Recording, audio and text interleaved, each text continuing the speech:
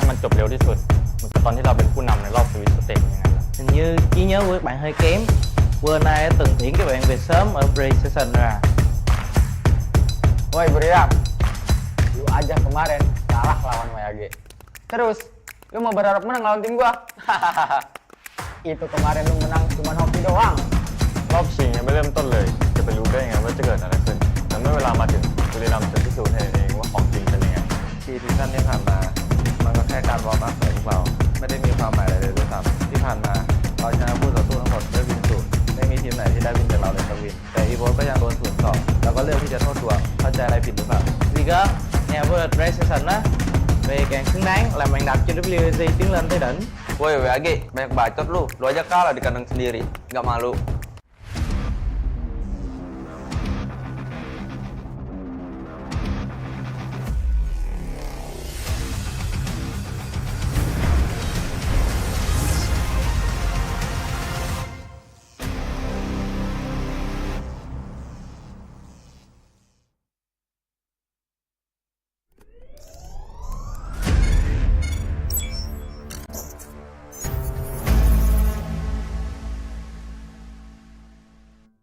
This is where legends are made.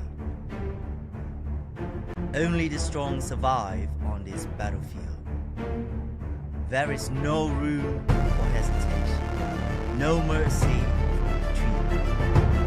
If fate allows, will you rise again and challenge your own limits?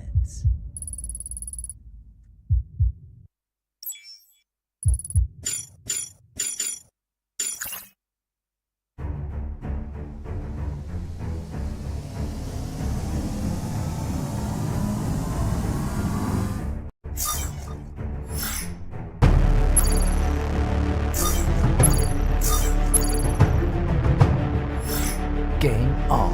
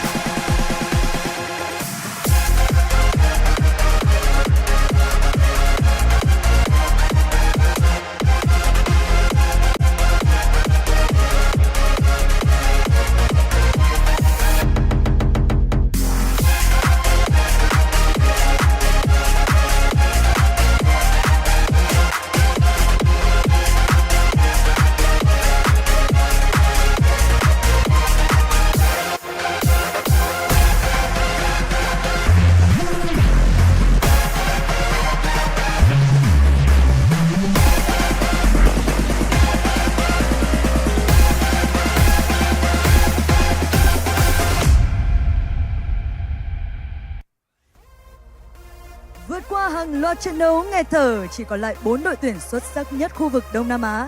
Những cái tên đã thực sự thách thức mọi giới hạn để giành lấy cơ hội chạm tay vào chiếc cúp tử chiến danh giá nhất. After countless of heart-pounding battles, only 4 elite teams survived from Southeast Asia. The true warriors who have challenged every limit for a chance to seize the most prestigious trophy of them all in our very first Clash Squads tournament. Đến từ vùng đất của những chiến binh mạnh mẽ, Thái Lan là đội tuyển áp đảo nhất của chế độ tử chiến. Họ đã sẵn sàng nghiền nát mọi đối thủ cản bước. Xin được chào đón team Falcons! From the land of fearless warriors, Thailand, the most powerful team in Clash Squad mode, fueled by power, pride, plays to its best level. Give it up for Evil's Divine!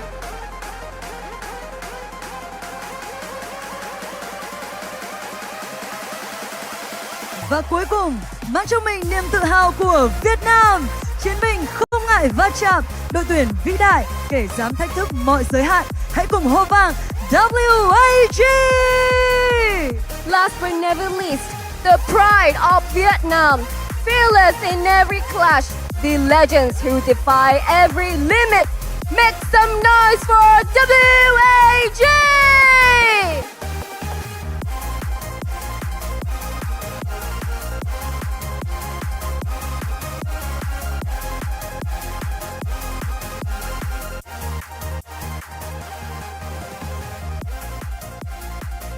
Hello Free Fire Gamers! Xin chào mừng tất cả các bạn đã cùng đến với vòng bán kết của FFWS Series SEA 2025 Spring. Và chúng tôi là Minh Anh và Yusun đang cùng nhau có mặt tại thủ đô Hà Nội, Việt Nam. Survivors, welcome to FFWS Series SEA 2025 Spring for the Clash Squad mode. We are Yusun and Minh Anh are now on live in Hanoi, Vietnam. Các bạn khán giả thân mến, từ khi mà chúng tôi đồng hành cùng với Free Fire đến bây giờ thì cả hai cũng đã trải qua rất là nhiều giải đấu cũng như là đứng trên rất nhiều sân khấu khác nhau. Thế nhưng phải nói rằng đây có lẽ sẽ là sân khấu tử chiến hoành tráng và cháy nhất từ trước tới giờ. For ourselves, we are very honored to be a part of this brand new Clash Squad professional tournament, and I believe this is the best stage we could ever give it up to you guys. Các bạn thân mến, vừa rồi thì chúng ta đã được chứng kiến sự xuất hiện của 4 đội tuyển mạnh nhất chế độ tử chiến. Đội tuyển nào cũng đang mang trong mình khát vọng chinh phục chiếc cúp vô địch danh giá. Và có lẽ thì các bạn cũng giống như là hai bọn tôi ở đây thì chỉ cần thấy họ xuất hiện thôi là chúng ta cũng đã cảm nhận được sức nóng rồi đúng không ạ? We've just witnessed our top 4 Clash Squad teams, each one carrying the burning desire to conquer the prestigious championship today. And as you all can see, there is no need to wait for the battle to begin. Their presence is enough to feel the heat, isn't it? Và ngay lúc này đây thì tất cả các đội tuyển của chúng ta đều đang được nhận sự ủng hộ đến từ hàng ngàn người hâm mộ đang theo dõi trực tiếp. Cùng với đó thì tinh thần Challenge Your Limits sẽ dẫn dắt họ chinh phục cuộc tử chiến lớn nhất năm nay. Và ở đây thì không có chỗ cho giới hạn, chỉ có cơ hội để vượt qua. Our teams are now being fueled by energetic energy from all of our live spectators, and I believe that the spirit challenge your limit driving them forward. They are ready to conquer the biggest Clash Squad battle of the year. Here, there's no room for limits, only the chance to break through them. Và ngay lúc này đây thì cánh cửa vinh quang đang rộng mở, sức nóng cũng đang lan tỏa khắp khán phòng. Các bạn khán giả ơi, các bạn đã sẵn sàng chưa? The gate of glory is wide open, and I do see that the heat here is getting really hot. Are you ready, everyone? Và các bạn ơi, hãy cùng đến với khoảnh khắc mà chúng ta mong chờ nhất lúc này. Trận đấu đầu tiên của chế độ tử chiến FFWS Series SEA 2025 Spring chính thức được bắt đầu. Và trước hết, hãy cùng đến với bàn caster để cùng theo dõi những diễn biến đầu tiên. Our 4 teams are all ready, and we are too. I hope you guys will be prepared for our first match of the semi-finals Clash Squad in FFWS Series 2025 SEA Spring. And now, let's head back to our caster and let the game start.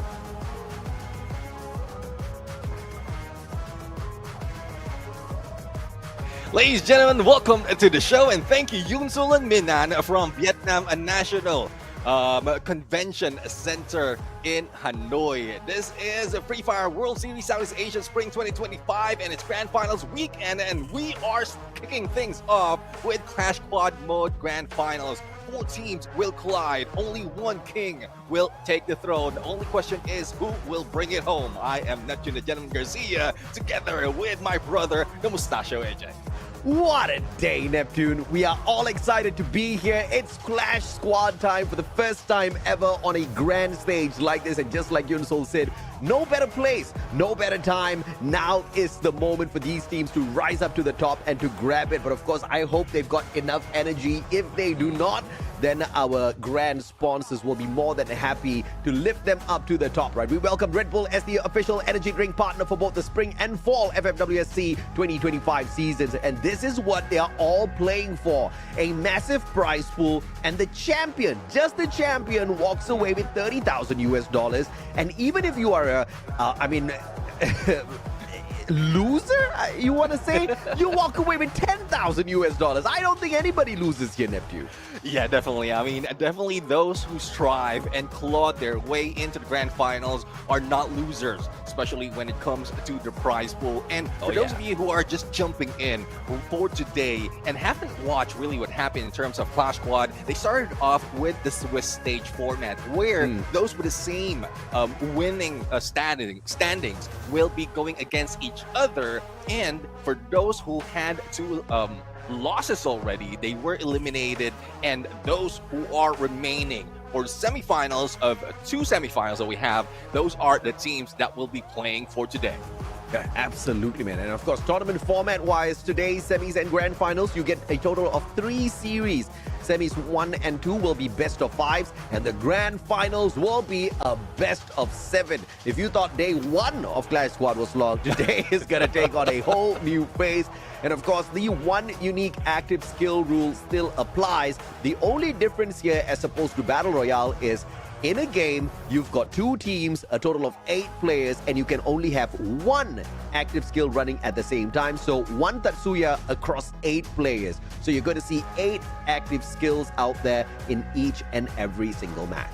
Exactly, and there's also a ban stage right there, so not every active skill will be available. And well, that's one thing that really excites me right here on how the teams have been playing it with advance and picks, and how they change things when it comes to that. But going over to what happened so far in Clash Squad bracket, earlier it was just all those numbers, but now we have the teams as well, the journey that they have before they got into this playoffs. And well, Royale United and Team Falcons has managed to take the top spot overall, didn't lose any of those series. But for Evo Divine as well as WAG, especially for WAG, they have really went in, take the distance to be able to get to this level.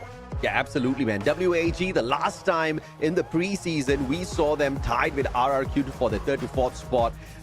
And, you know, obviously they were going for the trophy back then as well. They couldn't go as far. But their opponents, Falcons, they were the champions of the FFWSC 2025 preseason Clash Squad.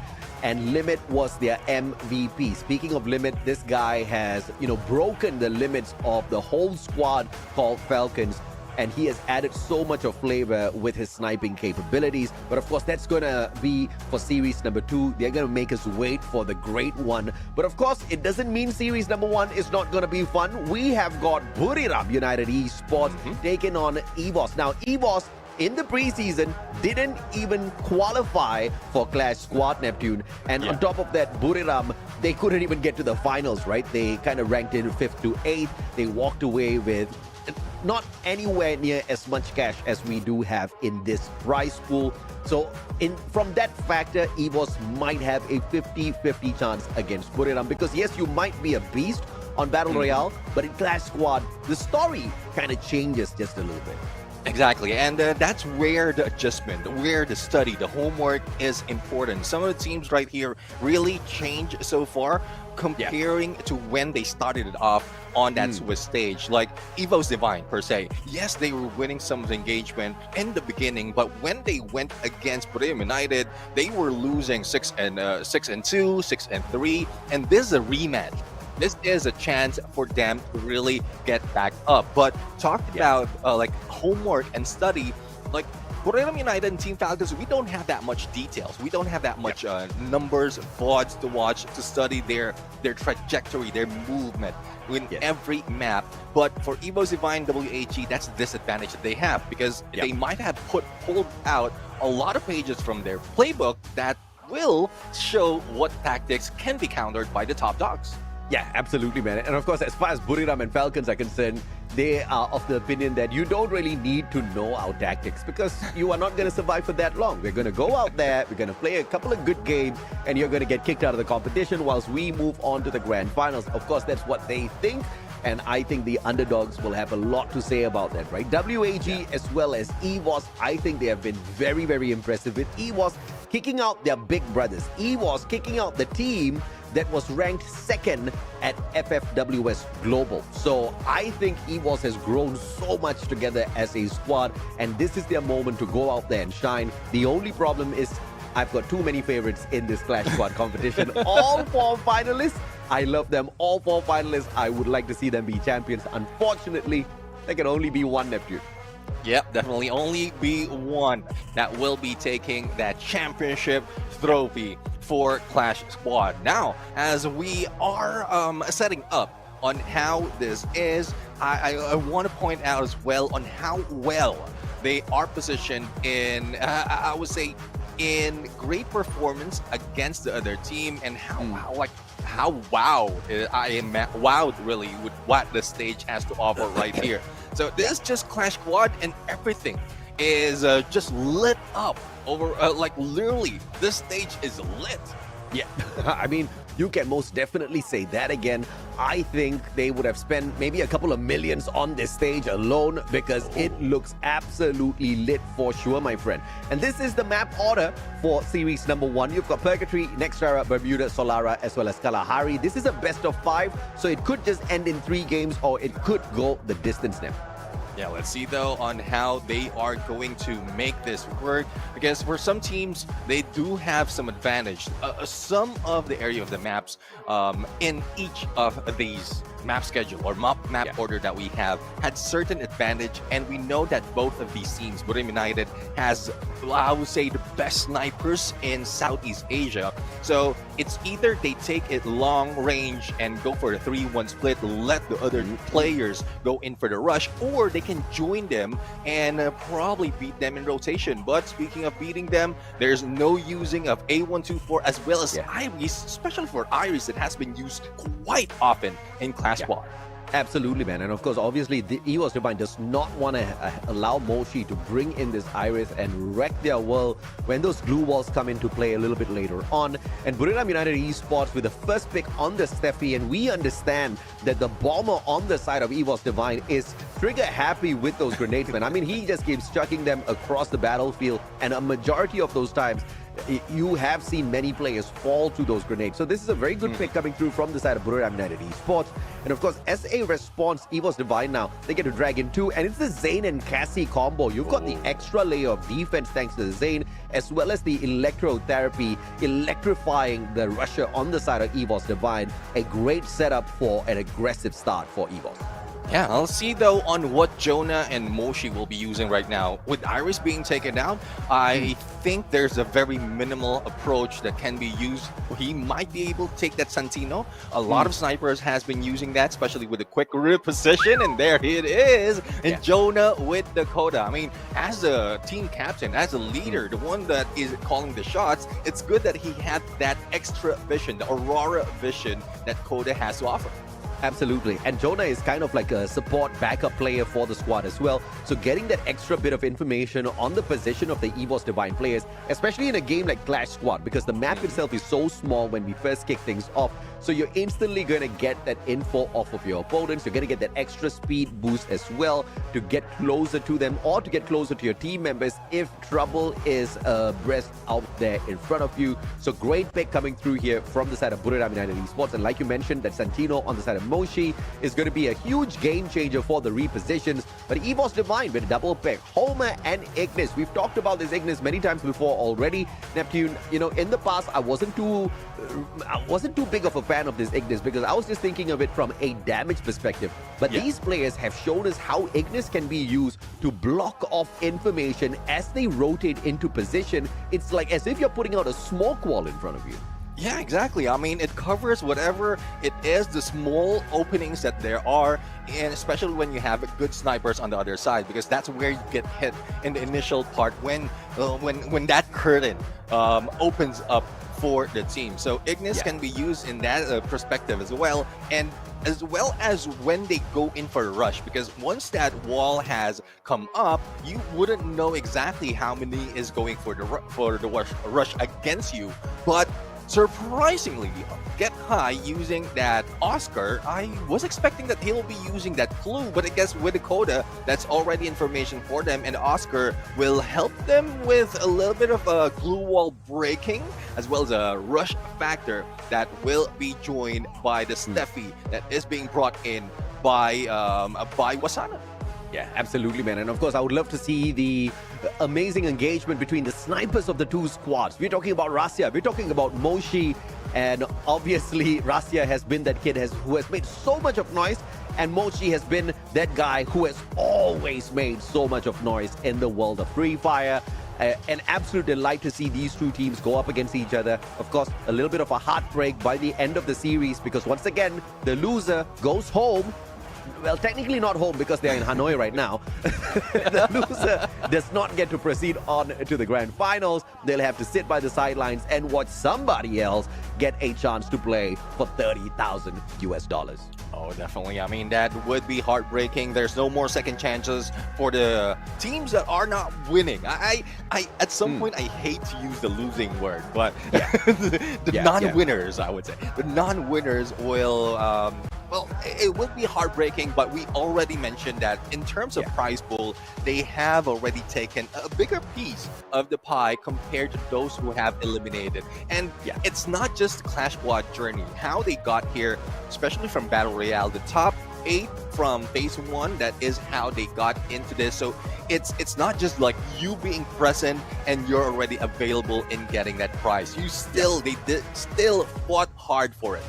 Yeah, absolutely, man. And of course, by the way, we were just kidding, all right? We didn't spend millions on that stage. It was the creative team's amazing handiwork that made all of that possible. I'm still in awe because some of the graphics on the screen, you can see that 3D-esque effect.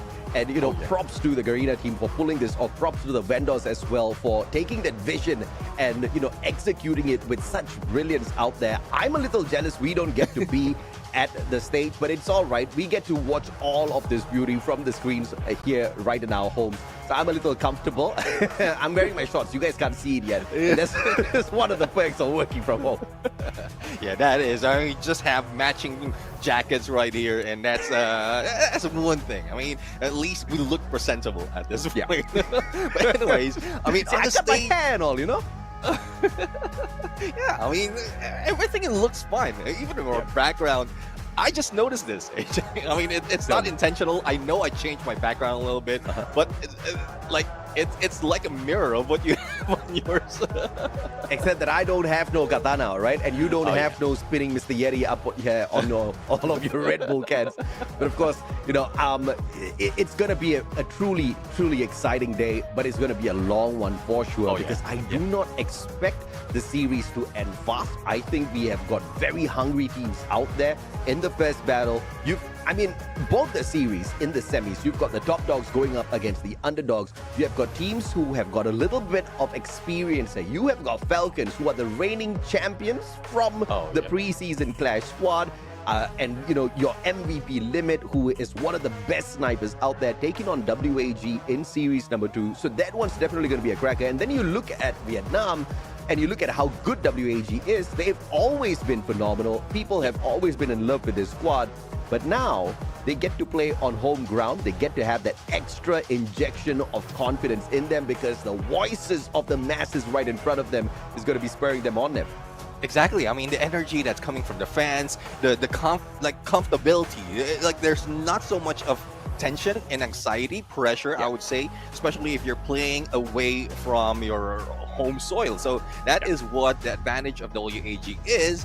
But again, it still goes in based on their tactics on the battlefield. And we know how Clash Squad is also, there's a chance as well that you can get momentum in every matches. You know how like you lose economy every time you lose. And I'm expecting that in terms of averages, this team might like depending on how they go in and start it, but this teams might be ending it on 6-4s, 6-5. Well, not 6-5, definitely. I hope not 6-5 because again of that. Because of that winning factor, because of that like momentum factor that Clash Pod has to offer. Yeah, I wouldn't mind a 6-5 sort of a scoreline, mainly because, you know, I would love to see a mega reverse sweep, right? Imagine one team kind of pulling ahead with 5 rounds in the pocket already, and then you've got this amazing comeback out of nowhere, just when you thought the team was about to get knocked out. And then they come surging back in here. I can credit Red Bull for that. Just chugged a couple of cans before hopping on in there. But of course, looking forward to the start of this. Oh, look at that phenomenal stage once again, man. I mean, honestly, I'm very happy to work from home. This is the only thing that gets me jealous because you look at the setup, you look at these players, you look at, I can feel the energy, I can feel the tension through the screens, which also brings me to the point of, can you imagine the stress on these players' mindsets on their shoulders to go out there and perform in front of the hundreds of fans in front of them, or perhaps not fans, you know, fans of your enemy team that's sitting down across the room from you. It's definitely going to be something that will require a lot of mental fortitude to get through. Oh, bro, remember the day wherein there's a lot of Vietnamese that we have on chat? Yeah. and that from that alone, you can feel the energy of how Vietnam or what Vietnam has to offer in terms of fan base, and like being in front of them, all those, I would say, hurrah as well as boos will be felt, will be heard by the other teams. But right now, I guess it's a good starter that we don't have representatives, we don't have teams coming from Vietnam just yet, and I don't think there's not so like there's so much of pressure on them. But we also have noticed from before they jump into the grand finals, they also have their like specific space in their own region wherein it should feel like they are on the same stage that we have right now. Well, sort of. Yeah, I mean, for sure, right? And you look at Wasana just kicking back, man's just waiting to slay. And I think he is going to slay because you see, at the start of the season, when the meta switched over to the M590, Wasana was not hitting those numbers, right? He was not bringing in the eliminations. And then we saw the rehearsals. I think Wasana has been spending many a days, many an hours just going in there and jumping up to the top and saying, you know what, I am going to master this shotgun. And that's the kind of drive you want to see in these pro players to bring this team, to bring their own teams up to the top, right? Moshi's like, bro, bring the fight, man. I cannot wait to slay. But, you know, going back to the topic, Wasana, I'm looking forward to some M590 plays out of this guy. I think it's going to be a cracker. I can't wait to see that.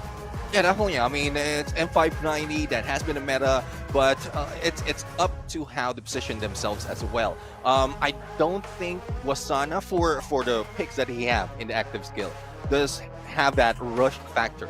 He will be safe though if any throwables will be put on him, but not so much of a rush factor. And I was surprised that he didn't even use or pick that Oscar. Probably it's the order, probably it's the condition that they have, but it's also that we're not just talking about one game within the series. We're talking about best of 5. So there's a few adjustments that can be done later on once they have control of what pick will be done.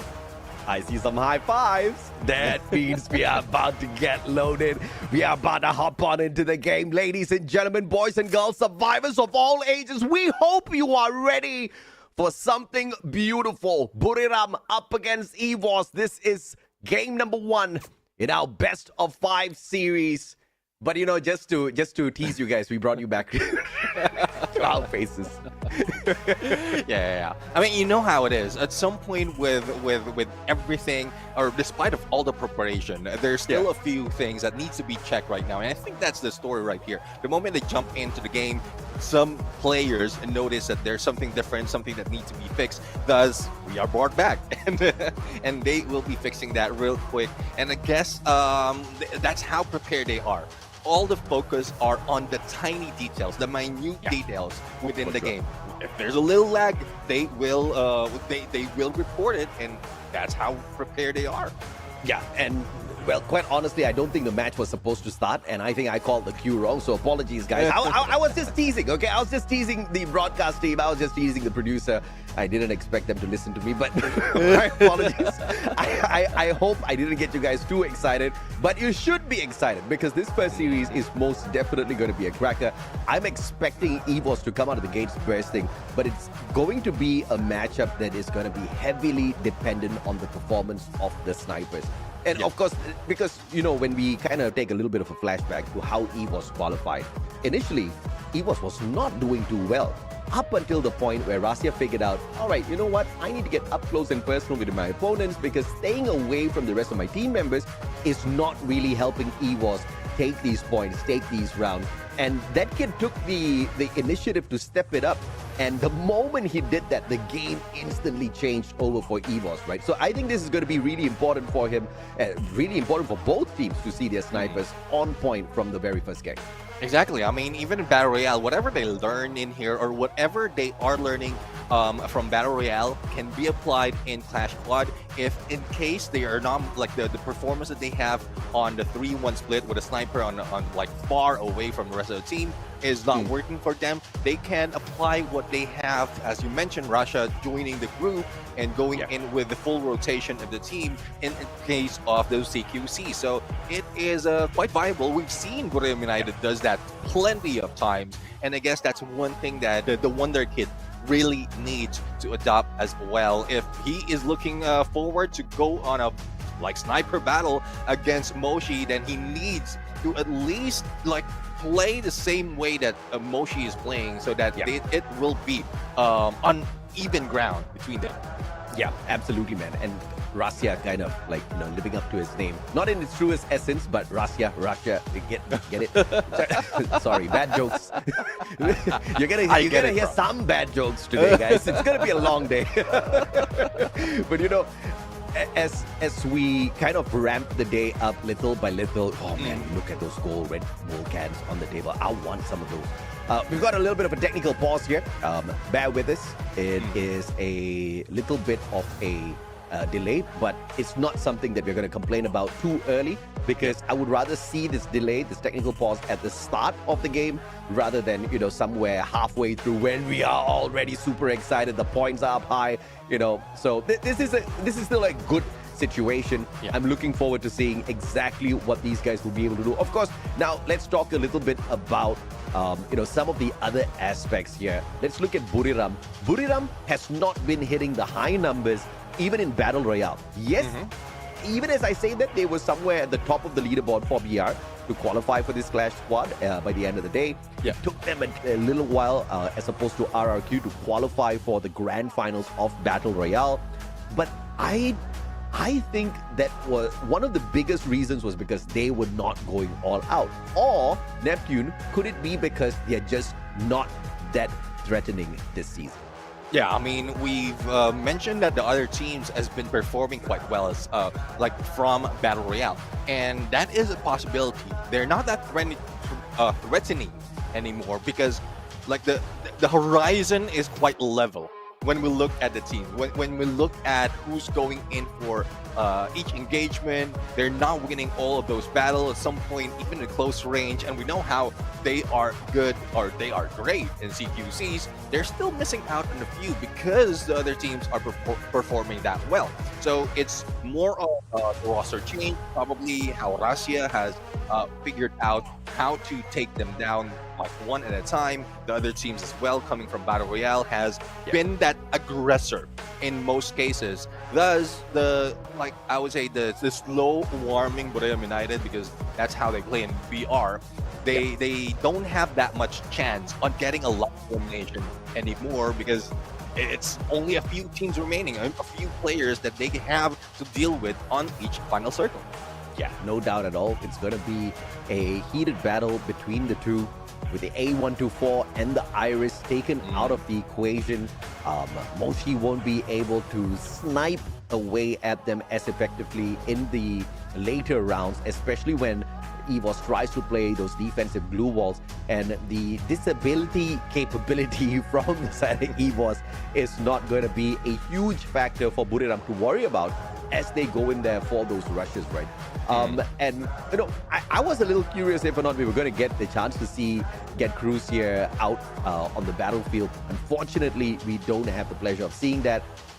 But of course, with this lineup, the main four on the side of Buriram should be more than enough to sort out EVOS. And of course, as I say that, by no chance, by no way do I mean Buriram is going to take this victory, because I think EVOS is going to go toe-to-toe with them for sure, all the way down to the end. Exactly. We've seen how Coach Hill and Aim God really goes in as a duo in engagement from Battle Royale and even from some of the Clash Squad mode that they played. And that's one of the threats that will need to be handled by the team right here of Buriram United. So let's see though if that is something that they can play out, especially when we are just dealing with the pistol round. Game number 1, round number 1, and we are in purgatory. Let's see how it goes. It is a instant start here. You can see that electrotherapy working its magic already as the boys line up against each other. Ignis Firewall coming on through, and that allows EVOS to quickly cut the distance here. Wasana spotted out, straight to the airdrop. Now he's got the sight in hand. Good deal, what a shot coming through from Jonah. AimGod won't be able to trade him out instantaneously. Wasana with the sight, slicing down AimGod. Rasya bleeding out, and this should be it. It's a 2v1, and Buriram sorts out round 1 just like that. I mean, I know he can rush, but with the sight up close and personal, that is deadly. And I tried that myself. It's difficult. And that's how Buriram United, how Wasana is at this point. And even on the pistol, M500, that's one thing that he can use quite well, like pretty much like mid-range, close range. If you hit that headshot, instantly the team or the opponent will be going down. So let's see how they play it out, especially once they have a little bit more coins on their side. I saw Kingfisher from Russia as well, but let's see though if they can take it to the distance, because Ray is so far from the rest of the team. Well, if Russia has got that Kingfisher, that means no helmet, no vest, and that means danger zone, because obviously Buriram has got what it takes. But you look at the economy play here by Buriram as well, not force buying their weapons, the SMG, shotguns, assault rifles, just going in for the M500. And you know the confidence in terms of the aim here. Should be able to pull something off. Mini Uzi up against the M500. EVOS with the advantage, but Moshi with the quick feed. Happy feed gets out of the way. Tippy Tappy spots him out once again. AimGod will be able to finally catch Moshi. Running around like a little rat, but that was a setup! It was a setup. He was pulled out of the compound. Only Rasya left right here, and Coach Hill is bleeding out. Even with distance, he might not be able to deal with all 3 players remaining, and he just needs to time his approach. But we've seen as well how it was Jonah who had that Alvaro, if I'm not mistaken, who might be able to throw a few of those grenades on them or on him, and that would damage him a little bit more. Yeah, man, I mean, this is a tough situation for Russia. They force bought in this round. I don't think that was the best of ideas, and this is just going to make EVOS suffer 3 rounds in a row. Because Buriram went in here for an eco round. EVOS went in here for a force buy, which means Buriram in this next round, in round 3, is going to have the kind of economy to squish EVOS instantaneously. So a potential 3-0 awaiting us here, unless, of course, this wonder kid Rasya can do something crazy. But you look at the smartness of Buriram, just waiting for the circle to close in to have that advantage. Rasya spraying down Wasana. Wasana crawling away slowly. Jonah with the cover fire with the M500. And Rasya secures the shot, takes Wasana out, and the Wonder Kid still prowling around. Yeah, he's getting a little too close though, but Jonah with a mini Uzi, both of them has a mini Uzi, and that is something that he needs to be careful of. But Rasya losing HP as well because of blue, but Russia still managed to hit it. Let's see if he can go for the clutch. He does it! Russia does it for a point for Evo. The Wonder Kid Rasya, 16 years old, whooping your 2-time world champs and teaching them. What a great lesson there by the child. eco round, Neptune. No helmet, no vest, just pure skills. And that's the kind of supremacy you want to see out of EVOS to tame Buriram United Esports. And the eco round from Buriram was amazing, but the force buy from Russia, my God, what a kid. The confidence, the efficiency that he had right here, and still doing damage in the early parts. Now let's see though, because Moshi has a VSK already available, and also the M590 showing up, and this is something that probably Buriram United has been prepared of if in case they lose that round. But AIM got a little bit too close. There goes the flame, and AIM got almost being taken down, but they managed to take down Wasana rather, and Coach Shield goes for a first blood. Oh, GG, bro. What a play, but Get High and Mochi saying it is not over just yet. Get High finds Ray as well. And just like that, it's a 2v2. AIM got really low on his HP. Needs to play the recovery. The electrotherapy on point as Get High and Mochi slowly circles around, playing the terrain to their advantage, sneaking away a couple of items from the airdrop as well. The advantage to the side of Buriram here for sure. Let's see though if they can take that advantage up close and personal. Get High already in onto the flank, and we are seeing, but I guess there is a little bit of debacle right here. Everyone is on a pause, so let's see if this can continue on, because EVOS Divine as well as Buriram United is heated up to continue. Kochil, M590. One good shot, does manage to get the 50% clip, Get High down on the ground. Beautiful teamwork. And EVOS, what a back-to-back. I am in absolute disbelief, because what should have been a 3-0 is now a 2-1. And the advantage to EVOS, all because of the wonder kid Rasyam.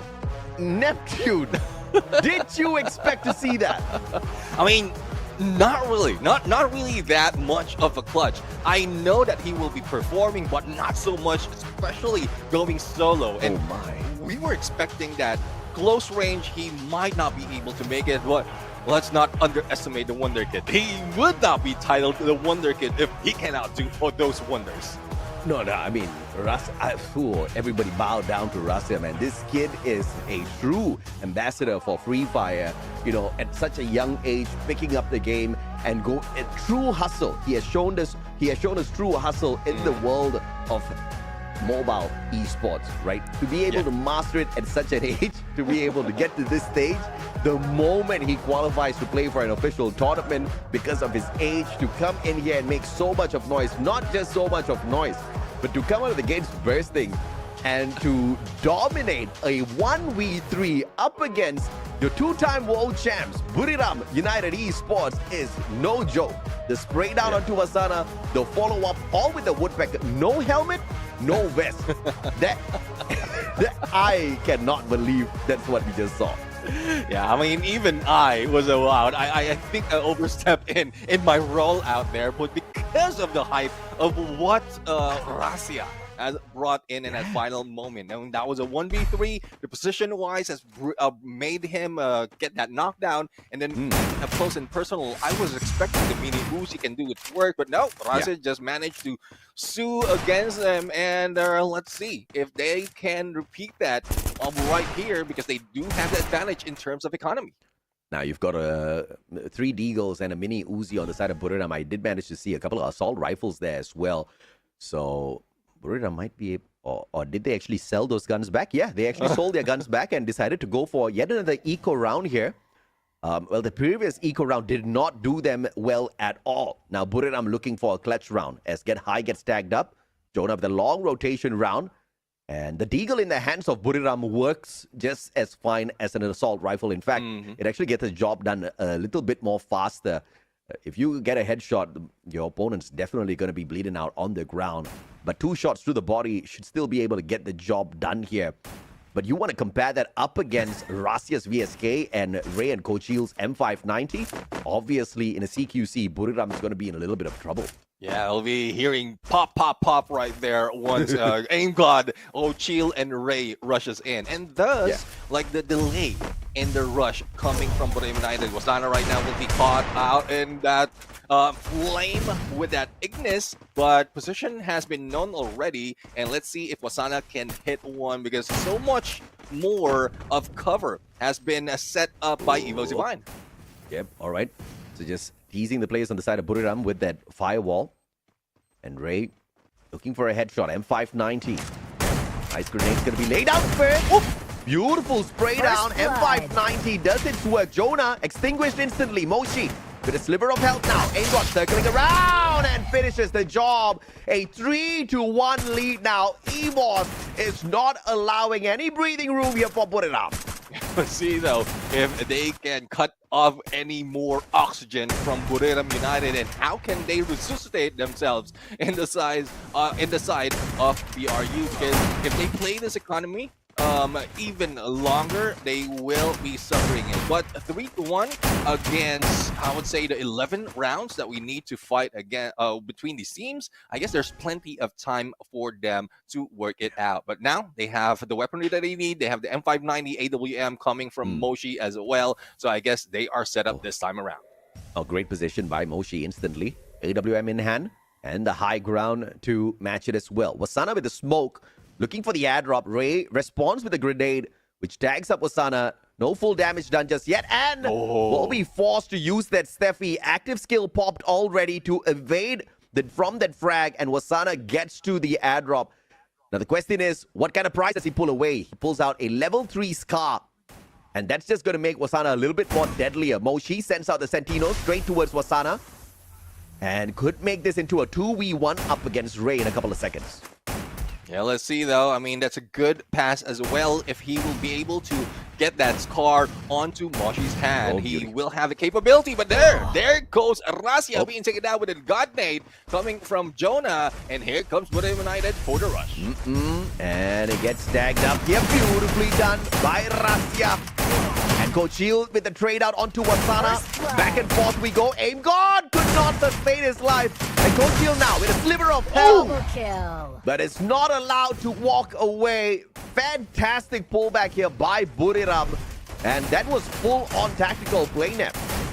Yeah, definitely. I mean, it's more of the patience that they went in, as well as position that Moshi has taken to get more information on how Evo's Divine has been rotating. And then up close and personal, we know how they can play that M590. But let's see though, Wasana still have that Scar level 3 and Moshi with that AWM. The rest will have that M590 on them, and as well as VSK for Get High. And Rasia will be taking his own AWM, and the location per se is also good for snipers. All right, so and hence why you see Get High as well as Moshi with the long range capability here. You are definitely going to see a couple of assault rifles out there. Rasia with the AWM. Why in his clutches? Ice grenade tossed on out. Jonah with the God Nade. Wasana for the finisher. Can he find it through the smoke? Ray did not expect to find Wasana creeping on out, and Coach Shield goes down. Buriram pulls it back, 3 and all. Yeah, I don't think they're bothered really losing a couple of matches, a couple of rounds right here from Borneo United. They know that they played it well in terms of economy, and now that they have the weapon that they can play with, that they can use to their advantage, and they still have a lot more. They can beef themselves up. Well, they have already level 3 all the way in terms of armory, and that one thing, it makes Borneo United a little bit more tougher to beat. Oh, dude, you've got Jonah sniping again. Get High on the VSK, Moshi, Jonah, both on the AWMs. And that's the kind of long-range weapons you need for a map like this. But Rasia, once again, tags up Get High, who now has to back away. Aim God, electrotherapy on the work. Looking for Moshi. Will be able to find one right in front, but through a skill, gets knocked down to the ground. Ray with the revenge kill here as Get High drops both Ray and Coach Shield just when he thought EWOS was going to turn this around. Once again, the Wonder Kid Rasia left all alone in a 1v4. Tags up Moshi and tells Moshi to sit down, sit tight. Let me get the number down on your squad first. Yeah, he's getting the damage, but not so much. And he's going back to his old way. Oh, yeah. Keeping distance from the rest of the team. He doesn't have that Santino anymore to go in for a quick rotation with the rest of Evo's Divine. Thus, he's always being left behind. And you know how it is in up close and personal. And we saw as well how they weave in through those opponents, those Evo's Divine players that's already in the front line. And that's how Brave United usually do it, even in Battle Royale. My goodness me. This is Clash Squad played at the highest level imaginable. Everybody respects Southeast Asia for the kind of squads it lines up all the time on the global stage. And this is the kind of ferocity Wasana. Dangerously close to the players on the side of EVOS. M590s in their hands. Wasana, what a tag! Jumps on it. Moshi does the follow-up from the other side. And get high. Pushes on for the long side. Wasana, just like that. Buriram on their way back in here, but straight out. Tagged up by Aim God. Rasya with a shot onto Jonah from afar. In a 3v2 now. Recovery is quick for the two-time world champs. And the smoke blocks out the sights of Rasya.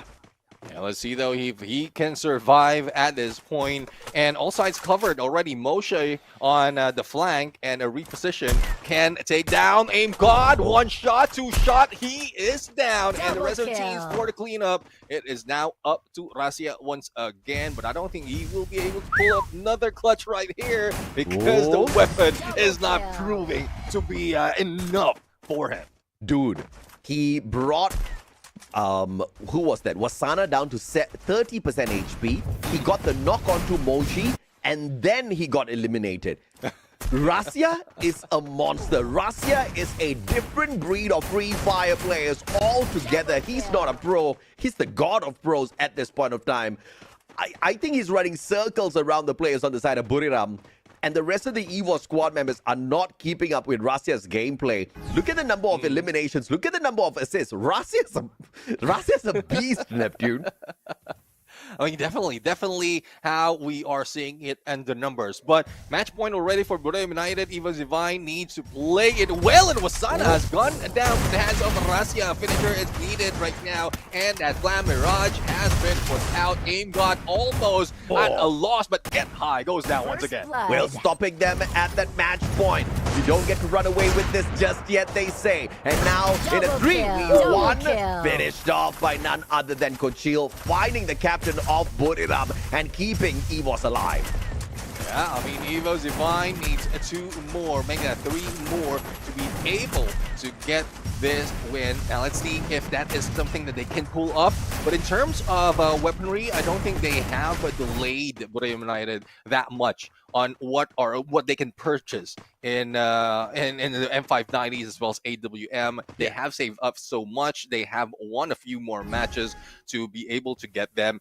So let's see if Evo's Divine can tie it off right now against Brave United. My God. What more can Rasya show us? This time, he takes the position of Moshi on that high ground.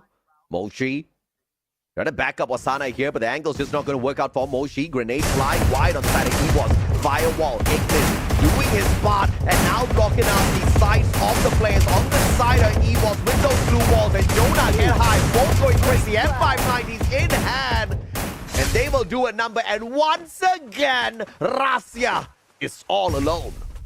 Yeah, all alone against 4, and I guess what happened there is Evo's Divine managed to pull 4 snipers right here, but it didn't work for them. A lot of covers, and like Brave United was just too fast in reposition, making Rasya all alone right here. He might be able to take 1 or probably 2, but all 4, that would be a great story to tell if he can manage. Yeah, for sure, man. Oh, no, that frag is going to do a number on him and Jonah with a follow-up. And they will complete that match point into a Game 1 victory in this best of 5. Buriram takes the first one. Yeah, they take the first one, and it's very convincing as well for Evo's Divine that they can bring it back. But I think that was just a mistake. They tried a long range, a slow engagement, but Brave United expected that they will be bringing that. Or they could have, like, Evo Divine could have read that Borneo United will go in for a quick push. So I'm quite in a question why they have to bring all those AWMs for most player for Evo Divine, though they do have the M590s, but it doesn't work that well if they're setting up a long range initiation. Yeah, absolutely, man. And I think there's a little bit of a mismatch in terms of capability as well as teamwork on both sides, because Buriram working like a well-oiled machine and Moshi's just the backup player, and the backup player is a very capable one, right? And then on the side of EVOS, Russia is technically the backup player sniping away from afar, but he's the wonder kid. He is the star of the gameplay on the side of EVOS. The Russians are not really getting the job done as required. And I think at this point of time, before we head on into game 2, EVOS needs to figure out exactly how they can change the pacing of this matchup. Perhaps they want to slow things down a little bit, because obviously Buriram already gave them a clue as to what the gameplay is going to be like. Taking away their A124 from their clutches with that ban just meant that they want to get spicy, they want to get up into your faces, and the M590 gameplay is what they were looking for. Perhaps the counter for that is just slowing things down a tad bit, obviously with the shotguns as well, but maybe not rushing into Buriram in this game too now.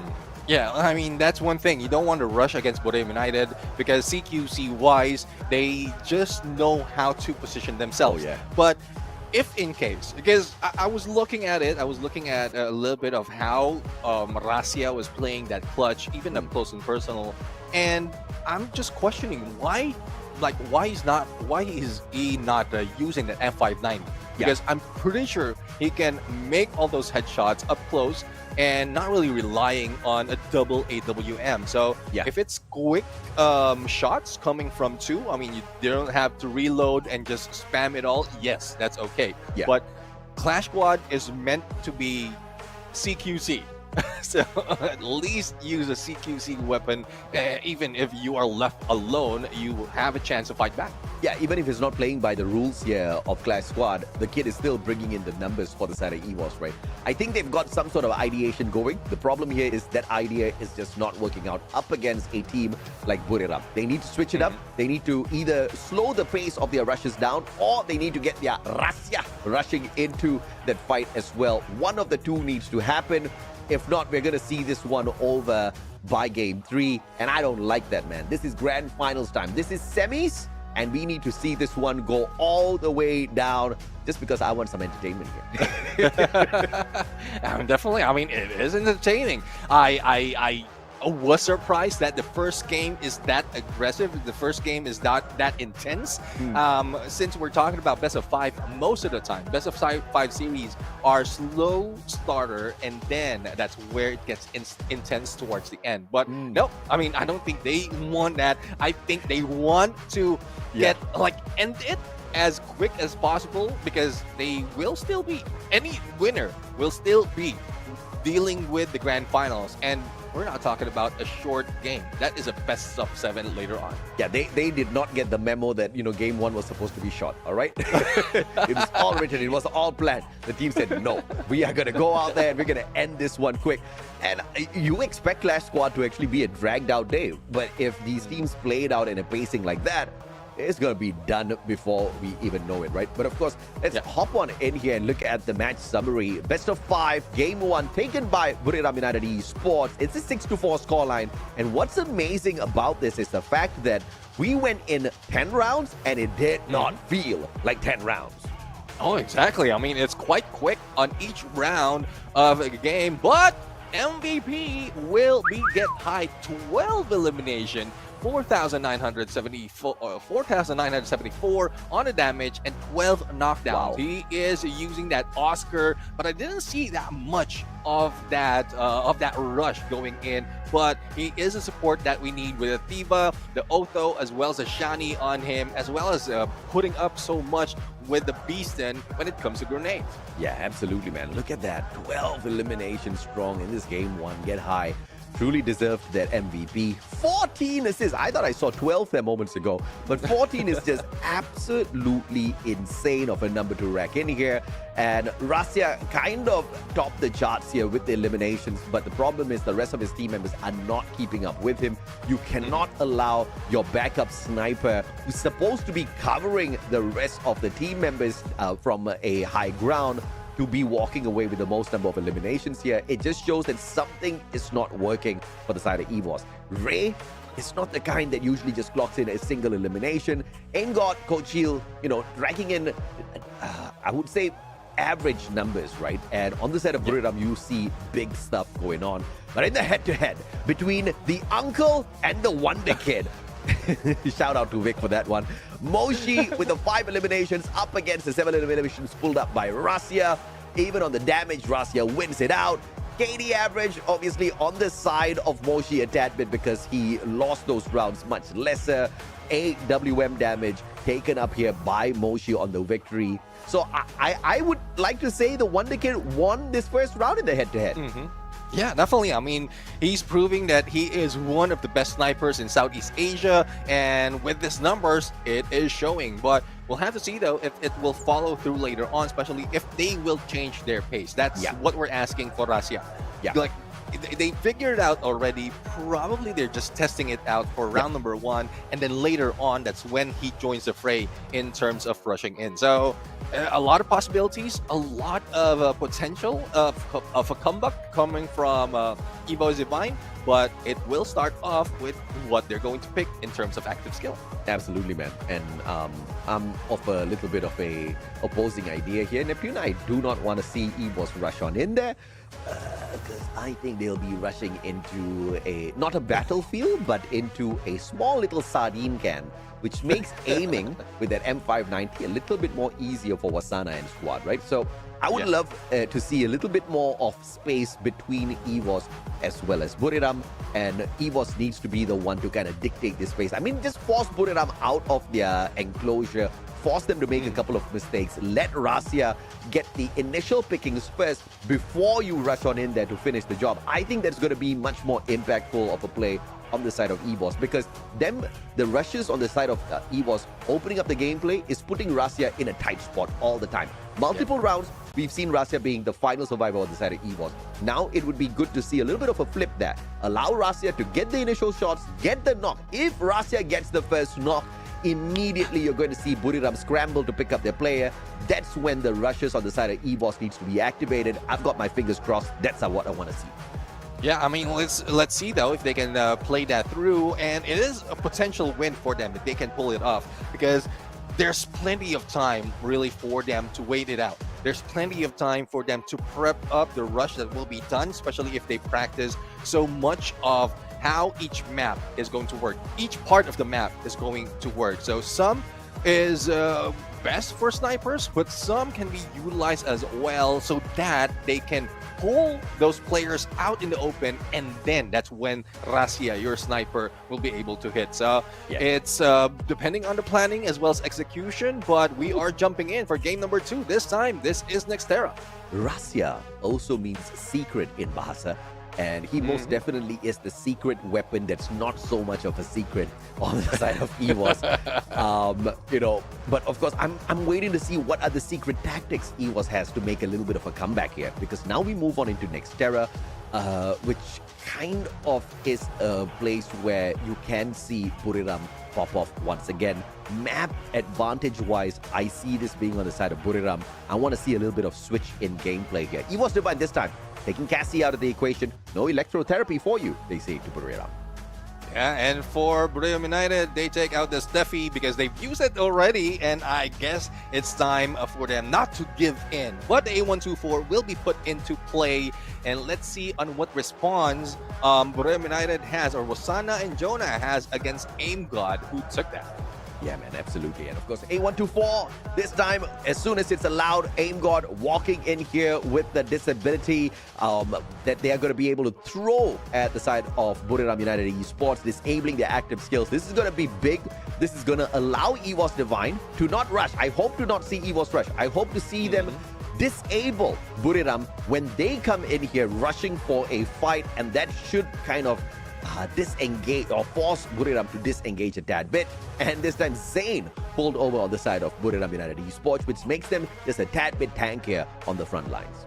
Yeah, I mean, extreme encounter coming from Sane plus the Aurora Vision from Coda, but this time around it is Rasia who steals that Iris. I guess this is a response for Moshi, who stole that Santino earlier. So stealing his game when it comes to drafts right here. And let's see, Santino still and Ignis still, or rather Ignis this time will be on the side of Get High. So yeah, I mean, that cover will be crucial for them every time they rush. Yeah, man, and of course that Ignis United Esports trying to play that through with Iris on the side of EVOS, held by Rasia. You cannot hide away behind your glue walls this time round, and obviously at next area it's going to be needed a tad bit here. Homer being brought in, so you've got the A124 plus the Homer on the side of EVOS Divine. Great capacity to disable Buriram United Esports' aggression. So I talked about EVOS Divine slowing the pace down, and there's two ways to do this, right? You either slow the rush of getting into the center point of that Clash Squad map, or alternatively, you bring in the kind of active skills that get to slow down your opponents. So EVOS is on the right track here. I am looking at a potential, well, I hope it's an upset, dude, because Buriram looked way too good in the first game. Yeah, definitely. I mean, they managed the moment they got back up. They managed to get multiple simultaneous wins later on. But let's see, though, if they can pull this off. Pistol round, the round that you hated the most. But for EVOS Divine, I guess this is something that they need to win. And straight up to the top, both teams going in here for the airdrop. Smoke laid out. That's just going to protect Ray a tad bit here. As Aim God makes a mistake going up front. Moshi with a headshot onto Kochil as well. First blood. And EVOS does manage to get the frag grenade knock on to get high, but that's just going to put him at a back foot. And Moshi will find the headshot onto both Rasia and Ray. So a double for Moshi on this game one. Yeah, Wasana once again. I mean, it's something that needs to be expected by EVOS Divine. That Wasana will try to get close to that airdrop. And if he goes down, then that's something that they can take advantage. But with Moshi, with the M500, that is tough to beat every time he gets the distance. So let's see, though. They are still, I think, playing it economy. And then another force by, not just by Russia, but also by Aim God and Kochil. Well, we saw what Russia could do earlier on, fishing out a couple of fishes with that Kingfisher. I didn't expect the fish to be named Buriram. Well, they are the kings, though. They are the kings, so they're fishing out the kings. And that's what they're trying to do. But Aim God goes down to his knees. And probably, no, they are not baiting them out. Get high, spreading up, cooking up that nade, backs away, and still damage onto Kochil. How are they getting the rate of fire out of that M500, bro? I cannot do it. Kochil, beautiful play with that Ignis. Will be able to find a knock for the side of EVOS. Moshi taken out of the equation. And all thanks to the very well put together rush. And goodness me, the gravity played up against Ray in that sequence.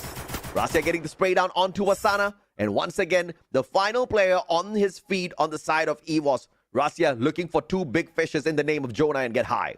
Yeah, at this point, I mean, Rasia might have an advantage on a 1v2 because he can jump and probably shoot them out one at a time. But Jonah right now, up close and personal. This is what I'm talking about. The moment you get close, but Rasia, next turn, almost taken down, and Jonah just played with him. Yeah, man. I mean, that's a little bit of a danger zone that Buriram is pushing EVOS into now. 2 rounds in a row. They pull away the victory, which means financially EVOS is going to be strapped a little bit. But clearly Rasia doesn't care about that. Even when he's got no cash, he's prioritizing getting the gun before getting the defenses. And I think that's just going to be putting them on the back foot in this next round, though. I hope to see a little bit more defensive capability from the side of EVOS. And as you can see, Kochil force buying that M590. No helmet, no vest, no problem. But is it no problem though, bro? Because the M590 needs you to get up close and personal with Buriram. And that's tough though, but Wasana a little bit too fast and going in across Kojil. Let's see if he can go for the slay almost though, but Kojil fires back, but it's Jonah who takes down aim, gotta pick up his potential, but no, it will not be given. And Rasya, First once again, blood. final player up on his feet, Iris in his hands. Jonah was in trouble there. Manages to quickly back away behind the structures and not depend on his glue wall. As they now manage to spot out the position of Rasya, the team of Buriram quickly rotating around. Moshi keeping an eye on him. And Uncle will be able to sort out little nephew out there on the battlefield. The battle between snipers continues, and Moshi seems to be winning that bout here this time round. And it's not just Moshi, Buriram United, and we saw how Wasana weaved in through against 3 players. And that's what we're talking about. They need to get away from getting too close against Buriram United, because they can just dance around, or Buriram United can just dance around Evo's Divine, and the reaction is quite delayed, I would say, especially when smokes has been popped. And that is a good distraction that will lead Buriram United to go in up close and personal. But Wasana, I think he does have the MP5, and it's in a level 2, or yeah, level 2, or level 3 rather, for Wasana. And you know how it is, when that fires, it hits like a truck. Yeah, man, absolutely. Let's see if or not the recovery can be made here by Buriram. Look at that, all players on the side. He was with a sliver of health. And Ray saving the day here by getting the knock on to Moshi. The highest sliver of health left on him. And it is the MP5 that saves the day on the side of EVOS, pulling away their first round here in Game 2. Now, the MP5 level 3 will be turned over to Evo's Divine. And you know how it is. Like, once you have that, and there's another one as well from the side of Evo's Divine that has another MP5. It was a level 2, and with that win, I guess they will be able to upgrade it even more for high damage. Yeah, man, I mean, that's just a crazy good comeback from the side of EVOS. But we kind of saw that in the previous game as well. They did manage to pull away a few rounds before Buriram just ended it right there and then itself. We're going to take a quick short technical break here as we allow the teams to recompose whilst we sort the technical issue out. In the meantime, though, Neptune, I was expecting this to be way closer. I was expecting to see Rasya do quite a bit of damage out there and really mess around with Buriram. But unfortunately, the seniority, the experience that Buriram has on their side with each and every single player on their squad is proving to be a great advantage. Yeah, I mean, it is. I mean, reviewing how it happened in the Grab Labs, the rotation that they have is, I would say, quite tight for Buriram United, and that threw off Evo's Divine on getting those eliminations. Even in the following, it's not so much that they're really sticking together. So, Buriram United is just a force to reckon with when it comes to close quarter combat, and that's what Evo's Divine needs to break. We keep talking about that they need to probably wait it out, get into like the next phase of the circle, because there's still one phase of the circle, and then pull them away so that Rasya will have the capacity of taking them down. But it's just quite fast how Buriram United is going for that flank, for that rotation, and it's tough to beat right now from what I'm seeing. Yeah, man, absolutely, man. And of course, it's going to require a lot of mental fortitude on the side of EVOS to make a little bit of a comeback here up against a very confident side of Buriram, up against the souped-up Wasana that all of a sudden is a super pro on that M590. So, you know, things has got so much more difficult. If Wasana was still struggling with the M590 and had to double down and use the SMGs, I think maybe we're gonna have a little bit of a more equal fight. But this guy is just so deadly, man. Up close and personal, that shotgun ripping through the players on the side of EVOS. No wonder we keep seeing Rasya as the final player alive. Yeah, I mean, they're just pulling Evo's Divine in, and then, like, again, Buriram United just knows how to play it up close. So, let's see if they can turn things around. The game number 2 is not yet over for the series, and we just have to wait on how this is going to turn up. Evo's Divine managed to get a win. They will have advantage in terms of economy, but I think with the multiple wins that Boream has as well, they can still manage though, but it's quite a double work, especially if those of you fans out there who know how Clash Squad works. That's something that you need to consider. Don't just buy and buy and buy and then, or probably request as well. I keep asking, I keep seeing all those requests, and at some point, like, my heart is breaking right now. So okay, I'll give you that mushroom. I'll give you that armor. But it goes to a waste, though. Yeah. I mean, I always help my teammates out whenever they request for any items, because I'm like, okay, bro, you better suit up before you get out there so that I don't need to hard carry you. And if it's those mushrooms, I'm definitely buying it for them, man. I mean, you need the extra EP. You need to be able to just kind of block off some of this damage out there as well. It makes a huge difference in Clash Squad, and it's just 100 coins, so, you know, they can afford it. But looking at the kind of way how EVOS has managed the situation thus far, I'm not surprised at all to see Russia a little unhappy, maybe is the word I can use here. The smile has been wiped off his face. I think he's finally starting to understand that, okay, guys, this is Buriram United Esports. We are in a little bit of trouble. And it looks like it. It looks like it. They need to work around that. And, well, not quite sure, though, if Russia or who else will be the shot caller at this point, but it seems like with the confidence as well as how it's performing, Russia can call those shots and probably join the fray later on, but it's quite difficult. We haven't seen that just yet, and it was from the past that it was delayed when he made those adjustments. But going against Buriram United, I guess they need to put in a little bit early. Yes, you might, like, your tactics might be read at some point, but at least you can stack up in terms of points, and you will not be worried of being taken out early, even if we're talking about a best of 5. Yeah, man. I mean, this is just a situation which EVOS needs to figure out how to fight out from. I think I am a little bit more in favor of the pacing from the side of EVOS in the second game, but I would love to see them go at it a tad bit slower. Once again, I think Russia needs to have more time to do his work on the players on the side of Buriram before the rest of the EVOS players get caught out. Because we kind of saw that, right, at Grab Labs. With the very first initiation, it was EVOS losing their player. First blood to the side of Buriram. Question is, how did that happen? Because once again, if you keep going out there, if you keep being spotted by the Buriram players before Russia can have a go at them, then you're going to be down by 1, maybe by 2, and it instantly puts you in a little bit of a pickle. And recovery now needs to be made by your sniper, who can most of the time deal with only one player at a time, right? And if you're kind of just stacking those numbers up against him, it's not doing Russia any favor. So I'm hoping to see a huge difference in this next round. Yeah, I mean, a huge difference indeed. Hopefully they have read the situation that Buriram United, especially in the pistol round.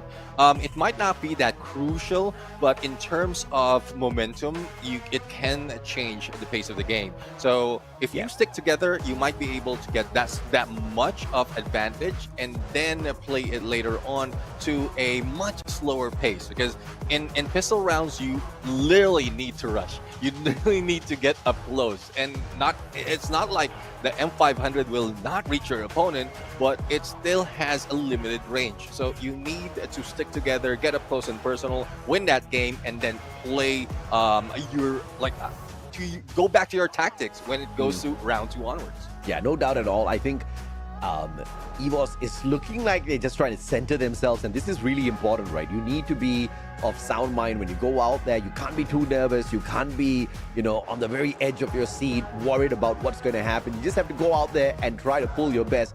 But to play together as a squad, to kind of nail down what the pacing is going to be, what the strategy is going to be, is very, very crucial. And obviously, you don't really see a lot of conversations back and forth between the players during this technical pause.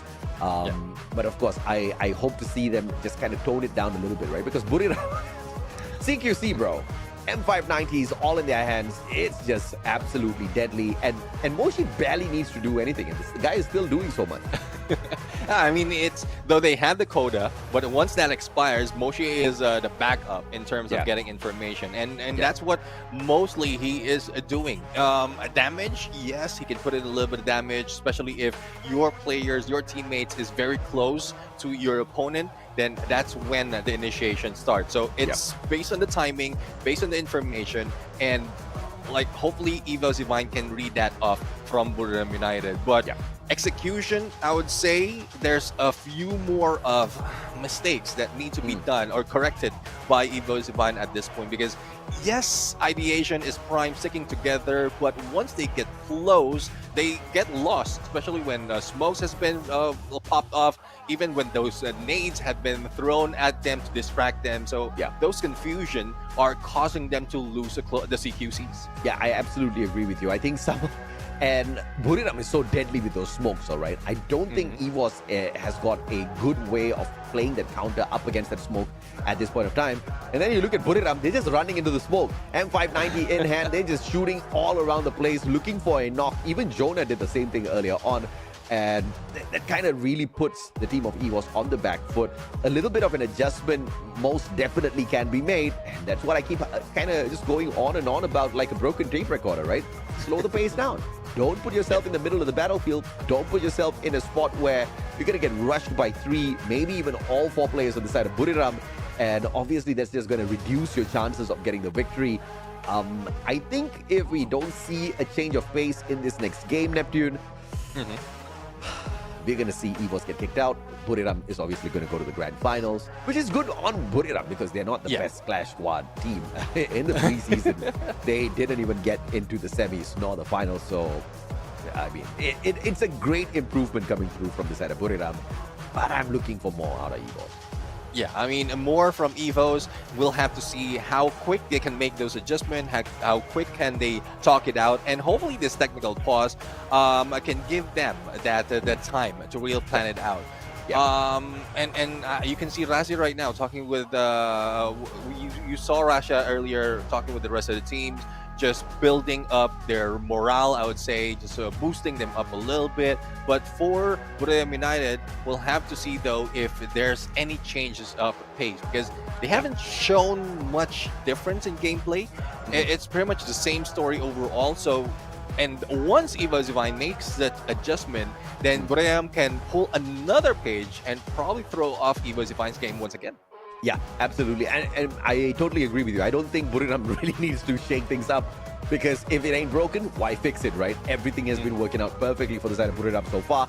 Backup from Moshi, and you've got a 3-man rushing squad down on the ground, getting the dirty work done, getting up close and personal with the side of EVOS. And even if EVOS is not coming out of their defenses too early, Buriram's literally taking the fight up to them.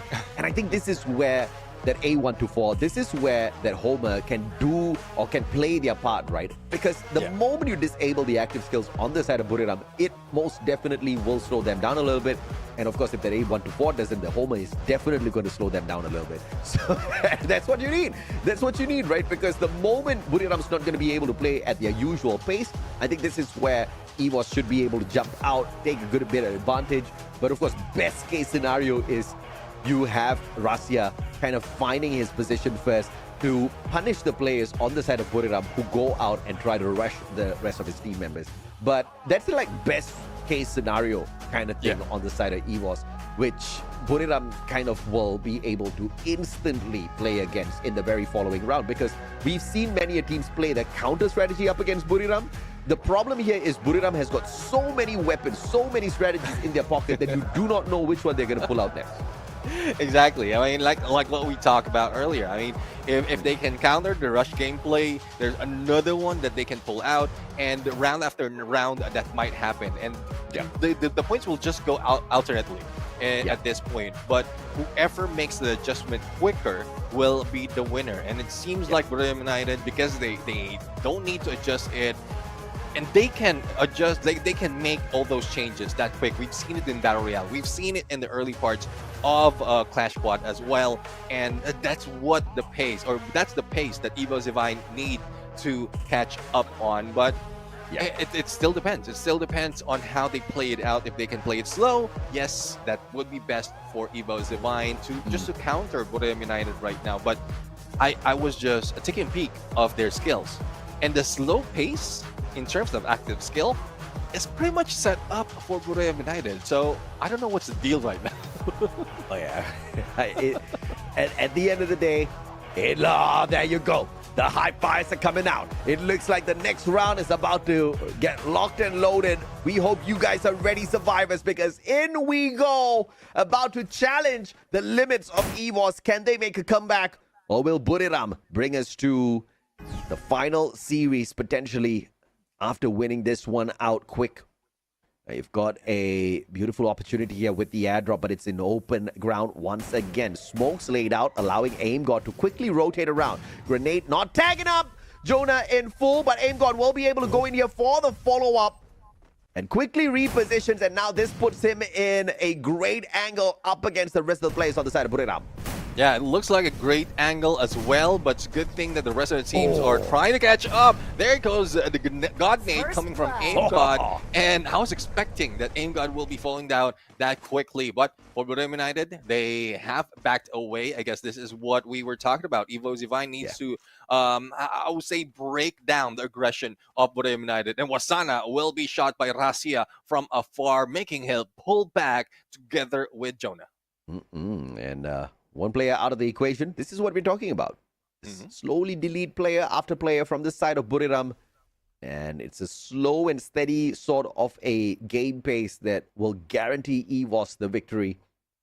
Rasia will be able to tag Moshi, and the finisher by Ray on the backstab. MP5 does the number on him, but AimGod finding two players at the same time. Go chill with the Rebel Rush, or the Oscars rush in there, but unfortunately unable to catch his opponent with the patch down. Wasana up against Ray in a 1v1, and Wasana with the clutch out of nowhere. Yeah, I mean, that is a level 3 MP5 that he is dealing with, but you know how it is. Wasana can play it well, and he did. He was just jumping around, making sure that he will not get any headshots, or he will not be taking any headshots. And there goes Wasana on a 3 spree on that clutch. I mean, that valiant dash functioning like the Rebel Rush to avoid that engagement, get into position. So great use of the Oscar overall. But this is the problem here. Put it up now. 4-round victories. All thanks to Wasana. Grenade, firewall tags up Kochil. And it looks like it's not going to be enough to stop them. The knock comes on through. Here comes the delete as well. Ray finds Jonah. 2 players down on the ground. EVOS making big plays. Yeah, they are making big plays right now, and Moshi almost down. Kochil fell down for the long person at this point, and will need to get back up. But Ray can be brought back. But who's in front of him? It's the one and only Wasana, and he goes down from the hands of Moshi from the other side. I mean, great play from Moshi, understanding that the pickup was on the way. Wasana was trying to kind of hop towards the very edge of that platform to find the jump shot, but Moshi said, bro, I got it, man. That long-range engagement, as usual. Getting, Santino, but Santino falls down. I don't know whether that was intentional, but now Moshi can reposition down towards that lower platform if at all needed. Up against Rasia, Wasana looking to rotate around, but not looking to make a mistake, because there is a little bit of a gap here between that glass barricade as well as the corner that he needs to turn to meet Rasia. Because Wasana plays that M590, this sort of a distance is not going to favor him at all. Yeah, I mean, this is one thing that I hate to see, because all those glass, yes, you can see your opponent, but you won't be able to do anything. And as the circle will be shifting, I guess everyone else will be moving out. And here comes Rasia defending himself, fortifying the placement, the position that he has right now. But damage has been felt. Rasia almost hit. And there goes a takedown from Moshi with a VSK from the other side of the area. And for them United, it's match point. And Wasana just stole away his AWMY, so unfortunate, bro. Moshi is possibly going to have a double snipe setup after this. The M82B plus that AWM. The AWM could also be given to Jonah. But let's look at this replay once again as Rasia drops down to the ground. And that's the complication, right? Because you are going up against two players and you're trying to reposition up against one. You don't know what the other player is going to do. And they kind of played against him big time. Yeah, let's see though if they can get back right here, because 5-1, 6-1 is not a place that you want to be. Aim God has been receiving a lot of damage in the early parts of this game, and it's not looking good. He is most of the time the ones going down, but I think Wasana is just baiting them in for an opening for the rest of Buriram. And there goes Jonah for the 180 hit with the M590. And Rasia out of the equation already. Great. Level 2 MP5 has got the M590 in hand as well. Prowling around, looking for a victim. But Get High is doing the exact same. But Wasana says, you leave it to me, brother. And he closes game 2, match point converted into victory. A 2-0 in the best of 5 series. Buriram has got one more to go to knock EVOS out and put them in an unfortunate position as they take their spot in the grand finals. But it ain't over, Neptune, till it's truly over. EVOS can still make a phenomenal comeback. Yeah, let's see though. I mean, looking forward to that. It could have been this round. They made those adjustments, but the execution is not that well. And Buriram United still maintains the lead that they have. So it's a 2-0 right now on the best of 5 series. And the scoreline though, the scoreline is what's worrying me for the side of EVOS Divine. Earlier, it was quite close, but now 6-1. You don't want that to happen, and the motivation will be lost. The energy from the team will be lost if you are losing out in that scoreline. Yeah, absolutely, right? And, you know, at the end of the day, they took the fight and they finished the fight. Buriram, it was all about how quickly can we get through them so that we can set up the grand finals for ourselves. And it was a perfect sweep of some of those rounds as well, right? Especially in that final round, not a single player going down. You know, as clean as a monk's mind. That's how the gameplay was from the side of Buriram in both the games so far. I don't even know what EVOS can do anymore. They've tried slowing down the pace, they still got punished. They tried ramping it up, they got punished. There's just nothing that they have found or they have pulled out of the bag that has worked up against Buriram so far. Yeah, I mean, there's a lot of tactics that Buriram United has prepared already. And we were talking about this in the beginning of this day, wherein Buriram United hasn't shown that much because they keep winning their games and they're using the same tactics overall.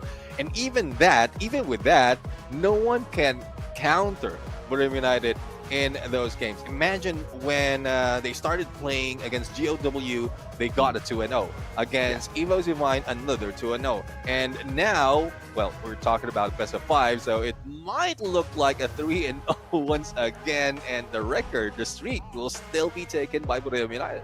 Yeah, I mean, they've had a clean sheet overall when it comes to the games, right? They have not lost a single game. They may have lost a couple of rounds, even that not too many in their games, but they have not dropped a single game to any squad out there, and I don't think they're looking to start. By which standard, even if EVOS walks away with one game off of Buriram, it's a big win. And that's just purely based on the fact of how they have been absolutely dominated thus far in the first 2 games. I did not expect this. I expected it to be way closer than this now. Yeah. I mean, probably not quite sure though. Still couldn't tell what EVOS Divine is waiting for, if they are waiting for something. Is it delay? They have plenty of time to recover actually every time they go in when we go in a technical pause. So yes, they managed to win that round, but the moment we get back, it's just as if that their momentum has been broken, and Buriram United, like, it's just like a few changes that they need to do, and they can get back in taking all those points, grabbing all those all those round points or game points. So it's just tough to tell what can go against Buriram United because not so much is showing up for the rest. Absolutely, man. And of course, don't forget, guys, you can join the conversation here at the Free Fire Esports official channel on YouTube. Hop on into the comment section and tell us exactly what you think of the performance of Buriram as well as EVOS in this game at Nextera. it was even more abysmal than the first match. He was even faster than the first match. And this Oh, guy, the MVP, the one who can finally play on the M590. It took him a while. There was a little bit of a hitch there with the learning curve initially. But Wasana, the Super Slayer, is back, baby. Especially with the Zane and the M590 up close, in your face, getting those eliminations. He walks away. 8 elims, 8 knockdowns, 3,193 on the damage. He was definitely flying around out there.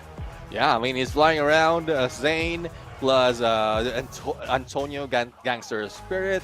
I mean, he is just rushing in as well. Even if he doesn't have the active skill built for a quick rush, as long as he's buffed up, he can put in the numbers. But speaking of numbers, it is Moshi who showed up at this point. 9 elimination, 5 assists, but in terms of damage, it was just Wasana starting it off all through that.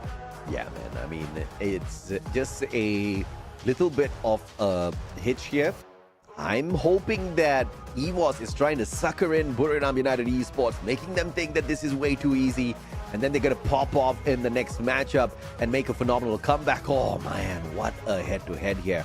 The Bomber versus Russia, Jonah versus Kochil, and it looks like on each and every single stat, except assist, where he equalizes with Jonah, it's a one-sided one, just like that match we saw. Yeah, definitely. I mean, it's tough, really. And, well, they only got a 1 win out of the 7 games, so it's really difficult to match them on a head-to-head. There's not so much of result coming in for the losing side. But as we look even on the sniper battle, Moshi and Rasia, so it's a 9-2 in terms of elimination. Damage, yes, I would say it's quite close. AWM damage, that's where it's also very close between these two. But if they depend so much on Rasia at this point against Evo's Divine, might be meeting and the same fate for later. So let's see if they can change that, and the rest of the teams, the rusher, their support, their bomber, can do those adjustments so that Rasia will not be carrying them all throughout the games. Yeah, once again, Uncle Moshi winning it out up against Rasia, the Wonder Kid. Kind of feels funny calling Moshi the uncle. And what's up with Moshi's hairstyle, bro? I mean, this guy, season after season, he comes up with something new. At one point, it was blue hair, but I think that's what brought him the most amount of luck, right? Okay, because when Moshi had the blue hair, all right, he was unstoppable. He was uncontrollable. But unfortunately, he's still uncontrollable for the side of EVOS even in this game. So I don't know. Maybe it's not the hat. I don't know. I mean, we've seen esports player really change it up. I think it's somewhat BBZ related. They go in different level of mode every time their hair change color. So let's see though if that is something that they can relate. But right now, I think it's more of an innocent factor that Moshi is going with right now. Like he does look younger, so I guess it does hurt him when we call him uncle. But against Rasia, he definitely is. The age gap and experience, I would say, is also that huge. If the age gap makes him an uncle, does it make you a grandpa? Well, hopefully not. I have daughters. I don't want to hear that yet. Not yet. Truly noted. Older uncle. Yes, I'm good with that. Yeah, man. You know, once again, when we take a flashback to that first game between Buriram and EVOS, there was no patience, just pure aggression out of Buriram, and it worked. It worked like a charm. In game 2, I begged EVOS to slow it down. They slowed it down. Did it make a difference? It didn't. In fact, it was a 6-1 scoreline. A little bit worse. So I'm sorry, EVOS. Maybe you guys want to ramp it up this time. And dude, actually on that note, Neptune, we haven't actually seen Rasia join the fight. Maybe he needs to abandon his flanking position and just join the fight in a 4-man rushing squad and take the battle straight to Buriram and pull one game back. Yeah, I mean, that's one thing. That's what we have been waiting for, because that's how they got into the grand finals. The moment we realized that what the position he's taking is not working, and then that's when he joined the fight. Not quite sure what triggered, not quite sure if it's something that I would say they can do specifically for all the maps, but hopefully they can work it out, because we saw the potential of Rasia getting up close and personal on those clutches, and I'm pretty sure if he joins the fray, if they can pull in the Steffi on them, then probably I guess that's the only worry that they have. If they don't have the Steffi, they cannot regroup and go in for a flank altogether.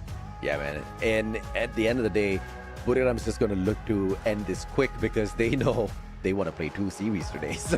And the next one is going to be quite the long one in a best of 7. So it looks like Buriram is just trying to make this one quick and snappy.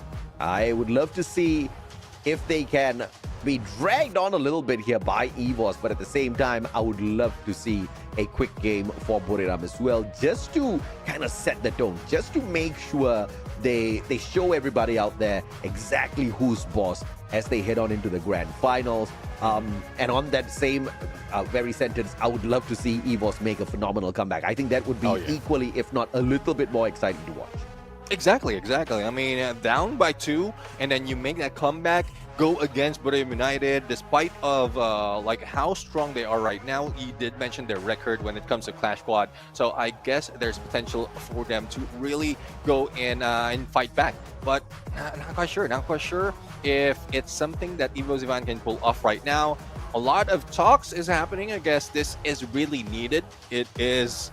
I have no idea on what else they can bring out, but we haven't seen them stick together in all those rotations, so it might be too late, but if that works, then so be it. Yeah, man. And you can see the coaches are out. They're just trying to tell the players, look, boys, we think they're going to make a little bit of a comeback here, so crush them before they even stand a chance, all right? United Esports in this best of 5 is leading with 2 games to their side, which means in this next match, if they get the victory, they send EVOS Divine packing and they will head on into the grand finals. Yeah, let's see though. I mean, our map right now is done with 2, one for Purgatory, second was Nextera. Now we're heading in to Bermuda, and well, let's see if there will be any changes. We know that this map has a lot of, I would say, a lot of area when it comes to Clash Squad mode. So if this is something that they can probably take advantage, or this is something that they have been waiting for, then hopefully FFWS Divine can pull it through. But Santino has been banned, and A124 on the other side. So, so I guess they're not giving any chance for Rasia to use that. Yeah, man. And A124 Santino out of the equation. Yes, you don't allow the Santino to be brought in here, and Moshi is not going to be too concerned at all, right? Because there is still a potential they rip away the Iris, so Buriram United Esports don't really need to sweat much. Steffi brought in by Wasana, and this is understandable because most of the time, this man, this crazy Russia, is heading straight for that airdrop, looking for the site. So he's looking for the disrespect very early on. But look at this, EVOS Divine. Coach Shield bringing in the Iris? What is going on here? A little bit of a change in pace and maybe rollout there as well. Yeah, I mean, I guess this is, we were expecting, or we were asking that Russia joins the fray. So probably a switch up can help them. So Coach Hill will be their sniper, and then Russia will join the rotation. But on the other side, we have Jonah with that Sane, and then Moshi with that Clue. So not so much that he can pick literally because Santino and Iris is out. But back to FFWS Divine, we have Cassie and Skylar for Cassie for Rasia and Skylar for Ray. I'm quite confused right now, AJ. No, I'm not confused, brother. I can very clearly see what FFWS Divine is doing. They're actually going to be splitting up their forces into 2 sides. You're going to have your rushes in Koda and Cassie. AIM got Rasia up close and personal. Skylar and Iris from afar. So this time they're sending out the Wonder Kid to be the rusher, and this is do or die sort of a strategy out of FFWS Divine. They're already on their final game, they're already on their final leg, so if you don't go out on a stretch to confuse your opponents, maybe you are going to be sent packing home anyway. out on a limb here, EVOS Divine. I'm very curious to see exactly what kind of confusion they're going to be throwing over at Buriram United Esports. And of course, you know, when a Pokemon gets confused, it's going to hit itself. maybe that's what Buriram needs here at this point of time. Zane Clue, you've got the Ignis as well on the side of Buriram. Very sort of a standard setup here as the rushing squad of Buriram looking for a very aggressive play. And I just realized Moshi has done his hair up in a very different way. Did he straighten his hair? I don't know. I mean, it like from what we've seen in the past, like he has it curled, but now like it is just. What it reminds me is Manny Pacquiao. Not quite sure if you know Manny Pacquiao. That's the usual hair of Manny Pacquiao. So, and that was like what. And that was a long time ago. On my high school days, that's what I wear. So it seems like he's going for a young look at this point. Even shaved, I would say. Exactly right. He is going in here for a very different look. Maybe new look, new me, and I'm about to be champion again, baby. This time in Clash Squad. I mean, the man's sleepy. He's waiting for it, but dude, Moshi looks like a different person. Yeah, it does. Who is that? Give me Moshi back. It does look like a different person, but I mean, performance-wise, it seems like he's still the same. No one has beat that. Well, in terms of the sniper battle, he hasn't been beat just yet by Rasia at this point. But I think this with this change that is being done by EVOS Divine, it will be a shocker, I would say. Let's see if the Brumon will be confused and hit himself, or they would know what to do because they are reading it similar to how you read all the active skill and position that will be taken by the team. I am just utterly confused, just like you, about the active skills pulled here by EVOS. Yes, I wanted Rasia to be the rusher, but I'm not so sure about splitting up the squad and still having the snipers kind of drop back. You've got that Iris working on their side. I wanted a 4-man rushing squad out of EVOS. I wanted them to get super spicy with this game. I'm going to go with a very balanced fight. And you're going to have someone trying to do the role of Rasia. And Rasia is the best at that sniping role on the side of EVOS. So, I don't know. I'm not a big fan if they actually swap roles. I'm a bigger fan if they all get together and just try to do Buriram dirty in this game. So I'm very curious to see how this first round is going to go now. Yeah, definitely. I mean, I'm curious as well. This is a setup that we rarely see, even in Clash Squad. We rarely see Skylar being used in Clash Squad, despite of, well, it's ideal because of a lot of blue walls being put in, and there's a huge chance that you can break I would say the pick up as well as the heal if in case you use that Riptide Rhythm, but you need to go for a good setup. You need to put in a good setup before you pull it off. So let's see though. We have 2 for the Vision, Koda and Iris. We have Cassie on Rasia's side, which is questionable, and Ray on the Skylar. So let's see though. The aggression though might still be brought in by Buriram United with that Steffi that is similar to what we've seen on game number 1, and then Jonah will be putting in that Zane, Clue for that information, and then Ignis for that cover. So I'm pretty sure Buriram United wants to end it even quicker, probably wants to do a 6-0 in this game. I'm nervous. I'm very, very nervous, right? Because I think Buriram is preparing for a all-out 4-man rushing squad up against the faces of EVOS. And EVOS is... Honestly, I don't know what is EVOS going to do. But they are definitely keeping us guessing. I like that. You know, if this was a bait to just confuse the opponents, they sure as hell are going to be very successful at it. Even we are confused as to what's up with this active skills lineup here on the side of EVOS. There's no way they're throwing the game. Who would do that? You know, they're playing for $30,000 if they become champions, and they're just one step away from the grand final. So this is definitely a strategy that I think we need to take seriously from the side of EVOS. Execution-wise, I don't know what you're gonna do, bro. Yeah, I mean, really, I'm still A big question mark. A big question mark is hanging on my head right now, and I don't know what Evo Divine is going to pull off.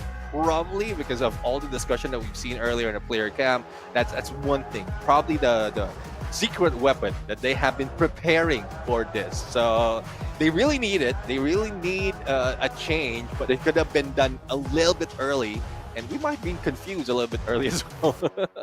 Yeah, we may have been confused a tad bit earlier. And I'm just going to read a comment out of our YouTube chat here, and that's the benefit of you being in our YouTube chat. So hop on over to our official esports channel on YouTube and join us in the comment section. Lucky says, to confuse your opponents, you must first confuse yourself. That sounds very Yoda-ish, but not in the exact way Yoda would say it. But I do agree. I don't know if or not this is a confused version of EVOS. Whether maybe our production team got the graphics wrong. I don't know. Maybe we have to wait to see exactly what happens in this matchup. But I like it. I like them shaking things up. If it's the case of them just going wild out here on this game, I would love to see them do it, right? Because, as much as we kind of talk about them swapping roles or whatsoever, I think EVOS is a Swiss Army knife. At the end of the day, they can play with any weapons out there. Not just EVOS, a majority of the pro teams here in Southeast Asia, they are all Swiss Army knives in their own respective teams. They should be able to just very quickly swap out roles, but how effective they're going to be with these roles and how effective is this play going to be, because it's not something that you see every day. So this is like go big or go home sort of a lineup here on the active skills. Exactly. And let's see how big of an impact this will be in the game. I mean, a lot of confusion. Even the fans out there, I guess they don't know what to expect. So that is what makes it more exciting. But if this is something that they can pull off, I will expect there's a lot more just like this. Well, not just like this, but a different setup that can be used on, I would say, on a different, probably in grand finals, if they can pull this off, or other teams pulling this later on, or the battle of Team Falcon and WAG. So I'm not quite sure if this is something that they have put in this book, because I will not be putting it at this point, knowing that we have one specific sniper who is quite will be letting go of his role. So Razia's going to play the Cassie. He's going to provide the electrotherapy. Did they fight? And did they go like, I can play Cassie better than you. Give me Cassie. I don't know. I'm legitimately confused, right? So Razia on the Cassie, Ray on the Skylar, which is okay. Cochil on Iris is okay. But you're going to have a potential... Okay, so it's not necessary that Ray is the sniper of the squad, right? You can still play the Skylar and not snipe, right? Close and personal, just to demolish those glue walls. But Cochil's definitely the sniper. Okay, you cannot play Iris and not be the sniper. So this is not what I wanted. I wanted all four of them to be in front. And if Iris, if Cochil is still going to be on the back lines, and subbing in Razia to be on the front lines, rushing together with the squad, pumping up either Ray or Aim God with that electrotherapy, I've got my questions, man. But I know this for sure. Whether as a sniper or a backup support player, Razia is still going to shine. Yeah, he is going to shine. We've seen it earlier. I mean, that clutch definitely. That surprised me in the early parts. Yeah. We don't expect a clutch like that in the early part of a day. You don't expect that in the early part of a series. But, well, Razia really pulled it off. But he wasn't able to replicate it because of the condition as well. It was a 1v3 situation. The distance is quite right for Razia to take down one to make it a 1v2. And even from a lot of perspective, there's like the 1v2 factor is still a wow for me, because he had a long-range weapon, but how he used it up close and personal was just pristine. So Razia can do it. I'm pretty sure. But can the rest of the team, can Aim God, Cochil, and Ray catch up to his pace? That's actually a very, very good question, right? We are also looking at Coda, the Aurora Vision in the hands of Aim God. I think this is going to be a huge plus for the side of EVOS.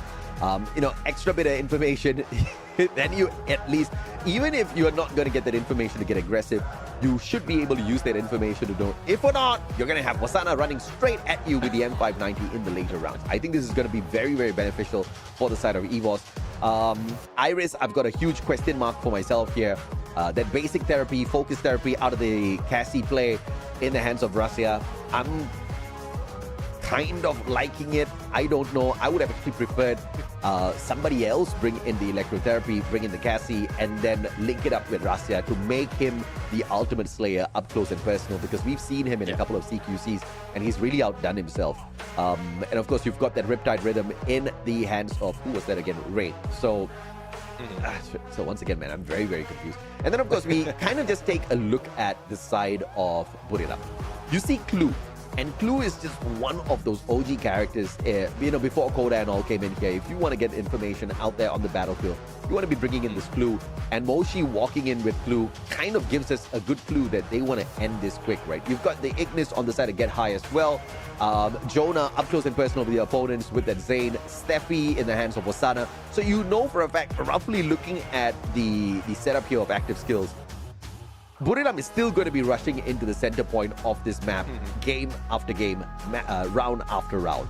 But there's just no way of telling how EVOS is going to play this now. Yeah. I mean, it confuses us with the active skill, because very much with how Buriram United has set it, Get High would be somewhat in the front line, like releasing that Flam Mirage, and then Steffi with or Wasana and Steffi, as well as Jonah and Zane, will be going back to back with each other. And then with, like, if they don't have any information, especially in cases wherein we saw earlier Evo Divine slowed it down, Clue would be crucial, because they can position, they can get the information and then position themselves well, directed to where the most player are, or they can go for the isolation gameplay. If one would be isolated from the team, and that's how they start, unless it's a Rasya, because you don't want to get up close or show up in the sides of Rasya at that point. So we can read it from the active skill, but from Evo's Divine, I still couldn't put my finger on what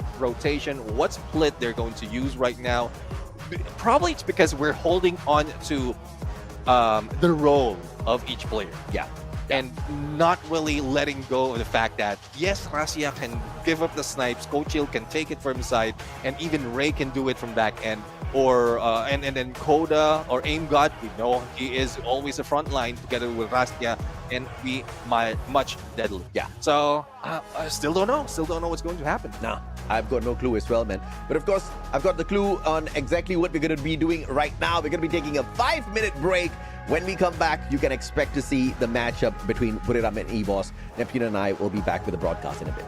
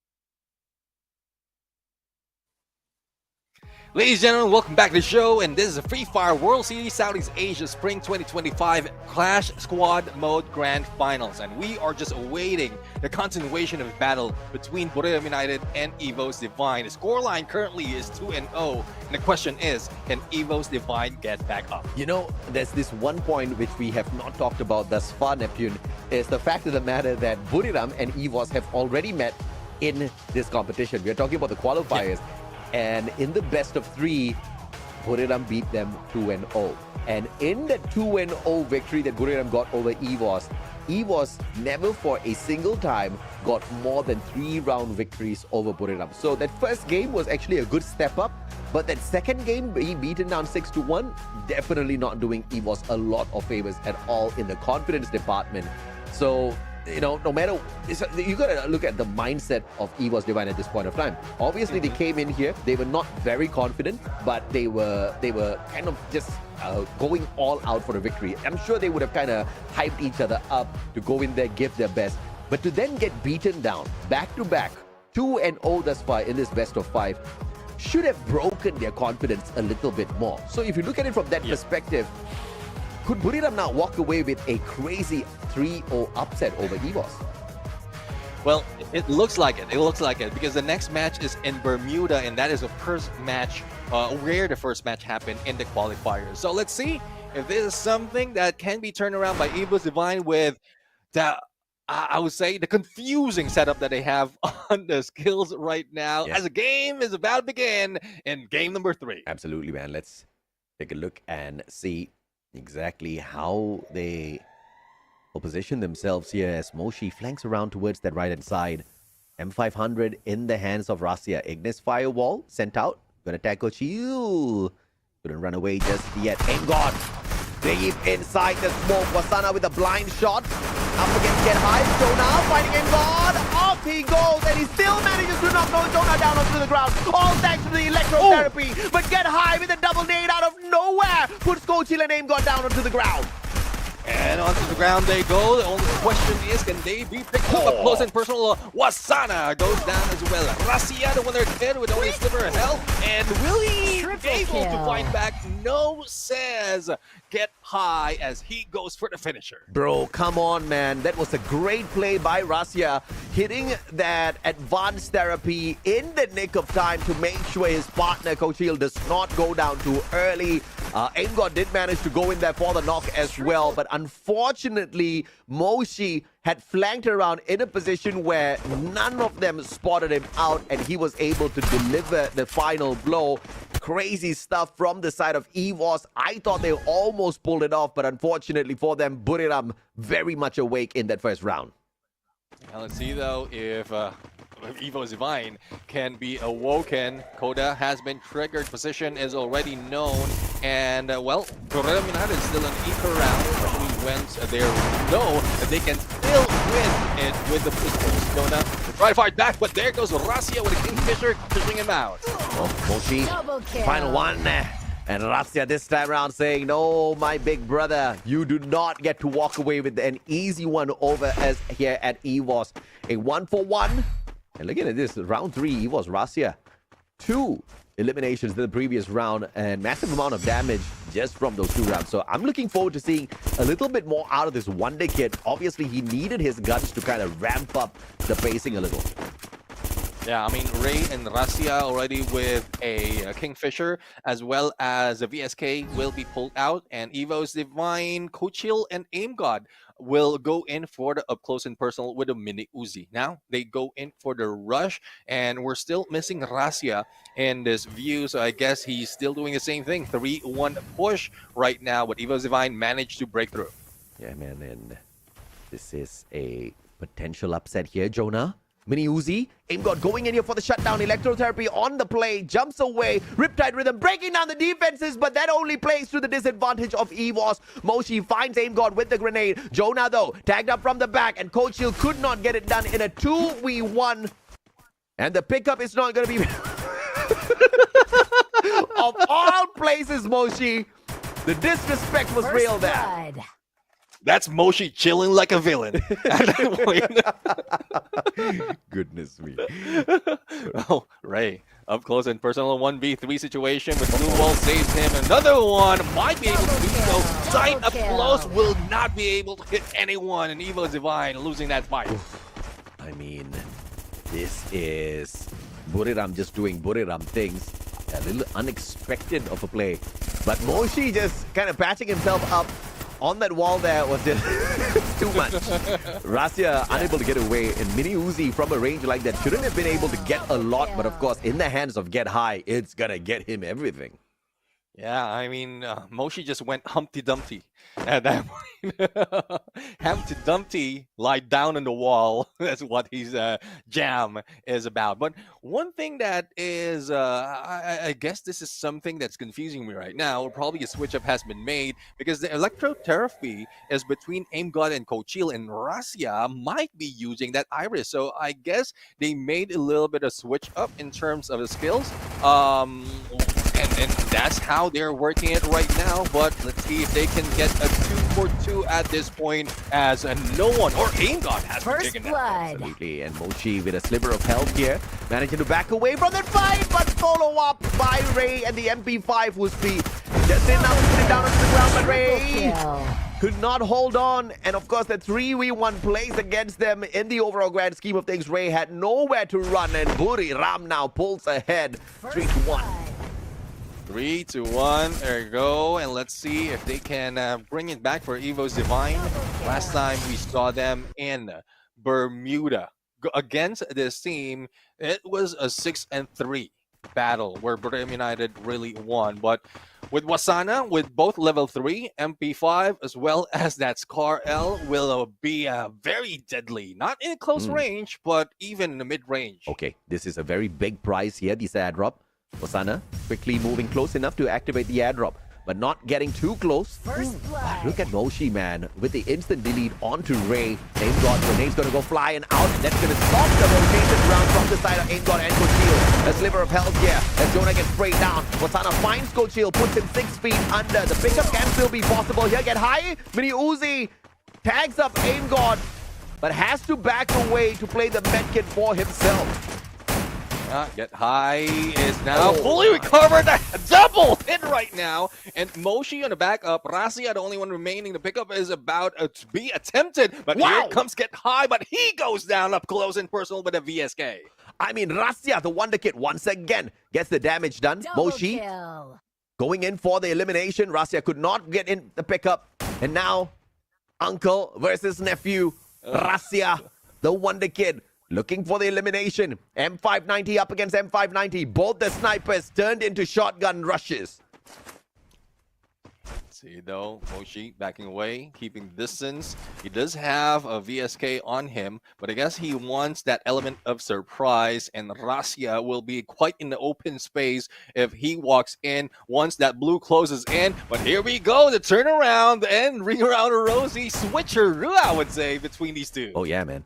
And Rasia, and look at how he repositions.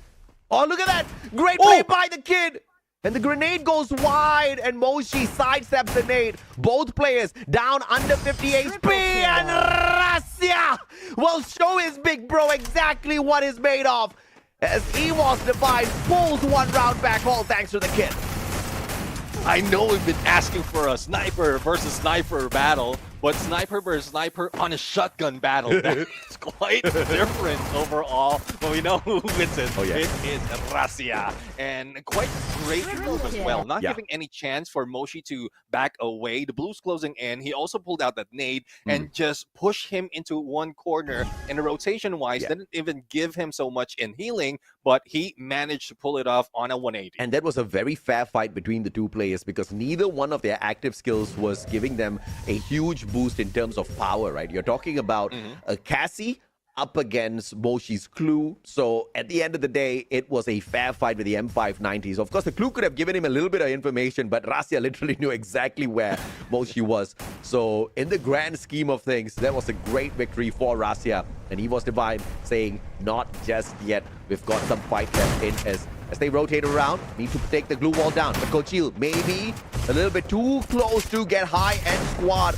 Pushing on ahead without that backup on his side. And Rasia with a great knock Get high down on the ground. The pickup might just be possible here. Wasana stuck between two players. Gets the first knock. Ray and the mini Uzi will not do them justice. What an unbelievable play by Wasana. And imagine, Wasana, I believe he does have the M590, but before getting that, he only have a mini Uzi on him. So he picked it up that quickly and turned things around, joining by Jonah, and they managed to wipe out in the entire Evo's Divine. So it's 42 in the scoreline right now, and it's getting close to match point for Buriram United. This is a tough one for sure. Cyber airdrop down in the middle part of the map. Both teams on for a mad rush towards it, and you know Wasana is going to be looking to be the first one to get there. And Smokes, great minds think alike for sure. Let's see though if a great mind will be able to beat them down at this point. Aim God will be damaged. I guess that is coming from Moshi, but up close and personal 1v2 situation. And Wasana was able to recover, but not so much. Only had a 110, triggered that flam barrage, and into the Smokes there. Oh, quite confused on where to shoot. Yeah, man. I mean, even though they are all super confused as to where to shoot, don't forget Moshi had that clue. And they had a clue that, okay, EVOS is in the smoke, so just shoot at the smoke. That is a very vague instruction, but they managed to cook their opponents out there and literally smoke them. Yeah. Smoked and cooked. I mean, you have the smoke grenade as well as that flam mirage. And that's how they are playing with it. Match point for Buriram United right now. Only one more chance to go. It is looking like Buriram United will bring this home with a 3-0. And Evo's Divine, no response just yet. Yeah, that round was straight from the Buriram kitchen, bro. Got the flam mirage as well as those smokes just for the perfect tenderized meat to barbecue. And of course, Jonah now looking for that nade on the tag. Airdrops in. Pressing in. Electrotherapy, can it do the justice? Yes, it can. Wasana fighting in. Got M590 in hand. Look at that. A sliver of hell. And will be punished by Gochil. Jonah now with the backup. Spots out a player. Gochil needs to turn around, but the denial from Get High, who appears out of nowhere. Rastia with a sliver of health has to deal with 3 players. Goes in for the tag, but instead gets tagged up by the ice grenade on the location. And the man needs to recover first. Unfortunately, didn't have enough time. And Buriram says bye-bye to EVOS after a quick shot and shutting them down. Yeah, definitely. I mean, it was a quick shot. They want to end it quickly, and they followed through. I mean, it is even faster compared to the qualifier rounds that they went against Evo's Divine. 6-3. This time around, they got it on 6-2. But 3-0 is no joke. If this is what Buriram United will be offering on the grand finals, I will feel sorry on who's going against them unless it would be a similar approach or a better performance, especially as we're looking at the previous champion of preseason, which is Team Falcons going against the underdogs WAG. But our Booyah takers, the winners of the semifinals, won Buriram United Esports. And the clean sheet of games will continue to rack up on the side of Buriram United Esports. Not a single game have they lost thus far in their Clash Squad run, all the way to now the grand finals. How impressive is that, nephew? Well, you know how it is. I mean, CQCs, Buriram United know how to play it. Yeah. And you did mention that Buriram United was not that prime when it comes to preseason. The first time we see, and Clash Squad has been introduced. Yeah. So they want to get back that. They know every time that they make we know every time they make a mistake, they want to correct that. They want to get back to it even stronger. And this is how strong they are coming back. I mean, what a strong comeback it is for sure. Unfortunately, Rastia could not shine up against Buriram all the way through and heavy carry his squad. But because he is a monster, because he is lethal, and one of the most lethal kids out there in this game of Free Fire on this FFWSC stage, he did manage to kind of make a name for himself in those first few rounds, right? Then clutch it, then 1v3. Oh man, that was just phenomenal. I could not believe my eyes when I saw it. Initial spray down with that Kingfisher and then the follow-up as well. I thought he was going to be pressured by the blue, but he still made it out and got the clutch. So, highlight reel for sure, but unfortunately, no game victories for the side of EVOS. No game victory, but still valiant effort coming from EVO's Divine. The question is, can the next team, WAG, the next underdog, be able to pull off a better performance against Team Falcons? But we're going to go for an interview right now to hear what Brave United has to say after that battle. So let's bring it over to the stage. Thank you, Aircaster, and it's a booyah for Buriram United Esports, and right next to me is Wasana, the player from Buriram United Esports, and we have our translator here is Misako. Hello everybody. Xin chào tất cả mọi người, và chúng ta đã có được cho mình cặp đấu đầu tiên vừa đã hoàn thành, và đội tuyển chiến thắng đó chính là Buriram United Esports với một tỷ số vô cùng áp đảo 3-0. Và người đứng bên cạnh đây chính là Wasana. Thì chúng ta hãy cùng trò chuyện với họ cùng một chút nhé. Okay, so first questions after all.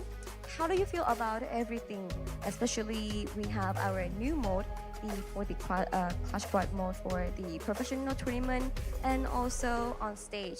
And after winning a very strong team, which is EVOS, how does Wasana feel right now? โอเค ตอนนี้เรารู้สึกยังไงบ้าง เพราะว่าอันนี้มันเป็นโหมดใหม่เนาะ โหมดที่เพิ่งเข้ามาแข่งตัวนี้ แล้วคู่ต่อสู้ของเราก็คือ EVOS เป็นแบบโบชากาศบอสมากเลยเรารู้สึกไงบ้างครับ ก็สำหรับโหมดใหม่นะครับ ก็ว่ารู้สึกว่าท้าทายดีครับแบบว่าก็แบบได้ไปฝึกเพิ่มแบบแผนใหม่ๆครับมาเล่นในโหมดนี้ แล้วก็อีโบสเขาก็เป็นคู่ต่อสู้ที่ดีครับแบบสู้กับเราได้สูสีมากครับ So he said that it's pretty good for the new mode because he gets to have a new challenge, gets to do the new plan, new tactics, get more practicing and everything. And also EVOS, that was a very big boss. So he get like the very challenging opponents. I see. Đối với Wasana thì đây là một cái chế độ rất là mới ở trong thi đấu chuyên nghiệp, và cá nhân bạn ấy cảm thấy chế độ mới về thi đấu tự chiến này rất là hay. Nó giúp cho các bạn ấy có thêm nhiều trải nghiệm, có thêm nhiều kinh nghiệm, và cũng như là được một cơ hội để có thể lên cho mình những cái chiến thuật mới, những lối chơi mới, và có thể như là hiểu đồng đội của mình hơn thông qua nhiều lối chơi. Và cái thứ hai rằng các bạn ấy, đối với Wasana thì theo cảm nhận của bạn ấy thì EVOS giống như là thi đấu với một cái chung kết sớm vậy đó. EVOS thực sự là một đội tuyển rất là mạnh. So Wasana, what about this trophy? Do you like it or not? That was a nice one. เขาถามว่าเป็นยังไงบ้างกับถ้วยอันนี้เราชอบมันไหมอ่ะดูสักนิดสักหน่อยเสริมหน่อย สวยดีนะครับ อยากติดไว้ที่บ้านแคมป์อีกสักถ้วยหนึ่งครับ ต้องมีแล้วนะรอบเนี้ยต้องได้แล้ว He said it's very gorgeous and he would like that trophy to be in this camp. I see. So okay, during our rehearsal, I saw that all of the Thai teams, they do not want to touch the trophy. May I ask why? เขาถามว่าระหว่างตอนที่เราซ้อมอยู่เขาบอกว่าเขาไม่เห็นทีมบ้านเราทีมไหนเลยที่อยากจะจับถ้วยเขาทำเพราะอะไร มันแบบคนไทยก็ถือเป็นเคสแต่ครับแบบถ้าจับถ้วยแล้วแบบอาจจะไม่ได้ แต่ว่าพลาดเนอะ ใช่ So it's like our superstitions that if you touch the trophy you might not be able to get it back. I see. Đối với các đội tuyển Thái Lan thì họ có một cái gì đó gọi là một chút tâm linh. Có nghĩa rằng là nếu như mà họ đụng vào cúp sớm thì có thể là trong ngày thi đấu thực sự, tức là bán kết và ngày chung kết hôm nay, thì họ sẽ không có thể giành lấy được chiếc cúp này. Cho nên là cả đội tuyển Buriram và Falcons trong quá trình luyện tập để dợt sân khấu thì họ đều như là không chạm vào cúp. Và bởi vì Wasana rất là thích chiếc cúp này và rất là lộng lẫy, như các bạn cũng đã thấy, rất là chói sáng ở trên sân khấu, cho nên là họ đang rất là nóng lòng muốn được lấy chiếc cúp này về nhà ở Thái Lan. So final questions for all of you. What do you think about your next opponent? Who will it be? เราคิดว่าในแมตช์ต่อไปเนี่ยใครจะเป็นคนที่เราต้องตีด้วย ถ้าถามผมว่าก็เก่งทั้งสองทีมนะครับ แต่ผมว่าน่าจะเป็นฟอลคอนครับที่เข้ามาเจอกับพวกผม He think both teams are good but definitely be Falcons. Wow, cannot wait to see that. Đối với câu hỏi của cung thì mình thắc mắc là không biết là Wasana liệu rằng là sẽ muốn gặp đội tuyển nào tiếp theo ở trong cặp đấu. Bên cạnh mình thì Wasana bảo rằng là bạn ấy đều cảm thấy hai đội tuyển là WAG và Team Falcons đều rất là mạnh. Tuy nhiên thì theo dự đoán của Wasana, đội tuyển tiếp theo mà Buriram sẽ phải gặp đó chính là Team Falcons. Đây chắc hẳn sẽ là một cái trận đấu rất là căng thẳng mà chúng ta sẽ phải xem ở cặp đấu tiếp theo. Nhưng mà bây giờ thì hãy cùng mình đón chờ nhé. Thank you so much for this interview and again congratulations for this absolutely strong victory 3-0 between EVOS Esports. Keep fire. What a performance. Thank you so much. And now let's head back to our caster and see the game stats. The biggest heartbreak in the loss of EVOS is the fact that we don't get to see Conchita Caroline here for the full day of Clash Squad. But on the brighter side, we get to see the awesome Buriram in our grand finals. They're the first team to make it there. And what a way they made it there, right? Not losing a single game. Even those rounds, they didn't really give away too many to the side of EVOS. Clearly, EVOS tried very hard. And they even try to swap out roles here with their active skills just to kind of just mess around with Buriram a little bit. But nothing worked on their side there. Yeah, it didn't work that much. There are a few that worked, but not so much because pretty much like it's the same Buriram United tactics. It's tough to beat overall. And this is what we've seen so far. It's a 3-0. And as we go down the line, it gets worse and worse in terms of the points. But historical wise, from the qualifiers, Nextera and Bermuda has been played between these two, and we know the scoreline. But Purgatory could have been that turning point for EVOS Divine. Yeah, for sure. 6-4, 6-1, 6-2. The story did not get progressively better for the side of EVOS. It started off great, and then it just got bad from there onwards. And Moshi kind of telling us, well, guys, you do not need to dispute it anymore. Yes, the Wonder Kid is wonderful, but the best sniper out there is still me. Well, at least for now, before we see the matchup between Moshi and Limit potentially later on, or maybe even Mr. X-Boss. 7 eliminations, 7 knockdowns, rocking the clue this time around, 3,534 on the damage. Obviously, lots of numbers pulled in by this man. And the overall grand scheme of things, Get High with the 11 eliminations is just another level altogether. Yeah, I mean, I love the flick that Get High is getting in terms of the M590 shots. From up close and personal, the moment he is healing and he hears or probably take a peek of someone getting in, he's primed to go for the shot. And if I'm not mistaken, he got 3 down on one of the final play in that Bermuda map. So it really deserves it. Get High was really hitting high numbers at this point, not only in the elimination but also in the assists. But speaking of assists, 18 assists coming from Moshi, and that's from a distance. That is what he keeps doing, getting information and putting in a few HP. Yeah, no doubt at all. But of course, look at this head-to-head between Wasana and Ray. 4-1 eliminations. Wasana wins that out. Damage on the side of Ray. Could not find the conversion for these eliminations, which is a little bit of an unfortunate item. KD average. Wasana getting the victory here. Ray really couldn't bring in the numbers to sustain those stats for his side, and the assist, of course, kind of shining on the side of Wasana. A one-sided battle between the two in this head-to-head. Wasana takes the cake.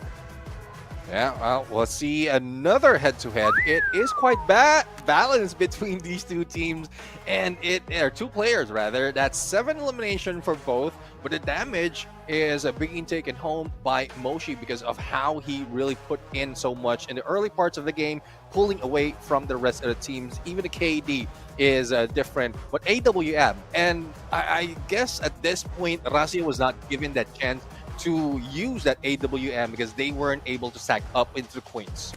Yeah, unfortunate, right? Because obviously many of those rounds going to the side of Buriram, and barely anything that they did kind of worked out up against Buriram. And at this point of time, you got to think, what kind of monsters do we need to take on a team like Buriram United Esports? Yes, they're the 2-time world champs, but they are hungrier than ever. They've been denied not once, not twice, but many a times thus far. Yes, they were the previous FFWSC fall champions, but they want that big trophy. They want that S-class trophy for themselves. But of course, they're going to start things off hot here with the Clash squad, and the dominance is pretty evident out of this Thai squad. Yeah, I mean, when you ask who is going to go against Borneo United has what it takes, it might be the team that is walking amongst the gods or the team that is swooping in, coming from the sky above. Oh, yeah. So that is a question, and will be the next series that we're going to see WAG going against Team Falcons. But the record, like if we consider the record, Team Falcons has the same streak as Borneo United. Yeah. And for WAG, they really clawed hard to be able to get right here. So let's see if they have planned so much, put in so much of effort, and finding out any weaknesses from Team Falcons to be able to steal it away and get into the grand finals. Yeah, absolutely, man. And of course, we have got a little bit of a break to take here. When we come back, it's yet another semifinals for you guys. Mình là MC Dương Xuân đây và chúng ta đã vừa hoàn thành xong cặp đấu đầu tiên trong giải đấu tự chiến và tất nhiên là sẽ đến cặp đấu thứ hai là của WAG và Team Falcons. Nghe rất là căng thẳng đúng không? Và tất nhiên là tôi đã nhìn thấy được Alan ở đây rồi mọi người. Hello Alan. Hello. Ok, mình sẽ mời Alan vào đây để bắt đầu một cuộc trò chuyện nhỏ nhỏ với tụi mình và bên cạnh đây cũng sẽ có được Team Falcons luôn. Hello Misako. Can I invite you and Limit to come with us? Ok. Và đây chính là Limit và Misako. Limit đến từ Team Falcons và WG, Alan và host Misako của khu vực Thái Lan. So, shall we have a small conversation before we witness the intense fight of WG and Team Falcons? Okay, so for our first questions, I would like to ask Limit. Before preseason, the lineup of WAG is a completely different lineup. But now, they have a new member. Her name is Tae. So, how would he rate the power of WAG right now? โอเคก่อนหน้านี้ก่อนช่วงพรีซีซั่นใช่ไหม WAG เขามีไลน์อัพที่ไม่เหมือนตอนนี้เขามีเมมเบอร์เข้ามาใหม่1 คนเขาอยากให้เราเรทหน่อยว่าตอนเนี้ยพลังของ WAG อยู่ประมาณเท่าไหร่ Mic.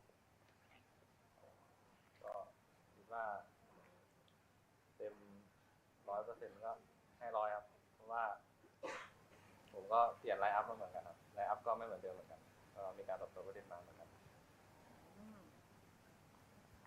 So he said 100 out of 100 and he also have the new lineup too. Yeah, he adapted to other players too. So, he feels like WAG is kind of the same with Team Falcons right now? เรารู้สึกว่า WAG กับทีมเราก็คือประมาณเท่ากันปะ ใช่เท่ากัน Same. I understand. Đến với câu hỏi đầu tiên thì mình có hỏi Limit rằng là bởi vì từ đợt giải preseason là một cái đội hình của WG thi đấu là một đội hình khác, nhưng mà đến với giải đấu tuổi chiến lần này thì đội hình đã được thay đổi với một thành viên mới, đó chính là Tae. Thì không biết là Limit đang đánh giá sức mạnh của WG hiện tại là ở ngưỡng nào, thì Limit cũng đã trả lời rằng là họ đang cảm thấy rằng là cả hai đội đều được ngang nhau hết. Bởi vì tất nhiên là bên cạnh đó thì đội tuyển của tôi, tức là Team Falcons, cũng có cho mình một đội hình mới, có thành viên mới, cho nên đánh giá ngang sức thôi, cũng sẽ không có gì khó khăn đối với họ cả. Vậy thì bây giờ thì mình sẽ hỏi Alan nhé. Okay, so into our second questions with Alan. Since I asked him about the way already, so I'm going to ask him about his teammate as well. So, because Limit said that they are the same power as each other, how about you? How do you think about your team? And with this new member, with new lineup and everything, tactics, gameplay, are you feel confident enough to win Team Falcons in this battle or not? Bởi vì mình cũng đã hỏi về Tae rồi thì mình cũng sẽ hỏi là Alan một lần nữa về Tae. Với thành viên mới lần này, đội hình mới và tất cả mọi thứ đều mới mẻ hết, thì Alan đang có tự tin rằng là mình có thể chiến thắng được Team Falcon ở giải đấu tự chiến này hay không? Bởi vì mình cũng đã đi được một khoảng rất là xa để đến được đây rồi. Theo mình nghĩ thì với sự nổi trội của thành viên mới Tây Quý trong giải tự chiến lần này thì tụi mình sẽ cố gắng hết sức để dành cho mình sự chiến thắng đối với đội tuyển Falcon. Vậy hôm nay thì Alan có cảm thấy áp lực hay là căng thẳng gì không? Nói chung cũng khá áp lực tại vì bên Falcon có một bạn khá là đẹp trai khiến cho mình tâm lý bất ổn. Đẹp trai và tâm lý bất ổn. Okay, so for Alan said he felt pretty confident with and he felt okay with everything because he highly rated that Tae is a good member in his team. But also I asked him if he feel if he feel worried or something like that, he said there is a member in Team Falcons. He don't say the name out, but he feel very stressful because that member is too handsome. Very cute answer. Well, I think this is the end of our interview, right? Cảm ơn mọi người rất là nhiều vì đã theo dõi phần phỏng vấn nhỏ nhỏ này cùng với Alan và Limit. Và sẽ hẹn gặp lại các bạn sau ở trong trận đấu cặp đấu thứ 2 nhé. Và mọi người hãy ủng hộ thật nhiều cho WAG và cũng như là Team Falcons nhé. See you!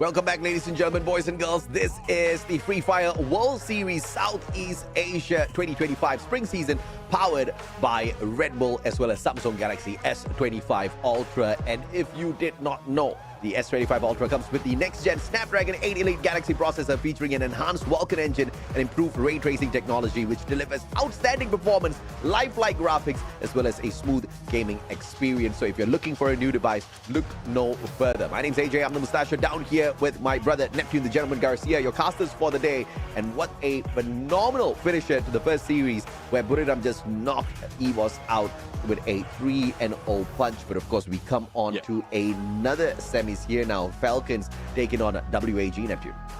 Yeah, definitely. I mean, Team Falcons has had the record already. They have championed from the preseason, and now WAG, despite of losing a lot of battle from the qualifiers up until from the Swiss stage up until this time, they managed to make a lot of adjustment. They managed to pull themselves together and bring themselves back up. But the question is, will they be able to make all those adjustments as quickly as that? Because we were expecting that from Evo Divine earlier, and what Buriram related, they are acting like Samsung Galaxy S25. They have ray tracing. They trace Ray and take them down.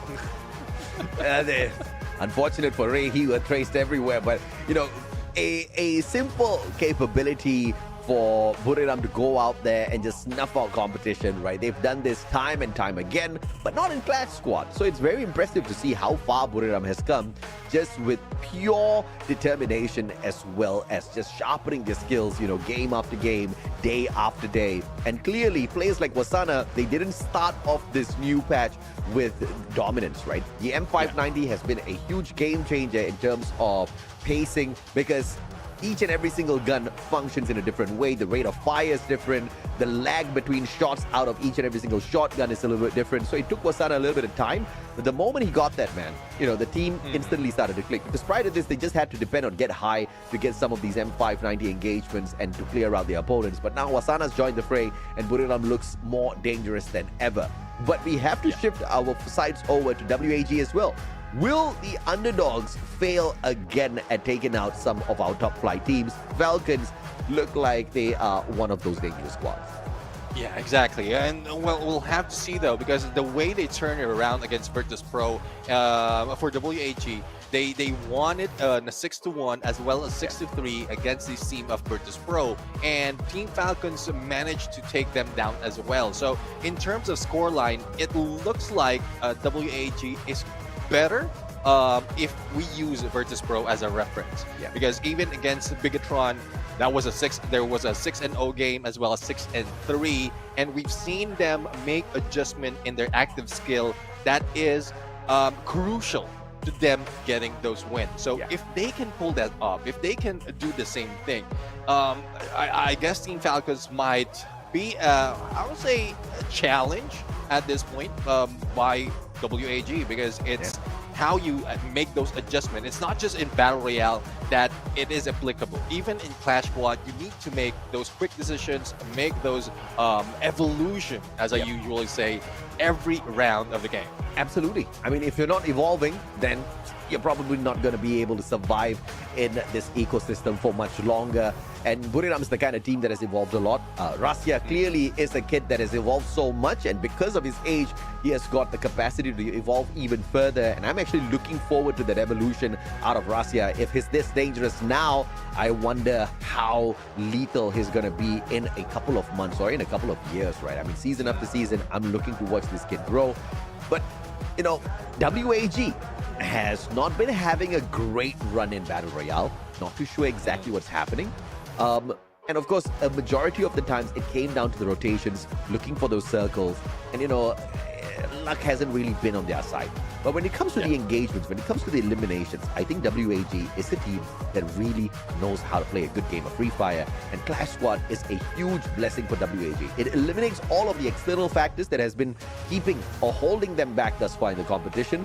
And it unleashes the pure potential of what they have here with the mechanical capability. So I'm actually expecting a huge upset here. Falcons, they better be ready for WAG. Yeah, definitely. I mean, at this point, Clash Squad, not so much of element of surprise, not so much of, well, no third party will be happening. So it's just them focusing against their opponent, outsmarting them, outgunning them, outplanning them overall. And we've seen that WAG managed to do that. I'm still looking at score lines. It quite is similar, even when Team Falcons went against Bigatron Esports. Like, WAG has a better scoreline between them. So not quite sure if this is something that Team Falcons intentionally did, that they probably didn't work that much in some of the matches or the pistol games or the pistol rounds, probably. But if WAG can pull a 6-0 and none of that has been done by Team Falcons, even against the team that they went against, the same team that they went against, then there's a huge chance WAG might be able to get a win in this fight. I totally agree with you, man. I mean, Falcons drew a very clear line between themselves and Bigatron, not allowing Bigatron to take away more than 2 rounds in a certain game. And then you've got WAG. WAG did manage to allow Bigatron to take away 3 rounds, but there was that 6-0 between WAG and Bigatron that just blew our minds, right? So if WAG could dismantle Bigatron in that way, I think they do have a good chance here up against Falcons. But of course, they were also defeated, and I didn't really expect that out of WAG.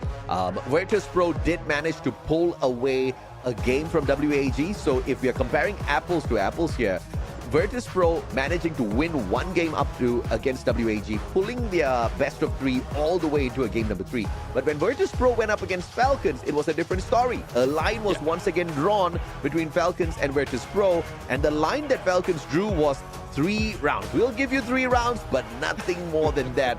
And they sent them packing, right? So this is exactly what I'm afraid of, because Falcons, if you look at the numbers wise, yes, maybe the rounds are a little bit more convincing on the side of WAG up against Bigatron.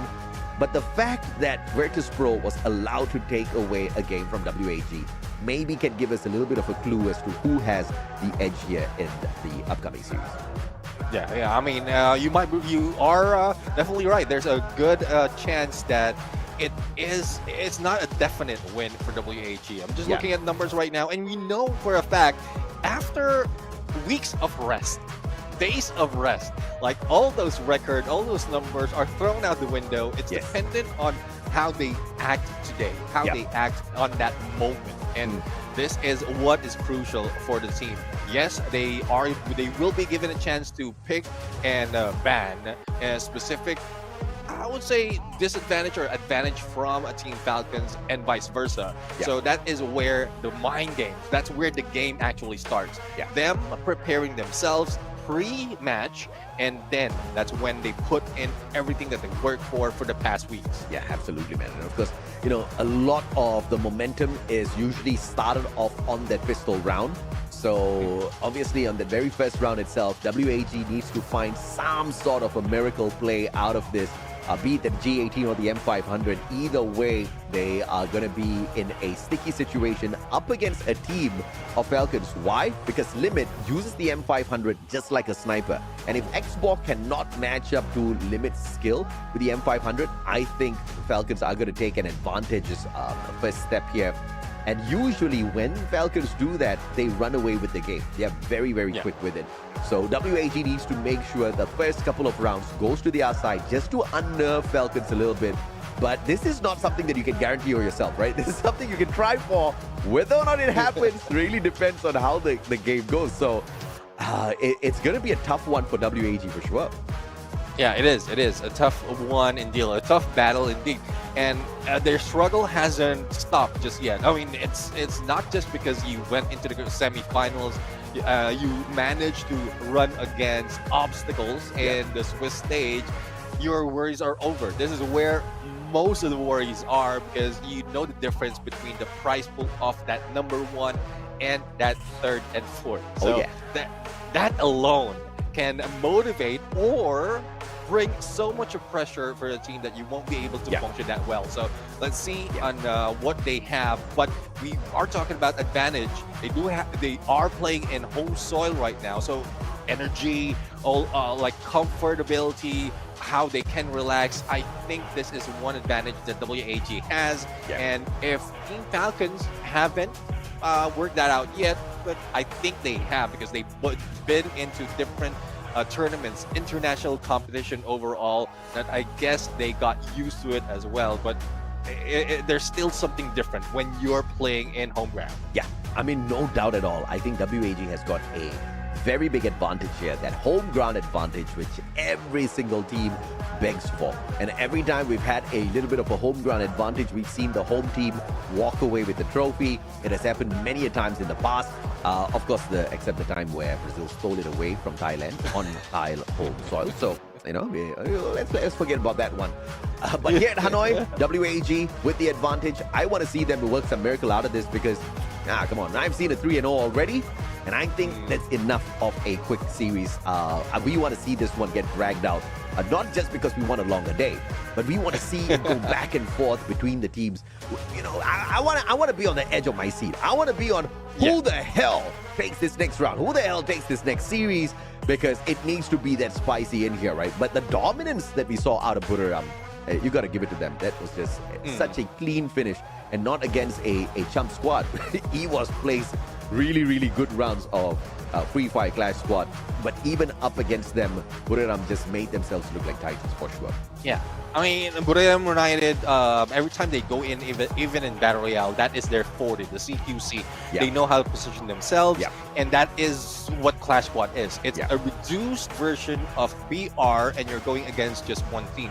And for Team Falcons, though, this is where I question that at some point, because from what we've seen in Battle Royale, they're not that strong when it comes to CQC. Yes, they have limit as their advantage from a long range, and it has been done by Moshi from Buriram United. But it's not just that. It's not only that.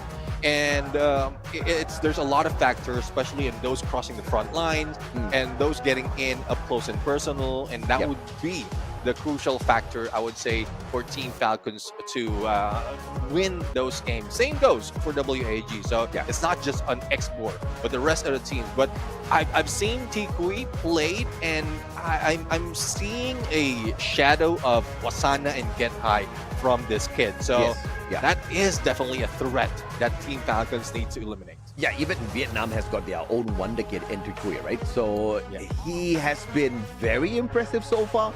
And I do agree with your assessment, a little bit of a Wasana Get High combination, which basically means this kid is lethal, right? He can get up close and personal. He can dismantle Falcons for sure on a good day, though. You know, because we've seen some rough days out of WAG, and in those rough days, WAG, you know, messes around with my prediction quite a little bit.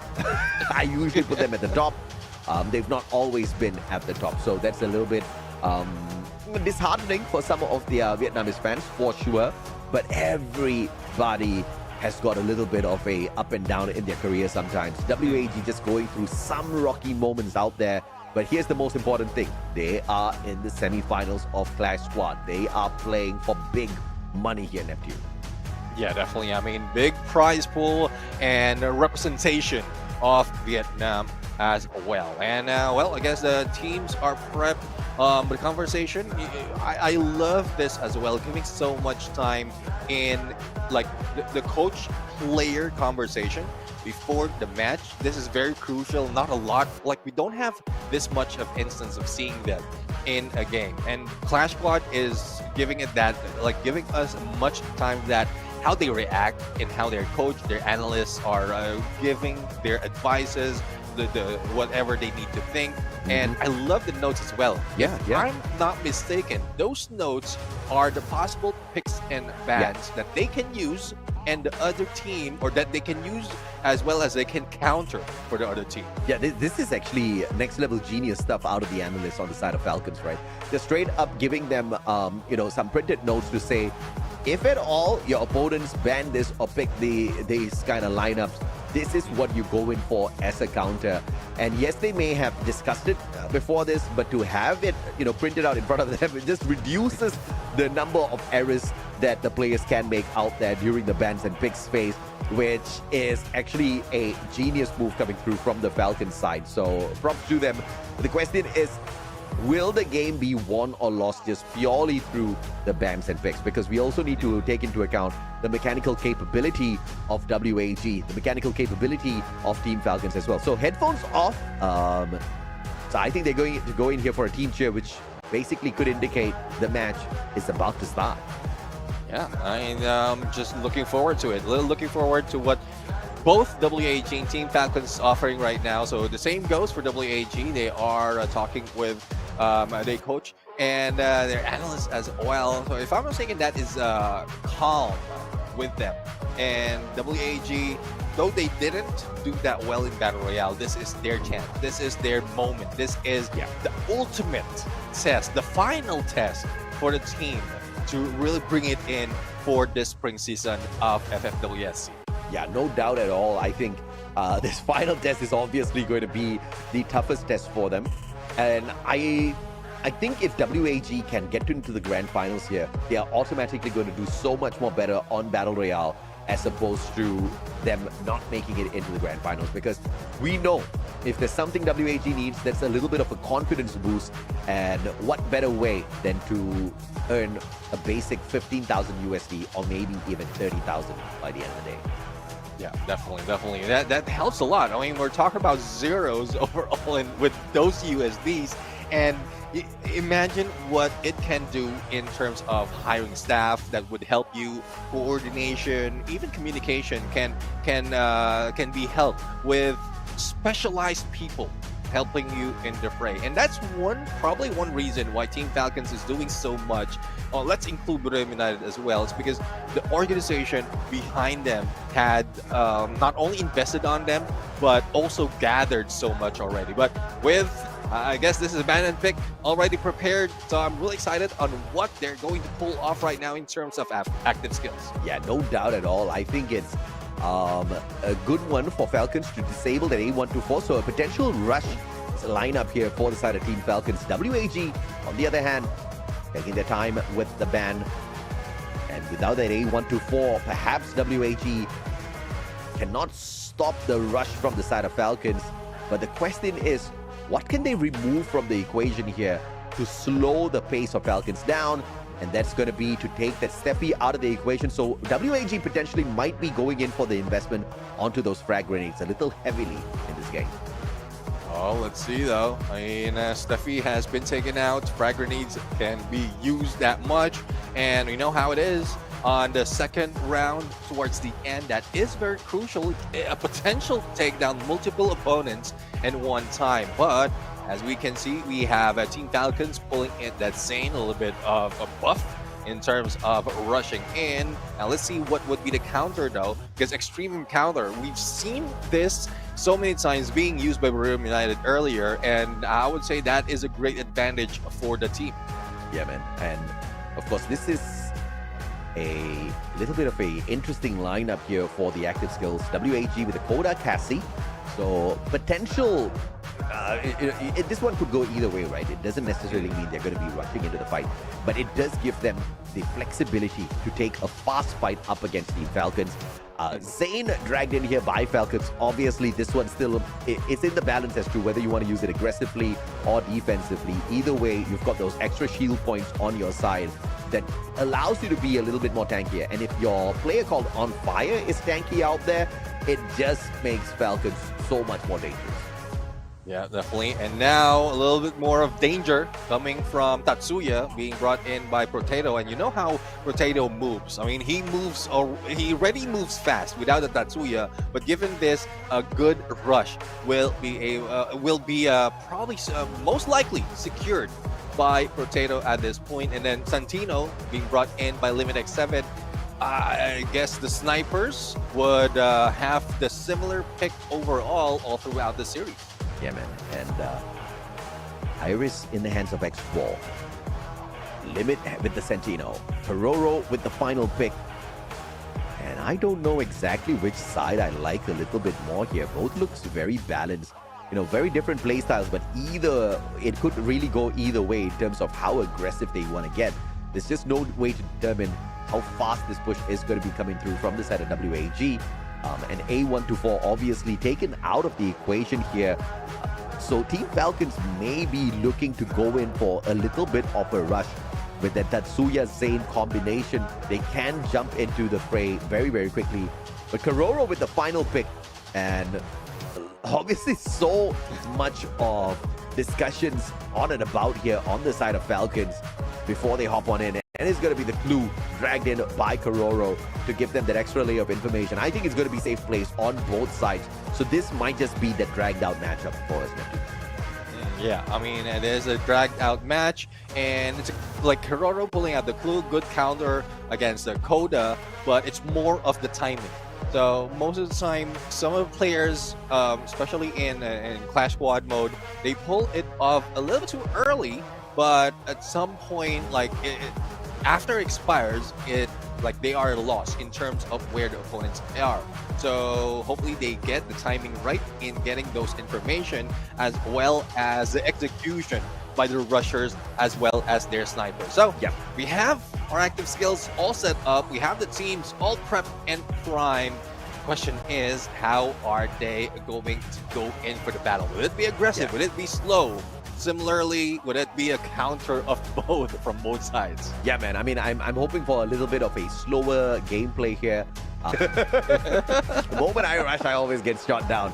And that's pretty much the lesson that I think both WAG and Falcons need to acknowledge here as well, right? Because, you know, both of these guys are very, very good in terms of how they play Clash Squad out there. So I think we're going to see a lot of respect from both Falcons and WAG for each other. But at the end of the day, only one can stand. How many matches, how many games do we take to call the victory here for one of these two? Is it going to be a flat-out 3-0 once again?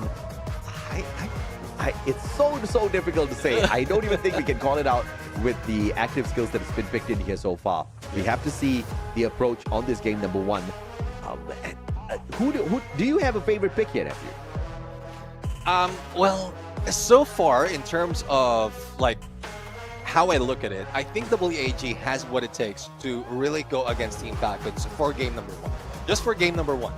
Because they have information, they have a little bit of that Cassie movement, and then plus the homers. So up close and personal, they have more advantage. But depending on how it is treated by Team Falcons right now as battle begins, and we started off 2-2 split coming from WAG, full-on squad, or a 3-1 split coming from Team Falcons. Karoro up top. Question is, what gun does the man have in his pocket? With the grenade, spots out, extra information in hand, and the Alvaro does not get him the accurate split blitz. Potato has dropped the sight in hand as well, looking for a slice. And Tikui just unable to get the deed done here with the initial bit of engagement. The electrotherapy connected already, and he needs to remind himself that he's the guy running the Cassie, so he can't go down first. Yeah, I mean, he needs to be up in there for the support, but Keroro got nade straight to the face, and Alan goes down. No pick up, but the recovery right there will be done to go in against Keroro. Well, Tikui, Great play so far. And just like that, he goes in.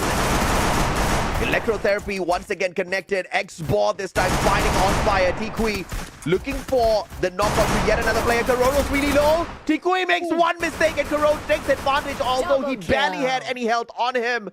And that should be the end. X-Ball, the sniper of the squad, M500 in hand. But no rate of fire on him. Potato goes in for the slice. And this time round, it is an absolute blitz. Spray and slay. Unfortunately, Team WAG had nothing up against that. Yeah, I mean, it's tough though. And it started off with that Godnade to bring Allen down. But I guess with Potato, that is a good choice. You have the sight and you have the perfect weapon to use it. You just rush in and get the final player, not even risking a clutch moment right there. So let's see. One point for Team Falcons already. And WAG, let's see if they can bring it back. Yeah, why shoot when you can humiliate with the melee, right? That's simple strategy by Mr. Potato. And the question is, does the initial first few tags onto Tikui and X-Ball make a very big difference here? They can play the recovery. And Potato with the mini Uzi in hand, just circling around. Very, very risky on the play. But X-Ball back in a way. So it looks like a full-on eco round here for the side of WAG. Yeah, I mean, full on eagle round, but X-Bor surprised by Limit X7, who has been waiting in there for the past 10 seconds. Full rotation has been done by WAG though, so let's see if they can take one down and probably go in for a win in this fight. Tikui back and forth, meaning Uzi in the hands of both Potato as well as on fire up close and personal. That rush saves him and victory from Team Falcons. Yep, so first round, WAG losing that did not really help them out in the second round. Had to play that full eco, and obviously the game kind of playing against them because Falcons just had the better weapons. But you also saw Falcons didn't really go all out with their purchase as well because they respectfully did not want to make a mistake. And like I said, we are going to see a lot of respect for both teams, and Falcons respecting the fact that WAG could still walk away with an eco round and deciding to not go all out with the purchase. And therefore, they get to definitely bring in the big guns this time around into this game number 3.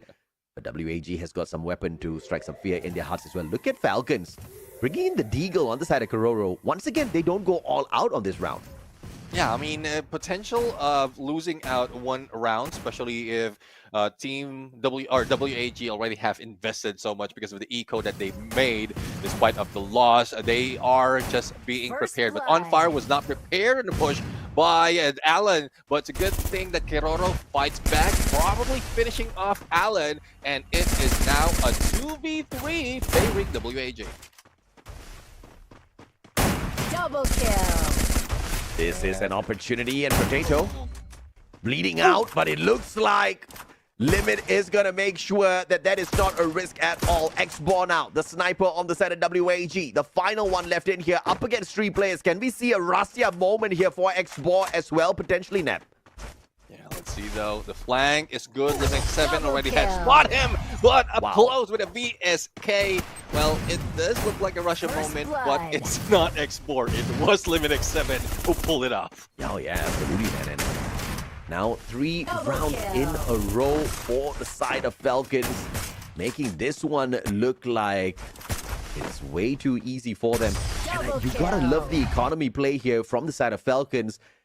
Managing their resources, managing their money very, very well. And round after round, they get more lethal. They even have that level 3 MP5 in hand as well for Potato. So up close and personal, this man is just going to be absolutely devastating with his shots. Yeah, that's one thing though. I mean, they know that they're winning the fight. They can get their weapons from their opponent, and that's what they're doing right now. And I think On Fire only has M590, so there's no secondary, and they're aiming for one takedown. But he's still aggressive up close and personal against Tikui. Good thing that the wall saves him, but not so much from that grenade. And Tikui will be taken down. Oh, beautifully done. A trade for trade here, but Potato is not down and out just yet. The pickup does come on through. No grenade follow-up from the side of WAG. And now, just like that, it's a 4v3. And look at this, Neptikui. Not a single elimination so far. And I think that's putting WAG on the back foot. I mean, Tikui is expected to be performing, and if it's not, I guess that is why they're losing. Cyrus right now close in personal, but Santino to save Limit X7 at this point, and Cyrus and Allen needs to go for the full rotate because the Blues will be closing in, and they will be left with no room to move later on. Yeah, man, and the 3v3 is a good place to be for WAG. They've got the numbers to turn things around. But the question is, do they get to sneak on around the silos and get these shots? The ones with the advantage would be Cyrus and Allen. X-Ball with the CQC with a long-range gun might not be the best option here. But thankfully, Limit has got the same problem, Allen. Losing his glue walls, and out comes the phenomenal play out of Limit, but Allen turns the 180 onto him. Cyrus down on the ground as well. Can Allen go for a 2-for-2? On fire, a sliver of health. X-Ball looking to get the job done, but needs to get up a little bit closer. But on fire with a sliver of health saves the squad. Oh, the timing. The timing was just on Team Falcon in that final moment, and I thought WAG would be able to pull it off. I mean, Allen did manage to knock down 2, and it's just so crucial that X4 makes that headshot. But On Fire just kept his head low, wait for the perfect timing, the blue closing in, and he jumps out, and there goes the birdie, taking the win again. Oh, yeah, man. I mean, this is just a crazy, crazy game for Falcons, looking for a 6-0 up against WAG. And that might just demotivate the Vietnamese squad. We got to remember, home ground advantage could also very quickly turn into a home ground disadvantage where you feel like you're letting the fans down.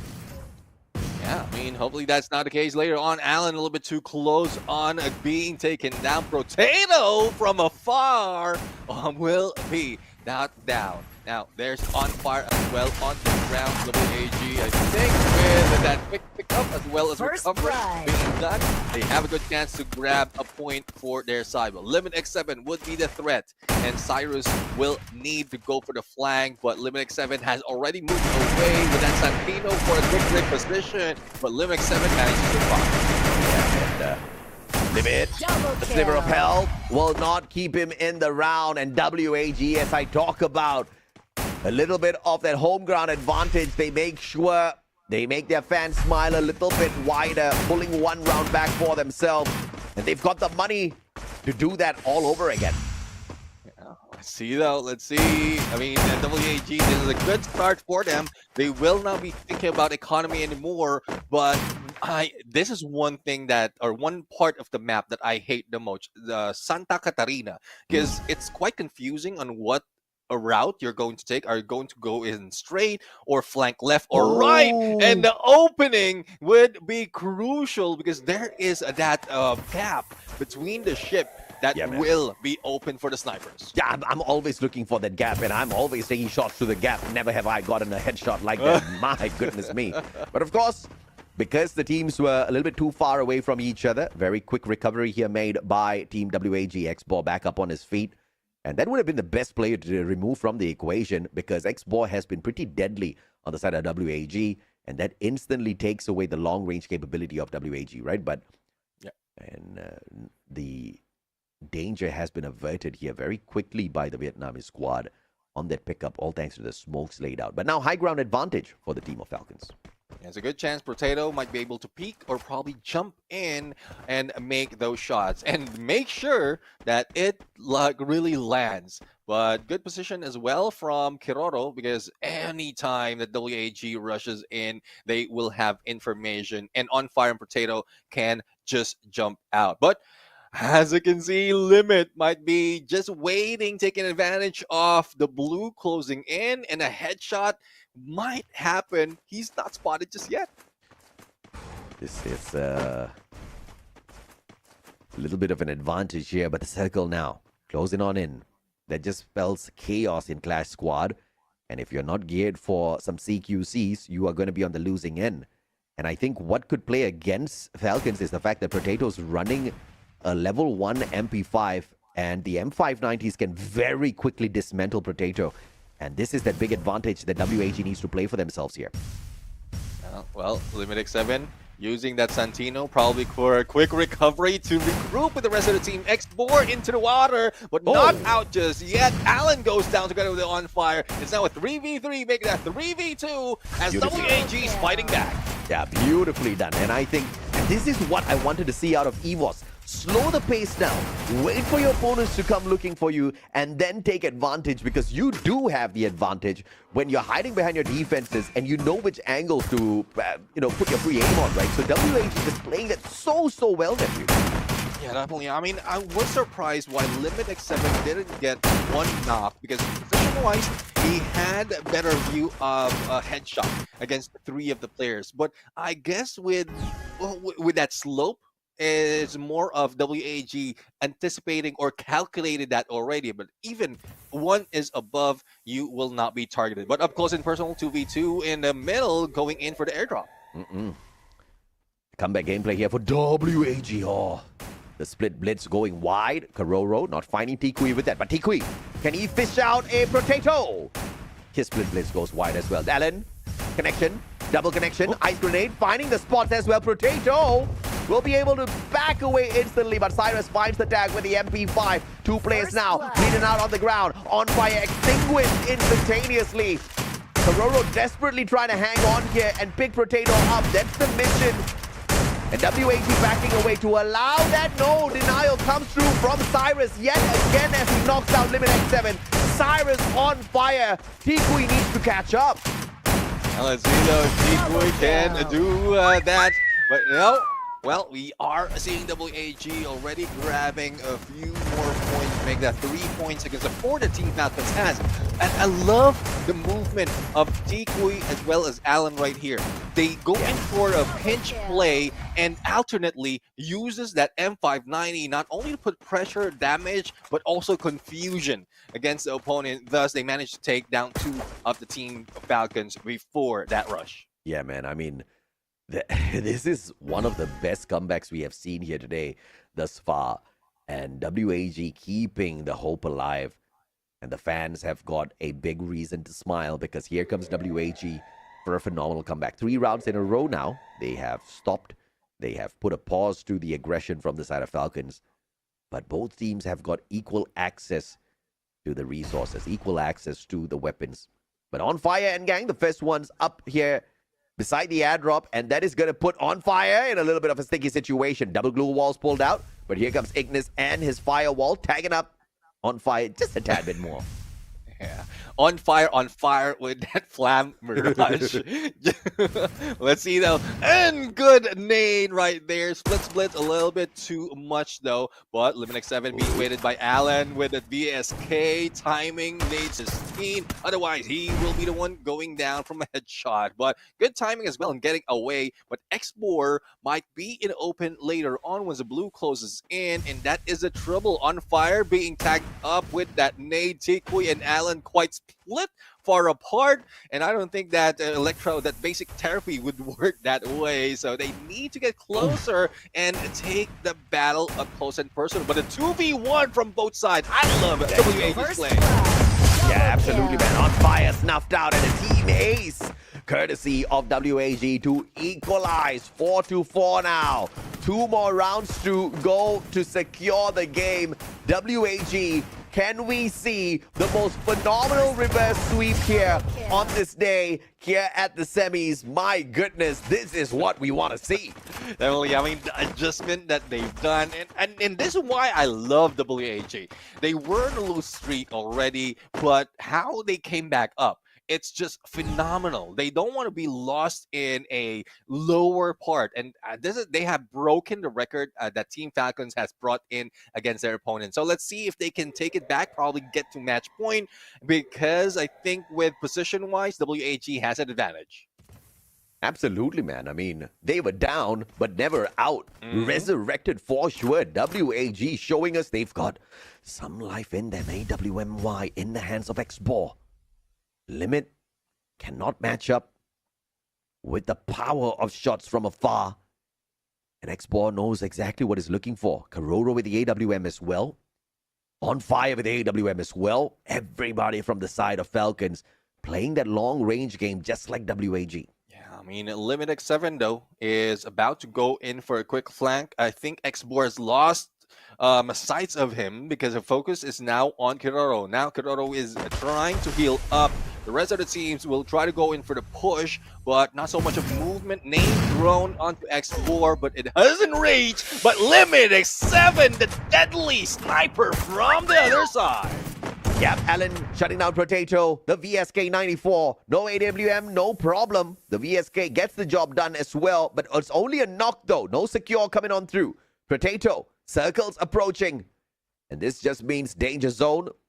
There's nobody is on the site yet to pick him up. Potato gets taken out of the equation. Limit with a quick reposition, all thanks to the Sentino. On fire, good grenade. And Kororo instead gets sprayed down to the VSK from afar. Cyrus finding the connection. Allen M590. Wild sprays, but finds the final shot. Even though Limit does manage to get that knock, instant recovery coming through from WAG. And now 5 rounds in a row. WAG looking for the greatest reverse sweep here in Clash Squad. Rags to riches story in terms of points coming from WAG and a chance to get a game, a series on to a match onto their side for this series. And WAG, I am loving them even more. Even Team Falcons is at a loss. I can see it from the player cam that they need to recover that quick. But how can they do it? I think they've done so much in terms of position, and now they're spreading out. But WAG has that covered. My God, what a game by WAG. It's Cyrus. It's a fair fight with the M590. X-Ball has got the AWM, but makes one mistake and gets capped by Potato, who brought the M590 straight to his chest. In fact, he found his head. Headshot to the chest.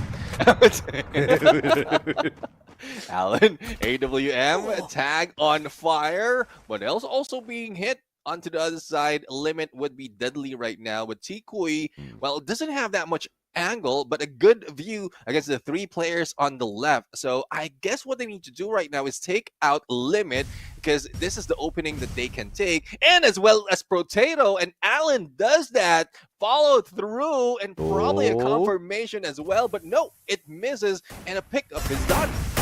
Yeah, the denial is there, but Kororo, out of nowhere, snipes Allen down to the ground, and Kororo makes sure it's not a all-the-way reversal here. And it puts us on equal footing, 5-5 for the first time today.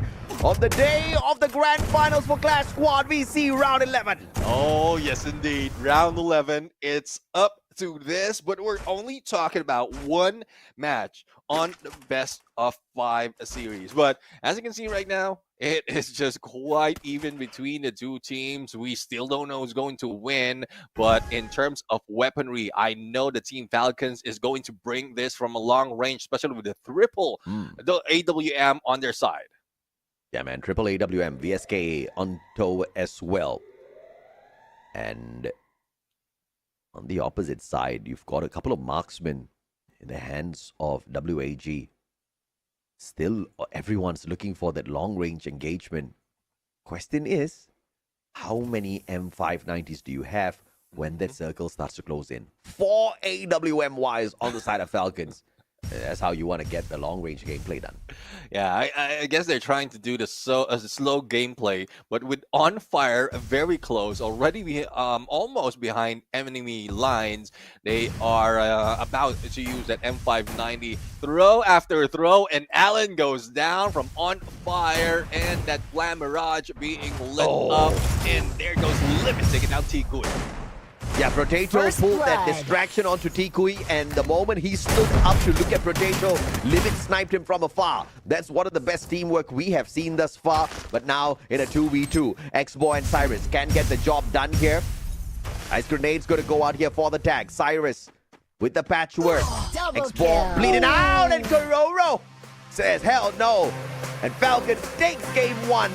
almost making it look like WAG was on the way to make a comeback, but they pulled the finisher to their side. Oh, definitely. I mean, we were on the edge of our seats right there, especially with the number of games, number of rounds won by WAG. But as you said, Team Falcon says hell to the N to the O, and that is when they get that win. But it's just one game. But how close it was, the adjustment, the movement that has been done by both teams, that was just pristine.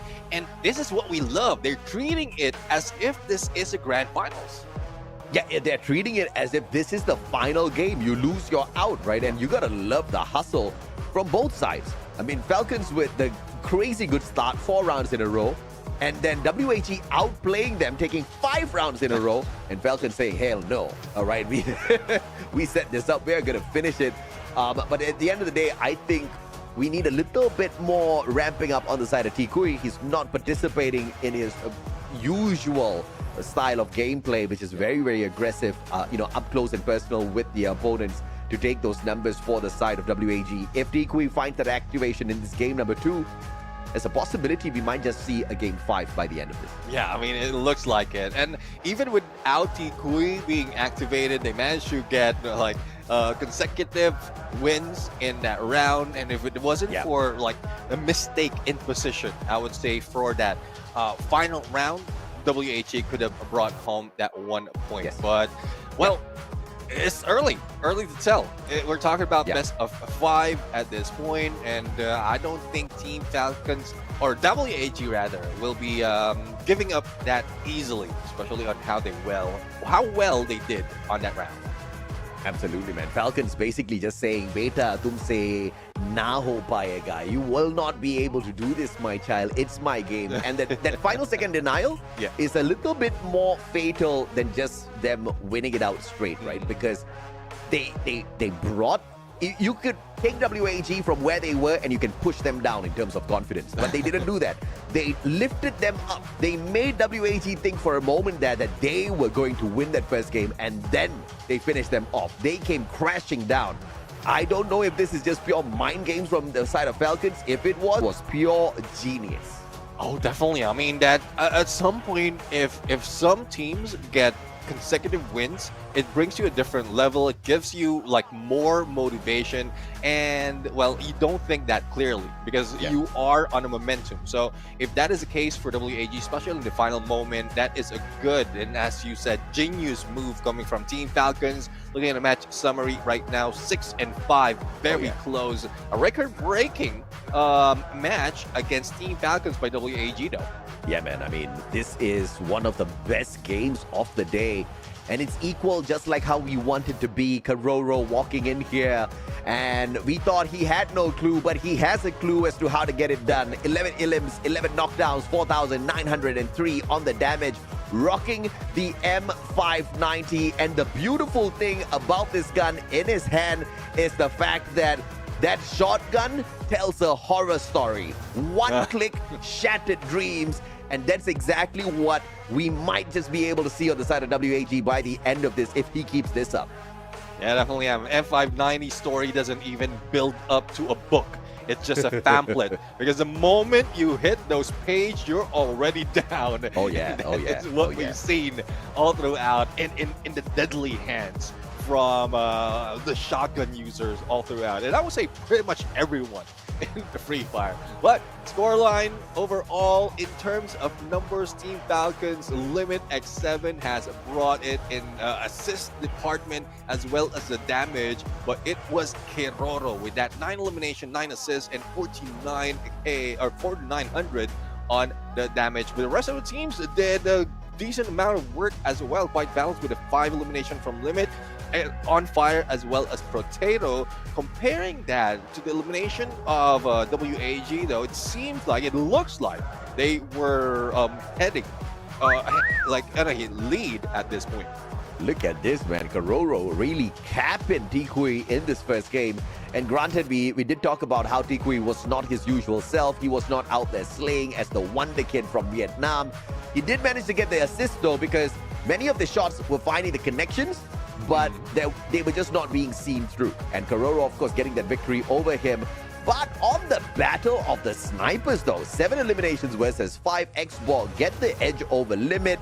And obviously on the KD, he's going to be a little bit better as well. Damage-wise, Limit obviously was, sending quite a bit of bullets to the way of WAG. But if X-Ball can keep this up, I think Vietnam can smile by the end of the series. Yeah, I mean, we've seen how crucial a good sniper is in a battlefield, but hopefully not too dependent, because we also saw that. We also saw that, and we also saw that fail. So X4 is a good player in the snipe, Limit is a good player in the snipe, but the dependency on them is not just...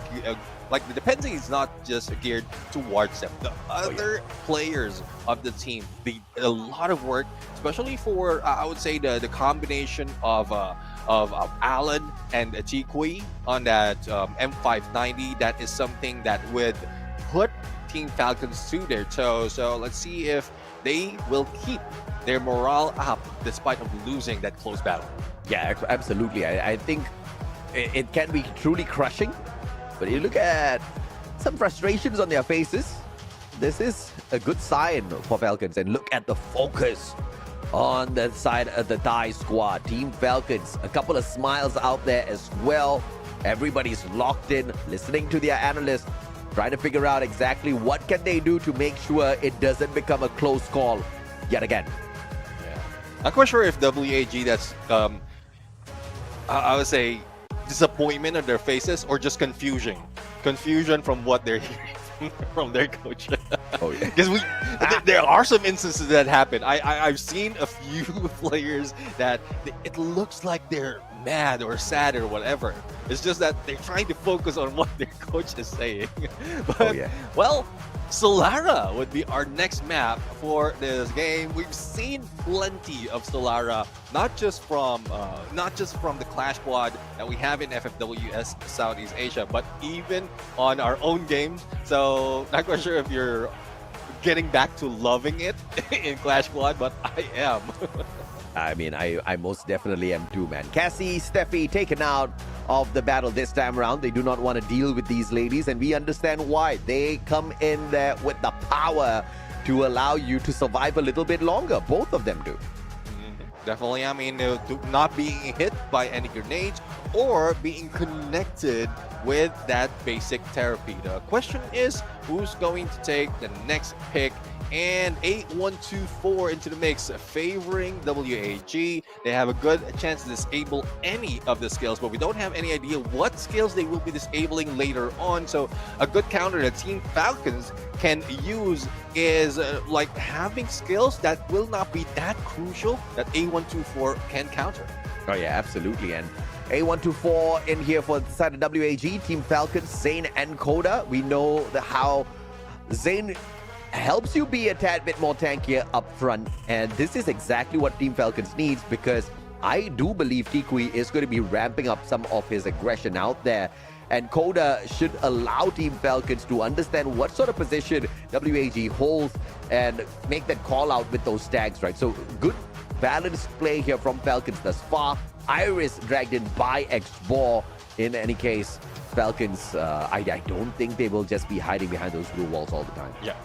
Yeah, I mean, Team Falcons can or will move, and if I'm not mistaken, Limit will be pulling out a clue, or probably Keroro will be pulling out the clue once again. So more information for them. Once the slowdown happens, they will just have to go alternate. But no, they went for Oscar and Homer. So I guess they're planning a little bit of a quicker gameplay, a faster gameplay for that rush. Yeah, you've got that valiant dash out of Oscar.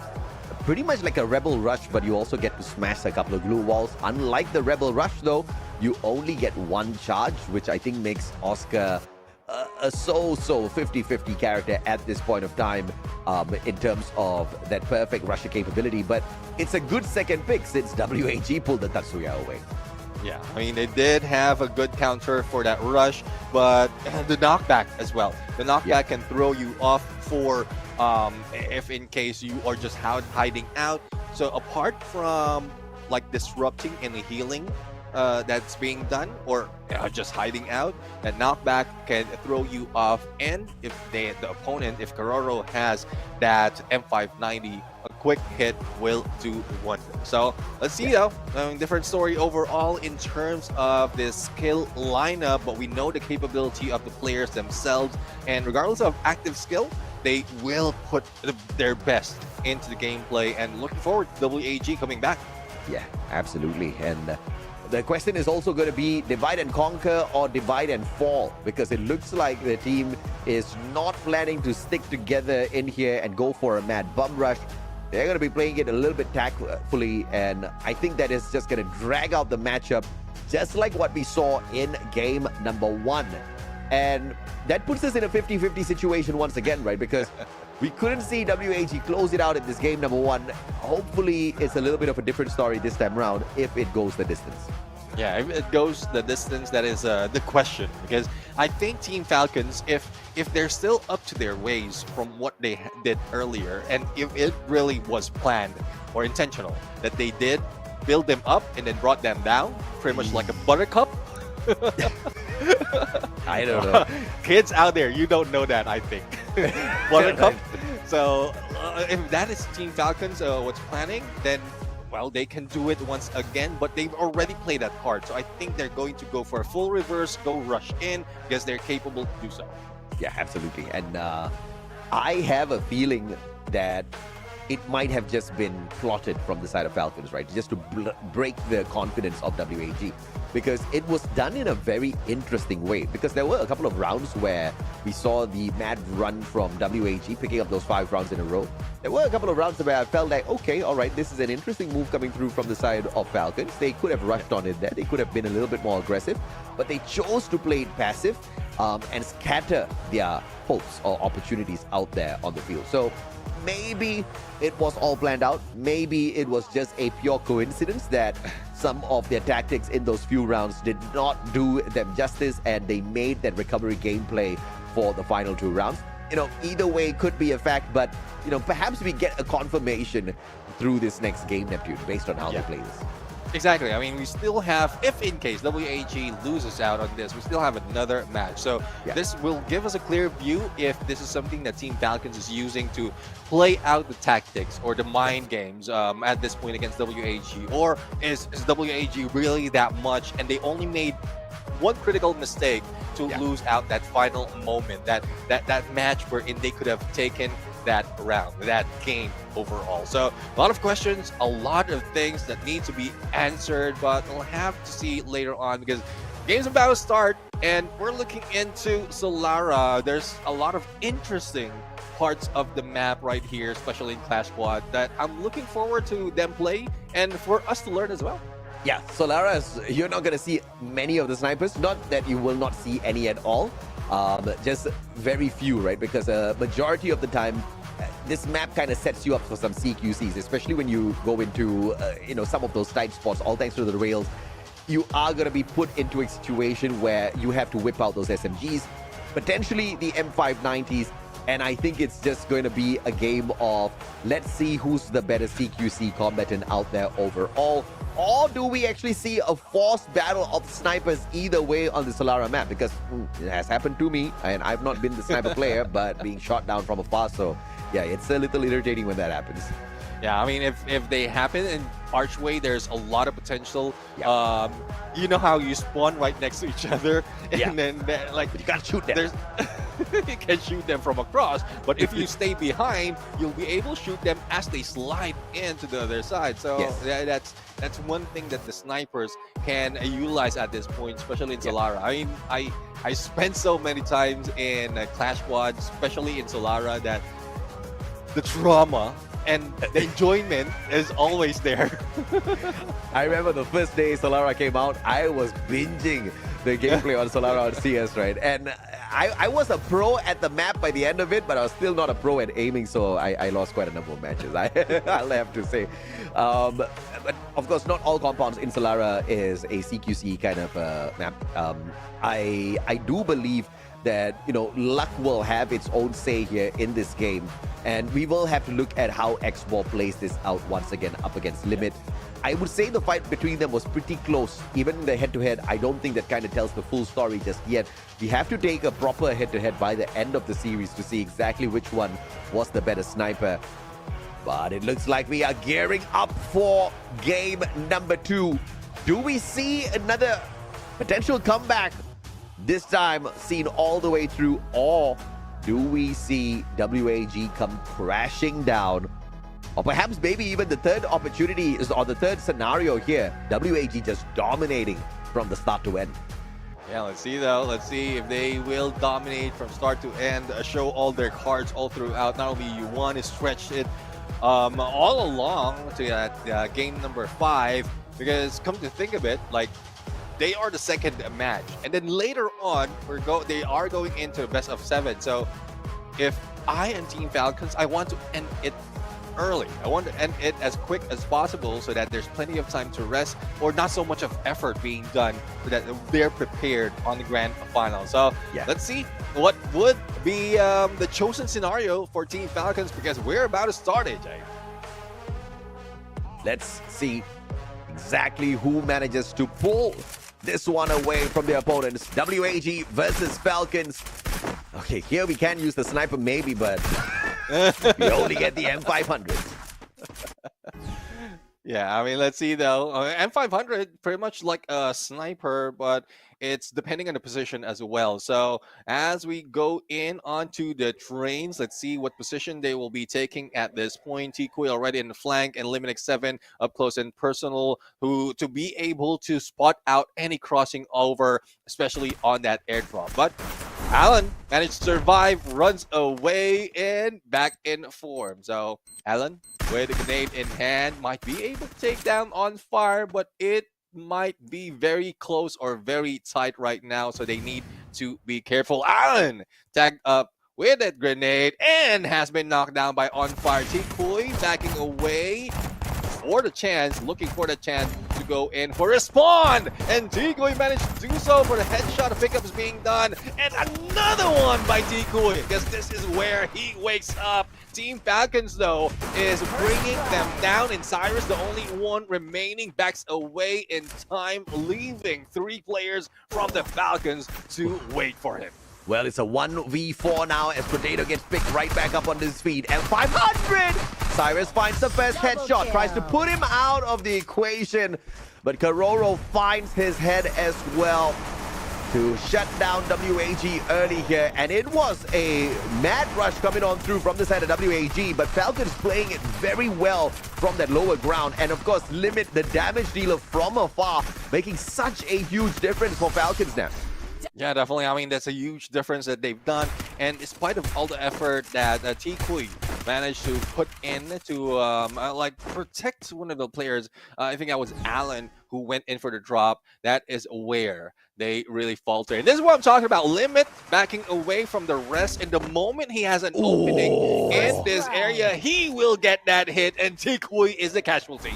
Oh, that's just masterful play. Alan, though, a little bit too presumptuous that nobody will be at the airdrop, and WAG dropping the ball big time. Cyrus with a sliver of health will not be able to survive, and On Fire rubbing salt into his wounds as he steps on up with the side, slicing him down. And WAG 2 rounds in a row, they get downed. Yeah, and this is what we're talking about. Limit for that initial lockdown. On Fire with that side gameplay, and even X4 has nowhere to go. And well, Team Falcons right now doing what they did earlier in game number 1.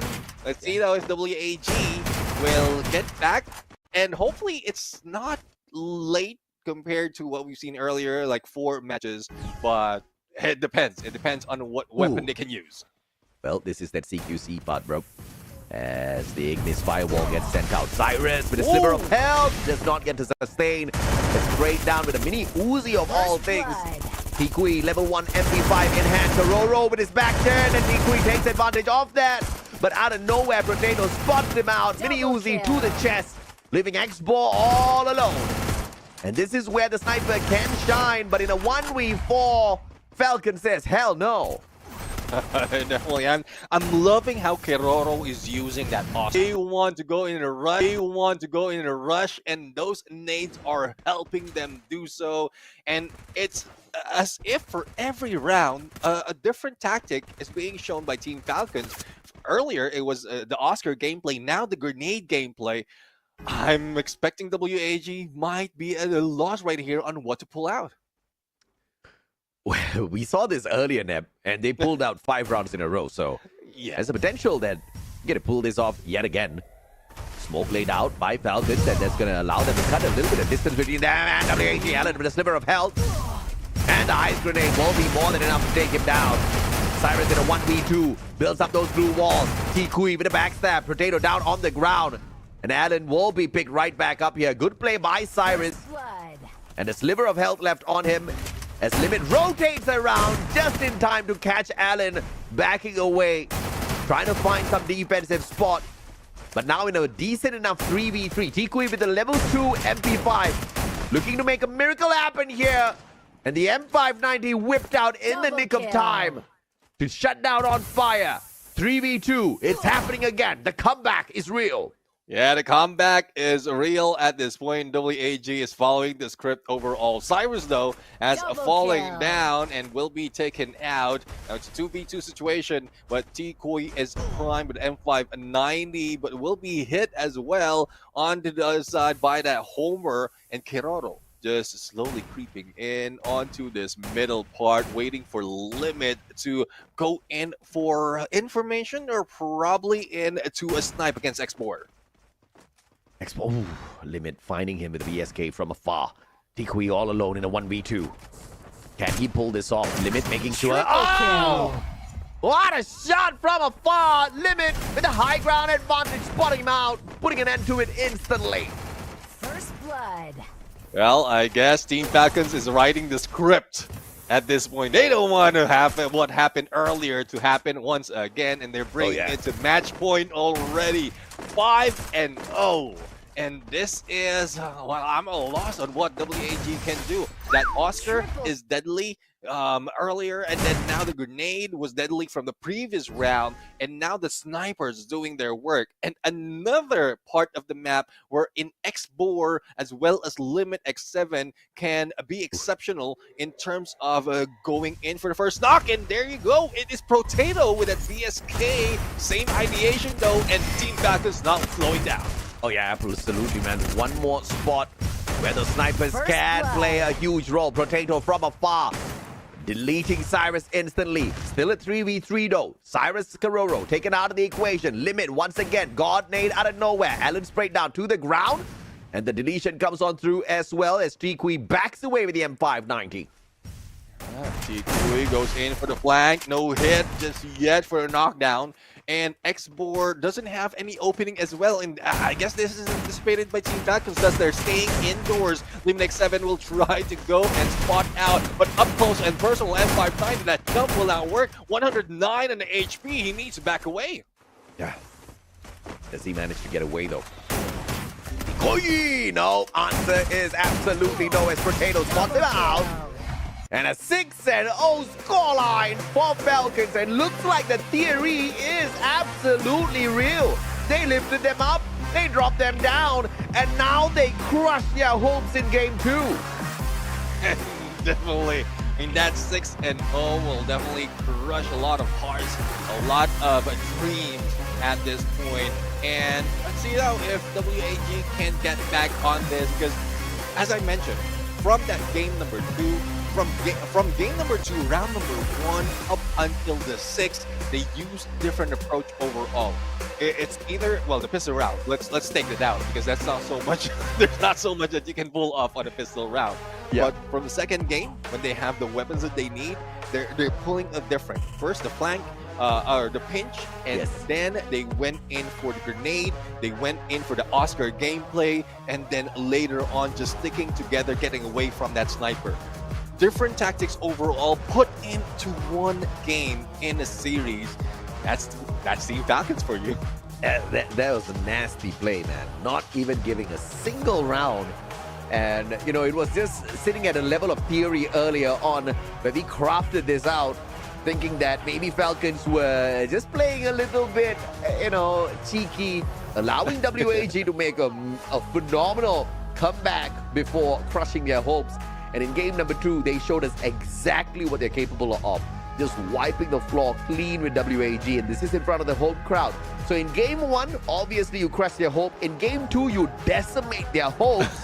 And in game 3, how can they still stay alive, man? The home crowd needs to be up on their feet. They need to scream their hearts out for Vietnam here, or else Thailand is going to end it right here, right now in game number 3. Yeah, definitely. I mean, hopes is something that WAG needs to recover that quickly, and we only have a few minutes to work with. Unless, like, they have the cheer from the fans out there that will charge that up. But I think with that, even despite of the losses that we've seen as well, and that build up, and as well as the bring down or the takedown that Team Falcons has done against WAG, it's tough to recover, especially if it's not just Clash Squad that you'll not be making it. It's also from VR that you had a loss. So they have a double whammy already, and WAG, I guess. I want this story to end differently. I want this story to be favoring WAG, but it doesn't look like it. Yeah, I mean, I definitely wanted the underdogs to grab the victory here. And in Battle Royale, it's not looking very possible for WAG, just like you pointed out. You know, their run has not been very consistent. We've seen maybe a couple of games where WAG gets us really excited, and that has led to many predictions of them being in top 3s, but we have been disappointed time and time again in VR. But of course, they put up a very different version of themselves here in Clash Squad. But up against Falcons, maybe we are asking for too much. Up against this new and improved Falcons with the limit on their side, they have broken all of their own limitations, and they are bringing themselves up to a whole new level with this sort of a nasty, aggressive gameplay. I say, if Falcons makes it to the grand finals right after this game number 3, we are gonna have a damn good best of 7. Oh, definitely. I mean, they can bring it, both teams can bring it to a distance. But let's see, though, as we review the match summary, we know for a fact that that first round, the first game was very close, but the second one was very far. And that is because of Oscar. You've seen him break down blue walls, knock that down, knock back the opponents, and not only that, with that knockback, it follows a knockdown as well, and that's how Kiroro works. Even on the M590 in front of him, he can do it in quick succession. That he's just like unbeatable once he rushes in. Yeah, absolutely, man. This is just crazy stuff out of Kiroro. And as usual, the MVP is not even Oscar. It's not even Kiroro. It is the M590 Neptune. Definitely, yeah. All the players using that. All the players are pulling all those headshots off because of the M590. But some unsuccessful that needs multiple players, multiple people to go in for a knockdown, but not this time around. Team Falcons has done that so many times, and Kiroro with 8 elimination, 9 assists, even beats the rest. And this is no, we haven't seen the turnaround just like this for Kiroro. But as a head-to-head, the Rifler against the Rusher on fire, still on fire on the gameplay. Bro, look at the KD, man. Let's not talk any further. Look at that KD. 7 versus 0.5. You may be a wonder kid, but you're still a kid that says on fire, because we are Falcons. We've got Saudi Arabia behind us, bro. I mean, what in the world is up with these stats? 7-3 on the eliminations. Of course, damage-wise, Nikui kinda has a little bit of an edge there, but it doesn't really translate with the overall numbers. And my goodness me, this time Limit just wiping the floor with X-Ball. Yeah, I mean, I expect this as well after seeing what the head-to-head was earlier. And it seems like, well, the scoreline is 6-0, and how Team Falcons played it out is they prioritize and their players are vibing. Not so much of an aggressive push, great position overall, and the moment they hit, it's like everything is in sync, just like that. And that's why they're surviving. That's why the KDs is way higher compared to the usual that we often see. Well, I mean, at the end of the day, WAG, they still have one chance in here, right? Battle Royale, the journey might have ended a little prematurely. In Clash Squad, they've made it up to this final day. And I just want to see a little bit more from them, man. I mean, I'm not going to be happy at all with a back-to-back 3-0. I mean, I love Falcons. I do want to see a a huge matchup between Falcons and Buriram. But to end the series so quickly, I don't know, it doesn't sit well with me. I want to see more fire from WAG right after this now. Yeah, I mean, I guess the fans even in Hanoi deserves that fire, deserves that comeback. Yes. I would say. So hopefully WAG really can bring it back. They can, whatever they did in that game number 1, if it's something that triggered them to like fight back and get that 5 points, hopefully they put it a little bit too early, winning the pistol rounds and then follow it up with a good plan, good rotation as well to counter whatever Team Falcons is doing. But we talked about this. The preparation that Falcons has done, even in those bans and picks, is, I would say, a lot of effort, a lot of mind has been put into this that is difficult to counter overall just by WAGs adjusting their way as quickly as a few minutes. In the best of 5, Falcons has taken 2. And this might just be the final game for WAG. Can they survive? Can they beat the cheat sheets that Falcons has got in front of them? Because clearly, first of all, Falcons, when you look at the mechanical skills-wise, they were definitely going to win over WAG because of their consistency, because of their firepower. You combine that with some very, very well-researched homework here that they've got on their tables. I think it just gives them the extra edge over WAG, which has resulted in the 6-0 here at Solara. Bermuda is the next one, and we know WAG does well at Bermuda. But can they make a comeback after their spirits have been crushed in the first 2 games? That's exactly what we need to see. Steffi taken out of the equation this time round from Falcons. Okay, all right. And A124 removed from the set of WAG, courtesy of Falcons. Yeah, let's see though on what they're going to pick. I'm pretty sure if it is a pick of WAG, they need to counter the Oscar that Kirora has brought in. So it's still a lot of options though, a lot of available opportunities for this team. But that initial pick is crucial. It needs to be probably more favorable, but not so much that the opponent needs or finds a counter for that, because they have a couple of picks following through. So Cassie right now coming from Potato, this is one thing that I would say goes into that criteria. Yeah, absolutely. And that electrotherapy, we've seen it make such a huge difference in today. I mean, we've seen the electrotherapy make a huge difference ever since the introduction of it overall. Yeah. So Falcons being able to pull in this active skill to their side is going to be a very big game changer. WAG, on the other hand, with the Zane and Koda. Extra information, extra defense, never hurts.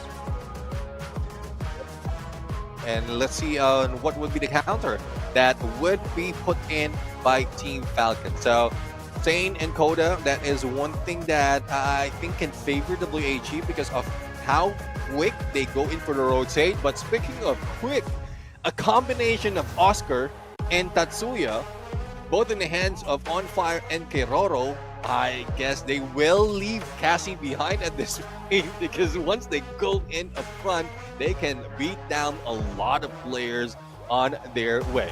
Okay, so it looks like Falcons want to rush. Yeah. You've got the Oscar, you've got the Tatsuya, you've got the Cassie. They are well geared to take a big fight up front. Iris dragged in here by X4, Cyrus on the homer. Question is, what does Limit bring in? I'm expecting a Skylar here. So as they go in for the rush, it's Clue. Okay, I still like this because you get that information, you know exactly what you're doing, you know exactly where you need to rush to, and you get into the thick of the action. Falcons is looking to end this one fast. Yeah, I mean, they're looking for it. We've seen how Oscar has been used earlier quite successfully, and that was from Keroro. But if On Fire will be using that, and then Tatsuya will be used by Keroro, so the deadly MVP that we have from game number 1 can go in and out. And with Clue in the mix as well, they can provide that information on which part they can rush quickly to take down anyone guarding a corner. So it's quite a good matchup. I would say a perfect matchup in terms of active skill for Team Falcons right now, especially in how they treated that game number 2. Yeah, absolutely, man. But of course, Buriram versus Falcons is going to be a delight to watch either way. If WAG gets there, if they get there and they play the grand finals the way they played up against Falcons, I think Buriram's going to eat them alive. Oh, yeah. And that's why I think Falcons are going to be able to kind of make quick work of this, right? But you never know until that very final round is completed. WAG might just be able to pull off a phenomenal comeback. I'm looking forward to a few shockers here. Yeah, let's see who's going to be shocked. And I'm not talking about A124 shocked. It is more of a shocker of a gameplay that can be pulled off by Team Falcons and WAG. 3-1 split for WAG already, and rush from Tikui. On fire, needs to be on his toes to be able to fight back. But this is a pistol round, so not so much of damage, even if you get close to your opponent. And on fire. Oh, what a nade, Garoro. Finding the knock onto Allen. Tikui down on the ground as well. On fire, is literally on fire! As Rodano finds Cyrus. This is just an absolute wipeout. WAG stood no chance against that version of Falcons. Yeah, I mean, you talk about decimation. This is disintegration right now from WAG. But fans out there saying WAG really doesn't do well in pistol rounds. Yeah. This I would say. But with Team Falcons doing it that quickly and then giving the good weapons in the next round, I think they can repeat it once again. Yeah, and bringing in the frag grenade on that very first round when your opponents have got no helmet, no vest most probably, is just dirty. And absolutely genius. Grenade this time goes wide. Allen almost walked into that one on the split blitz, but thankfully did not step out too early. On fire, sight in hand. Goes in for the absolute annihilation and limit once again with the grenade. Not one, but two. To get the knock and the finisher as well, and Karoro!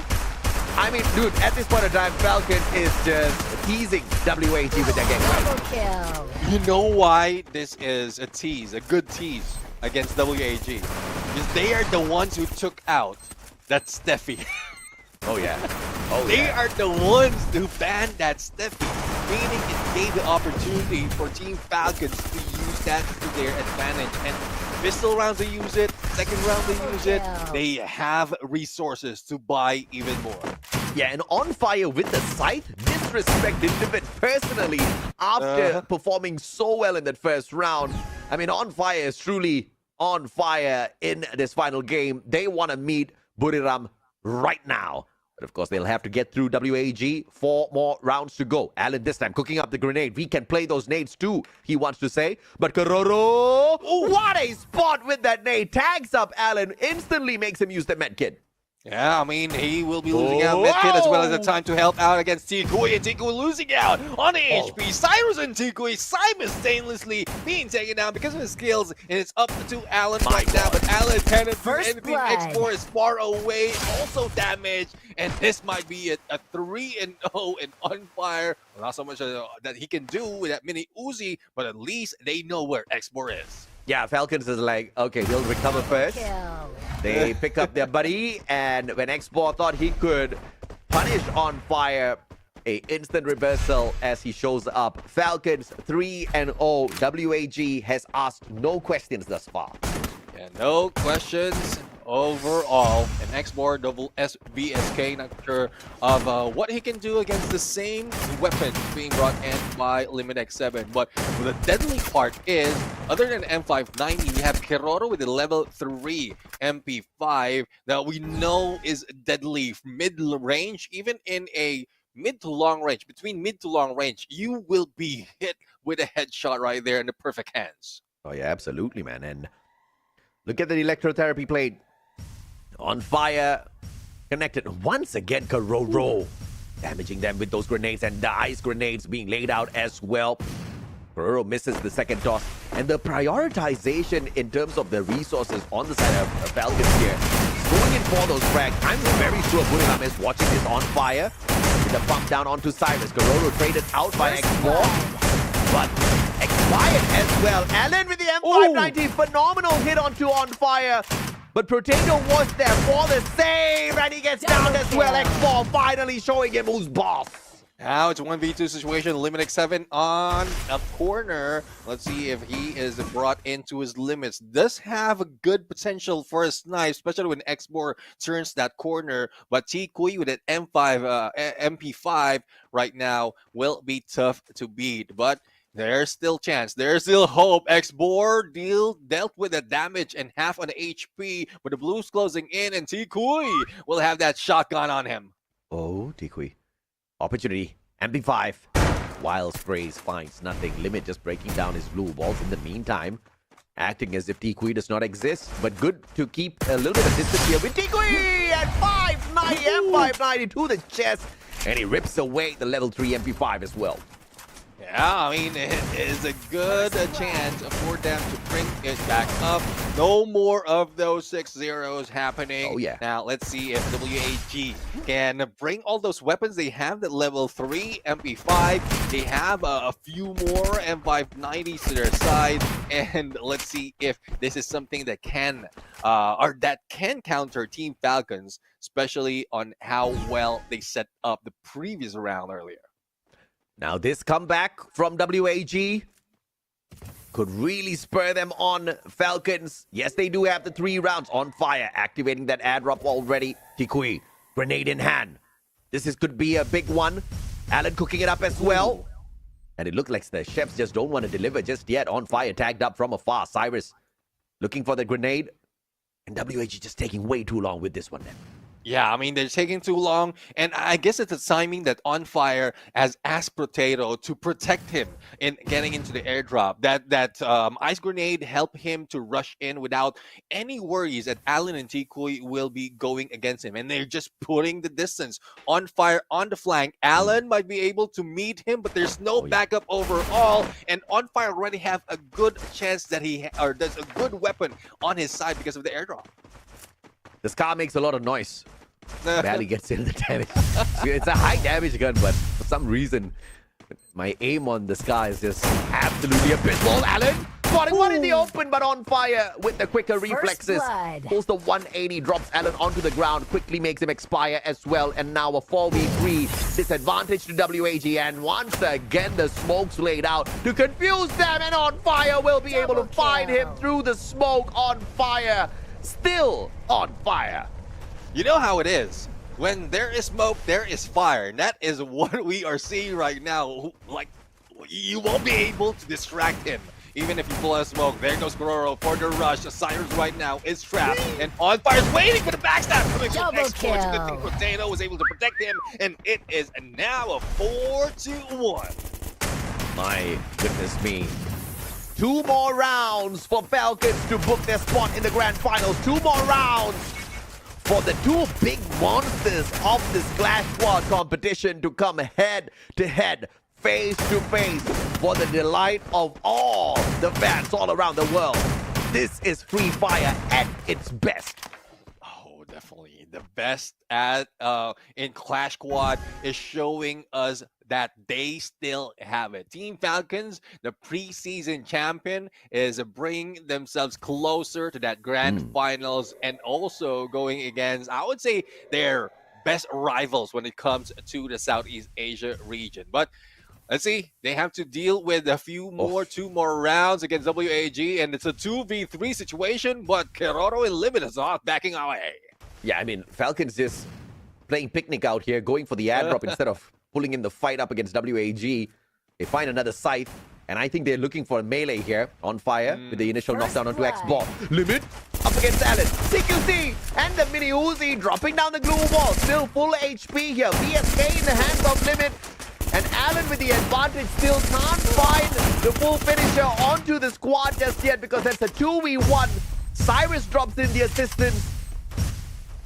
And the recovery from Falcons is going to be deadly here as they back away from this fight. And it's not so much that they can back away because the Blues closing in and Team Falcons is gatekeeping them. Alan right now on the high ground, but that Mini Uzi is not working so far. A lot of hits, but not so much of damage. And not even a headshot is making it work. And Alan the only one remaining. I think this is it. And there goes a match point for Team Falcons. series point for Team Falcons. Oh, yeah. One more round. And grand finals, here we come.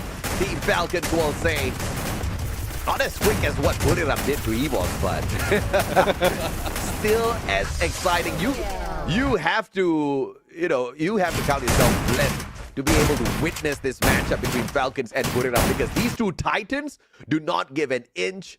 In fact, they will take a mile from you if you sleep on them. It won't even let you sleep. That's true. I mean, like you try to close one eye and they'll be shooting at you. Well, let's see though. Team Falcons already on the rush. That Flam Mirage has already opened up their chance for the airdrop, but Cyrus had an opening, is on fire and just waited on T Kui. But the timing is not that prime, and the Rebel Rush managed to save him. But here comes Cyrus trying to go for the finisher as well as a pick up of the potato, unable to protect his teammates.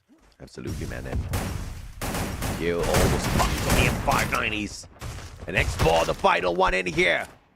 Series point for Falcons, and they've only got one opponent to deal with. Roro cutting down the distance, and the electrotherapy still working its magic here. Pumping up to Roro. And what a nade! Limit say, hold up, brother! I got this! And I don't think that's part of the plan. Because what's being done right now is to block out that area with blue walls until the blue closes in. But Limit says, no, this is mine. This is mine. You don't take this away. Damn, what a nade, what a game. I mean, this whole, you know what? Buriram better be, okay, first of all, I think Limit is just going, or the whole of Falcons is just going to be banning that Steppy round after round and not allowing Buriram to block all of those grenades. But I think Buriram will be having the exact same play here with those grenades as well. Without the Steppy, this is going to be a very interesting matchup at the grand finals, because Team Falcons just dropped a hot one on WAG, knocking them out of the semis and booking a ticket in the grand finals up against the two-time world champs. So you've got the two-time world champs going up against the EWC champions. My oh my, what a grand finals Wild Clash squad. Yeah, definitely it is, and I'm really excited on how it's going to turn up right now. And there's a lot of factors that can be put in on how both sides can win the game. We've seen Team Falcons do different tactics overall. We've seen Buriram United do the same tactics over and over again. So it's different side of the coin. And we still don't know who's going to win. The ones that still have a lot of, I would say, tricks in their pocket, or the ones that, despite of them showing it, hasn't run out just yet. And so far, you guys have been entertained with two best-of-5 series. The grand finals, we bumped that up. It's a best-of-7. It's a race to 4 series, baby.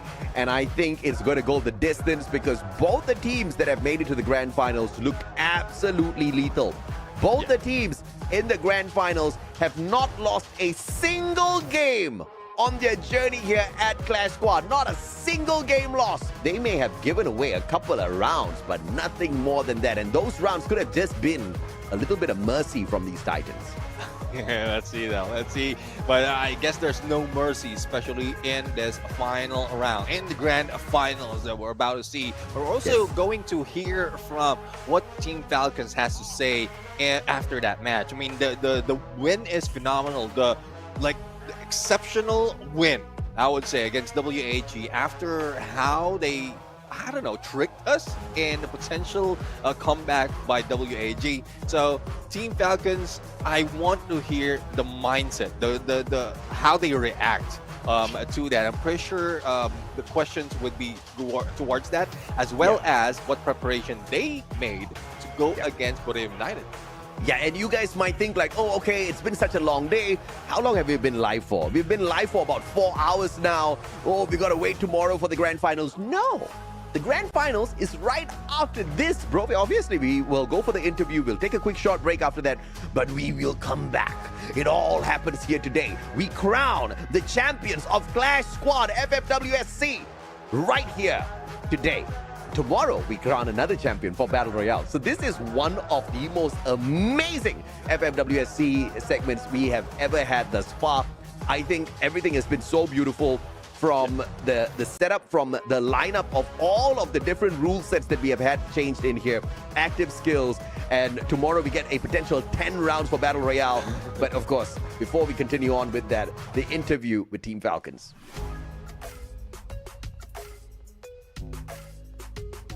We just finished our second semi-finals of the Clash Squad tournament today, and of course, the victory belongs to Team Falcons, a very dominating winning to them. So, hello Carol. Let's jump into our first question, shall we?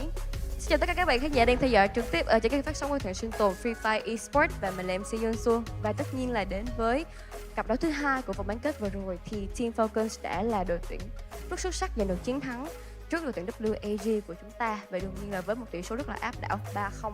Và bây giờ thì hãy cùng mình đến với phần phỏng vấn với tuyển thủ Kero cùng với host Misako nhé. Okay, hi Misako and hello Kero. So I think this is the first time we all join into a professional tournament of Clash Squad like this. So I wonder, how does Kero feel when he's playing for the Clash Squad mode on stage? Is it different or anything like that? เรารู้สึกไงบ้างกับการที่ได้เล่นทัวร์4-4นี้เพราะว่ามันเป็นทัวร์ใหม่รู้สึกว่ามันแตกต่างกันออกไปไหมหรือว่าเหมือนเดิม ก็แตกต่างกันอยู่ครับ เพราะมันเป็นแมปเล็กแล้วก็มันบีบบังคับให้เล่นภายในวงเนี่ยครับ ก็รู้สึกว่าก็สนุกดีครับ มีคิดกลยุทธ์ใหม่ๆด้วยครับ He said it's pretty fun because he has to think of the new tactics, and the circle and the maps are pretty small, so you really need to focus on that available space. Đối với Kero thì mình có hỏi là bạn ấy với cái việc là thi đấu tự chiến lần đầu tiên ở trên sân khấu thì nó có gì khác biệt là so với thi đấu bình thường hay không? Và đối với Kero thì bạn ấy đã cảm thấy rất là vui, thật sự là vui, bởi vì đây cũng là lần đầu tiên Kero cũng như là Team Falcons được thi đấu chuyên nghiệp với chế độ tự chiến ở trên sân khấu như thế này, và họ cảm thấy rằng là mình có thể làm được nhiều thứ hơn cùng với đồng đội. Đặc biệt là bạn ấy cảm thấy bởi vì cái vòng bo nó thu nhỏ này rất là nhiều ấy, nên là cái việc thi đấu trên sân khấu nó sẽ kịch tính hơn rất là nhiều. Okay, so into our second questions, because you know at the end it's always Thailand versus Thailand. It's gonna be so intense, right? How do you feel about your opponents, Buriram United Esports, and do you want to send to them anything?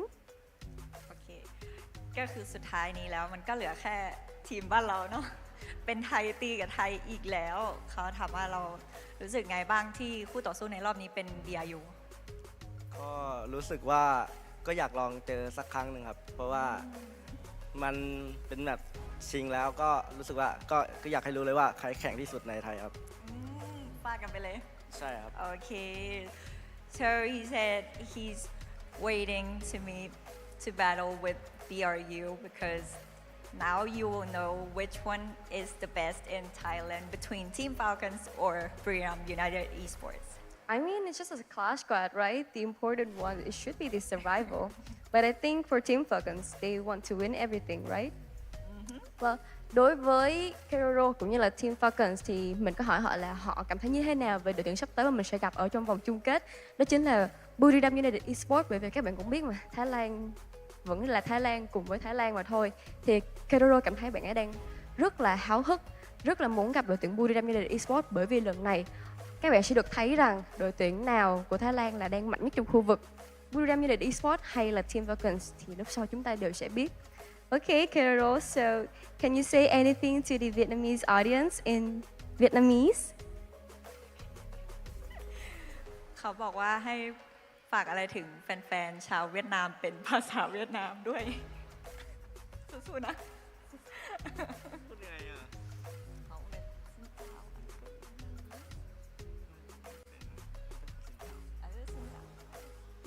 เอาที่เราได้ Is it too hard for him? Okay, can you That's follow all he me? knows. Okay. Can you tell him to follow me? Oh, okay. เดี๋ยวลองพูดตาม Okay. So สวัสดีครับ means ซิน ซิน เจ้า เจ้า โอเคค่ะ ซิ Xin chào. โอเค น่ารักมาก Thank you, Kiroro, so much, and congratulations to Team Falcons again. And I hope that you guys can achieve the thing that you want in our grand finals versus with Buriram United Esports. Cảm ơn các bạn rất là nhiều vì đã theo dõi màn phỏng vấn của mình và Team Falcons, và chúng mình đã vừa kết thúc một cuộc trò chuyện nho nhỏ cùng với màn xin chào rất là dễ thương đến từ tuyển thủ Kiroro. Và bây giờ thì chúng ta hãy quay trở lại với bạn caster thôi nhé. Let's head back to our caster, everyone.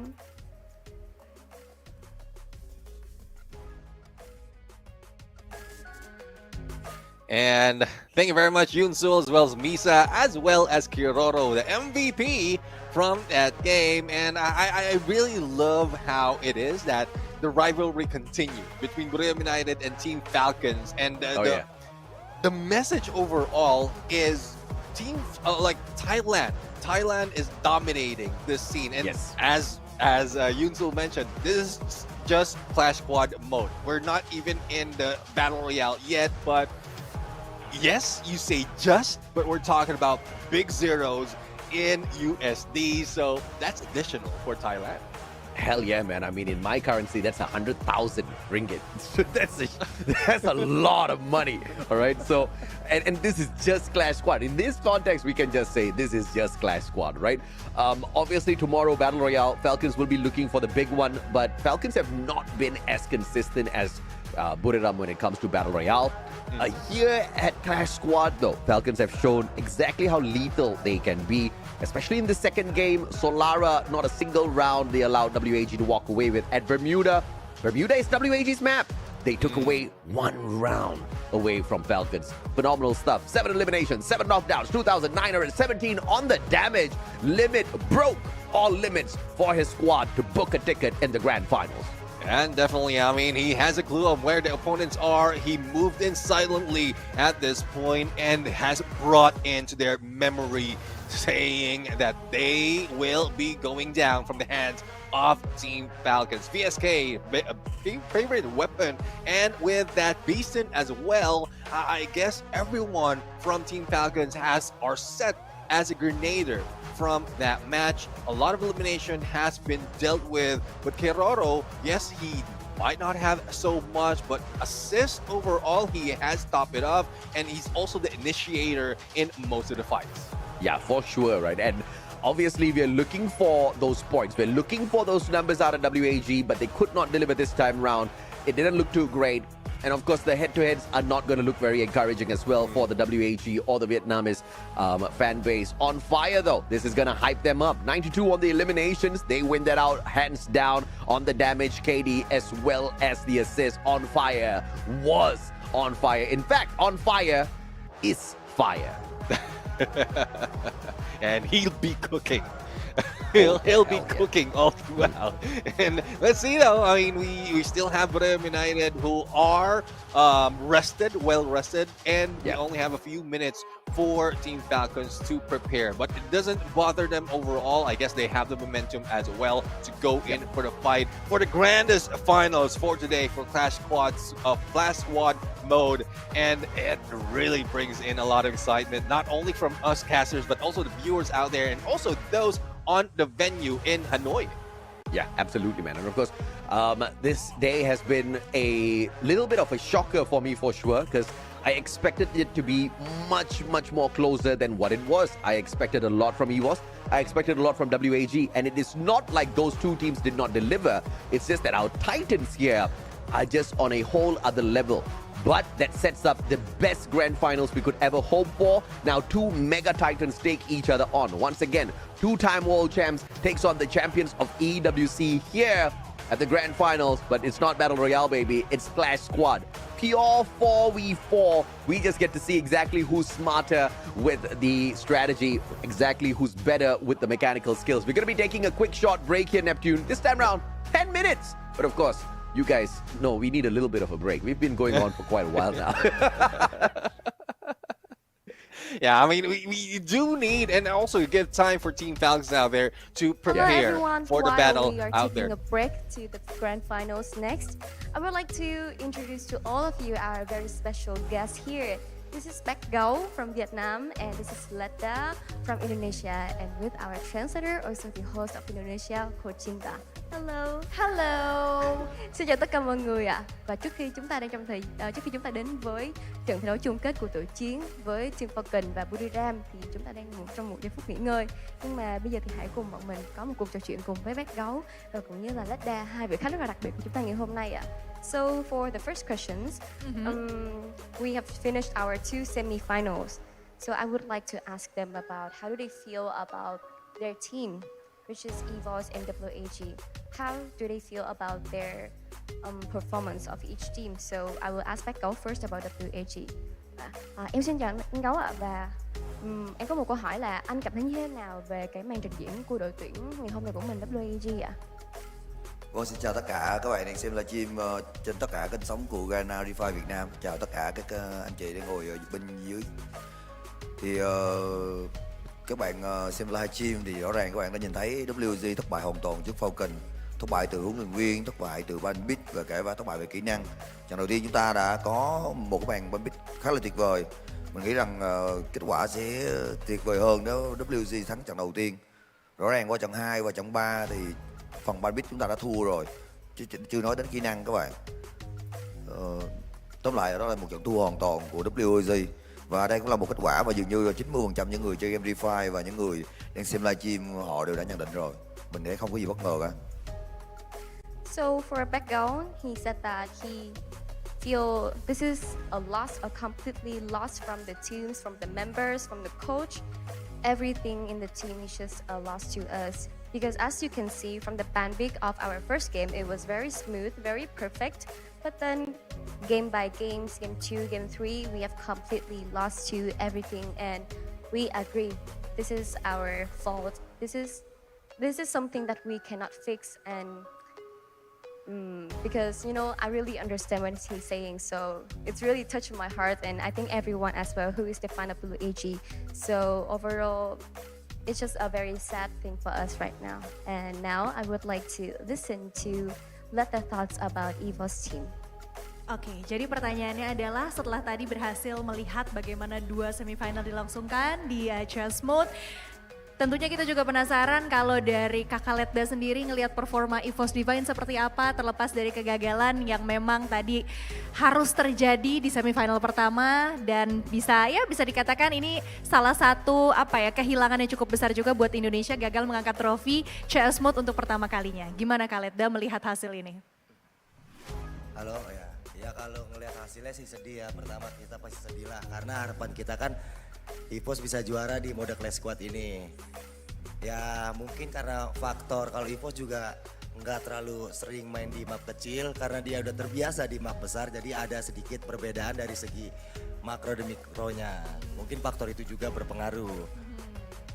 Ya di satu sisi juga yang dilawan juga lawan tim Buriram, yang dimana Buriram ini udah memiliki prestasi yang sangat banyak, jadi bisa dibilang wajar lah.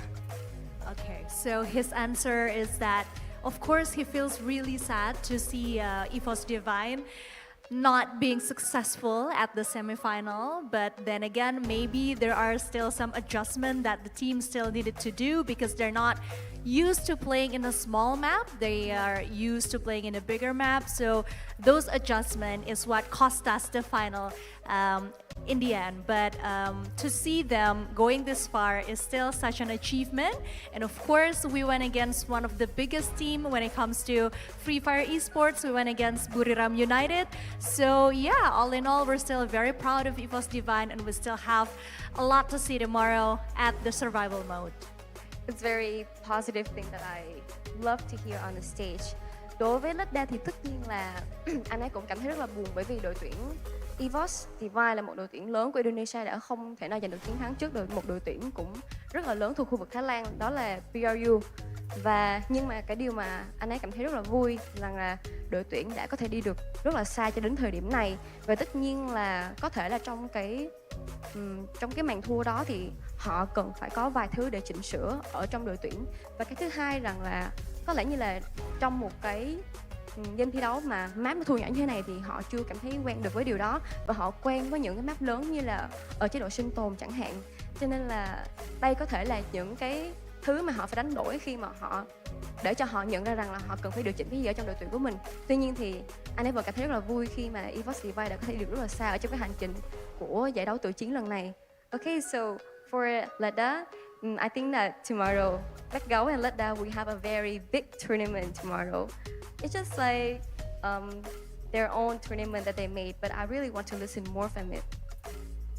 Oke, jadi pertanyaan yang berikutnya tentang turnamen yang juga diadakan di Vietnam National Convention Center ini. Yang kita juga tahu sama-sama, ini aku bongkar aja ya Kaleda ya. Memang merupakan turnamen yang menggunakan biaya pribadi dari dua sosok luar biasa yang ada di atas panggung hari ini. Boleh diceritakan sedikit tentang perjalanan sampai akhirnya turnamen ini tercetus? Idenya bagaimana dan gimana perasaannya bisa mengadakan turnamen ini? Oh, jadi berawalnya ini dari Indonesia. Di Indonesia itu ada yang dimana mode ini tuh dibuat dari komunitas. Jadi cuman komunitas doang, makanya bisa dibilang ini mode yang sekarang ini nggak ada di dunia e-sport. Karena cuman komunitas yang membuatnya dan ternyata audiensnya itu ramai di Indonesia. Akhirnya kita terusin segala macam sampai bikin seri laga 1, laga 2-nya. Dan Bakau juga bikin juga di sini dengan konsepnya dia, tapi dengan rules dan segala macam hal sama, semuanya sama.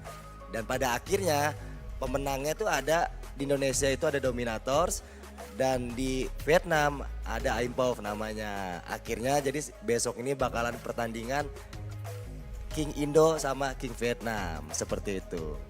So the answer were pretty long, so I'm just gonna sum it up a little because we don't have that much time. But anyway, he said that the Indonesian team are going against the Vietnam team tomorrow, and this competition is actually very unique, very different. It has its own rules that does not apply yet on the esports world, and they are very happy to be able to do this because they see how amazing the audience are, how amazing it's been received by the fans of Free Fire esports. So yeah, it's just very amazing to see this tournament happening tomorrow at the National Convention Center in Vietnam. Đối với Leda thì cái cuộc show match ngày mai giữa đội tuyển của Bách Gấu và Leda đó là một cái show match tuy là nhỏ thôi nhưng mà vẫn rất là vui vẻ và nhận được khá là nhiều sự phản hồi tích cực đến từ các cộng đồng của Free Fire, cả Indo và cả Việt Nam, cho nên là mong là mọi người ngày mai có thể xem được nhiều điều thật là thú vị ở trong cái cuộc show match ngày mai. Và Bác Gấu ơi, thì hôm nay thì dù sao thì tất cả mọi người cũng đã rất là vui khi có sự góp mặt của Bác Gấu ngày nay. Thì Bác Gấu có lời nào muốn gửi đến các bạn khán giả ở trong cuộc show match ngày mai của mình không ạ? Vâng, các bạn đã biết WG đã trải qua một hành trình khá là dài và chưa bao giờ đối với tư cách là chủ team mình buồn như thế này các bạn. Gửi lời xin lỗi đến tất cả những người yêu mến WG và cả yêu mến Bác Gấu. Nếu mà ngày mai trong trận show match mà team của mình, đội kia được map AM4 mà bị thua nữa thì thật ra đó là một cái điều mà mình không thể nào tưởng tượng được các bạn.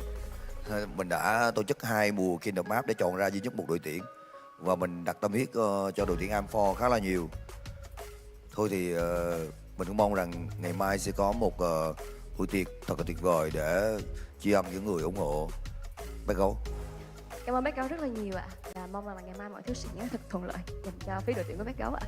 Và mọi người thì hãy nhớ đón xem trận show match ngày mai vào lúc 1 giờ chiều nhé. Và bây giờ thì các bạn đã sẵn sàng đến với trận chung kết của chúng ta giữa Buriram United Esports và Team Falcon chưa ạ? Bây giờ hãy chuyển qua với ban caster và bắt đầu thôi nhé. Let's head back to our caster and let's start the grand finals of our Clash Squad tournament.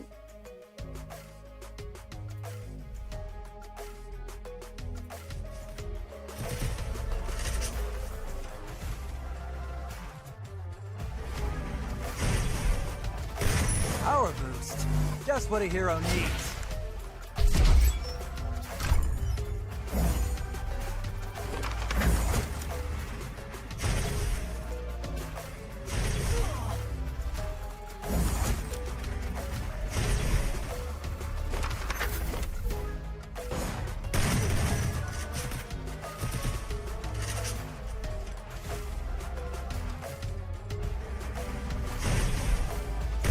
Power boost, just what a hero needs.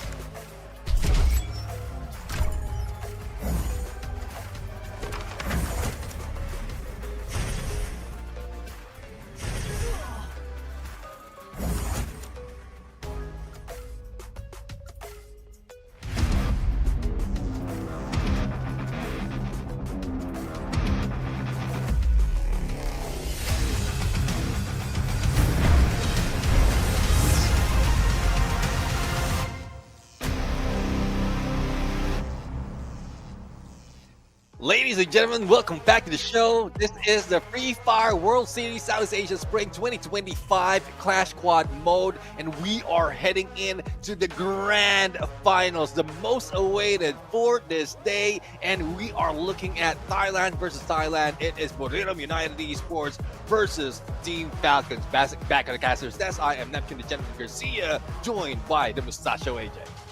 And we are always powered up by two things. Number one, we're in a free fire, baby. Number two, our amazing sponsors, Red Bull, the official energy drink partner for both the spring and the upcoming fall FFWSSEA 2025 seasons. Thank you so much, guys. I have personally been powered up all the way through. People keep asking, right, how are these casters going on for so many hours, Neptune, without dropping their energy? It's all thanks to Red Bull, bro. Exactly. But, also because we love the game. Well, it's a good thing you point out too. Two things, Free Fire and Red Bull, because it's the love of the game. We know for a fact that a lot of fans out there has been tuning in to the broadcast from the beginning up until this moment, and thus all of those excitement is being built up as well. So why shy away from giving out all those energy? And that's what we're here for. This is why we work so hard. It's because of the energy, the love as well, not only for the viewers but also for the game itself. And Clash Squad mode has given us a different side of the romance for the game. Back then, it's just Battle Royale. It's more of how the teams go in for big maps, long engagement. But here, it's much quicker. It's much faster. A lot of tactics has been pulled in by both teams, especially with those who are going into the grand finals right now. And there's a lot more that we haven't seen. Yeah, I totally agree with you, right? And Clash Squad is just a breath of fresh air, man. After watching so many Battle Royale matches, and sometimes, some BR matches start a little bit too slow for my liking. I like it fast-paced. I like some chaos in each and every single game. Hot drops, you know the jazz. But in Clash Squad, it's a hot drop every time. Every game. You are gonna have the battle, and of course you've got your little bit of a Clash Squad twist in there as well. You've got some money, you've got some coins out there. You've got to go and purchase your guns. You've got to manage your economy. You've got to figure out exactly how you want to take this round after round. But unlike the usual Clash Squad lineup that we've got in for the total number of rounds to play, we've got an extended number of rounds in here, right? A total of 11 rounds to play, which means money is going to be pretty stacked in towards those later rounds. But you really have to control your economy at the very start. You really have to win out your pistol fight. You really have to win out that initial bout. And if you do, you just get a slight advantage. But from the pros that we have seen so far, both Buriram and Falcons, even after winning the pistol rounds, you don't see them wasting all of their coins, buying those SMGs and, gearing up instantly. They're still sticking to their pistols as well, just in case it goes south. Because in a good game of Free Fire, anything can happen in that round too. Exactly. And as you did mention, because of how stretched it is, there's plenty of chance for them to stack up on those coins. There's plenty of chance for them to really use up a good enough economy before they really go in all out. In terms of armor, in terms of weapon, even utilities that has been used, and that has been a game changer overall, especially with the battle of Team Falcons, the final match that we had, that the utility gameplay, the use of those grenades. And I think if both teams really want to continue that on, they will be banning Steffi out all throughout, unless they don't want to play that game. I think I think both teams will want to play the grenade game. We are definitely going to see the Steffi taken out of the equation, which could in return give us a very slow-paced game, because both teams have got great grenade plays. Both teams know how to cook it hot, right? You've got some pad thai in there. You've got some good tom yum in there. So yeah, it's all good. It's all spicy all the time in Thailand. You gotta love it. You got to throw in some coconut milk sometimes if you can't take the spice. But besides that, everything's gonna be hot all the time, right? And thus far, I think Falcons have shown us very clearly that they are big fans of Clash Squad, and they are obviously the champions of the preseason, Limit with the MVP, for a good reason. This guy, even on the M500, is deadly. Yeah, definitely. I mean, that's one of the weapon that is best used on the pistol round. Well, Yes. best used for other players, not for me. Amen. I You don't can say hit that again. I don't hit that much in terms of pistol round. Even the headshot is difficult for me, but I'm an uncle. But these kids, these pros, at a different level. They can hit hard. Up close and personal, even in long Yep. range, regardless of what weapon it is, it's just at how the opponents are moving that is Yep. throwing off their aim, and that's Yep. why the skills are very important. Even from one of the match earlier, like we thought that it will start off from their airdrop pick, but because of the utilities being used, the weapons that has been used in there, as well as the skills, they managed to get away from those engagement and even rotate even further. So a lot of thought has been put in by teams like Warmup United, Team Falcons. Let's include Evo Divine as well as WAG on how they play. And this is where we really say where the best man or where the best team has to win. Yeah, absolutely. And I think overall, yes, WAG as well as EVOS, they showed us some good moments. But nothing compared to Buriram and Falcons so far. Nothing compared to these two titans. And we have the pleasure of watching them here at the grand finals in not a best of 3, in not a best of 5, but a best of 7. We need 4 game victories to bring the series to a close. And the question is, do we get a flat out 4-0? Do we get a 4-2, 4-3? I don't know. I think 4-3 sounds a little good.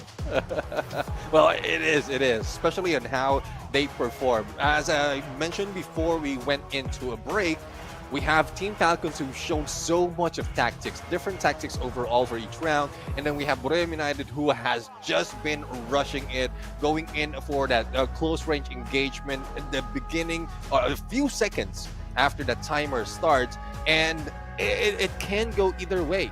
It's either the teams that like Team Falcons who've shown so much already can be countered by Warmup United, or because these teams had met each other in so many instances already, not just in Clash Squad, but also in Battle Royale, that they know how the other think, and it just goes down to mechanical skills.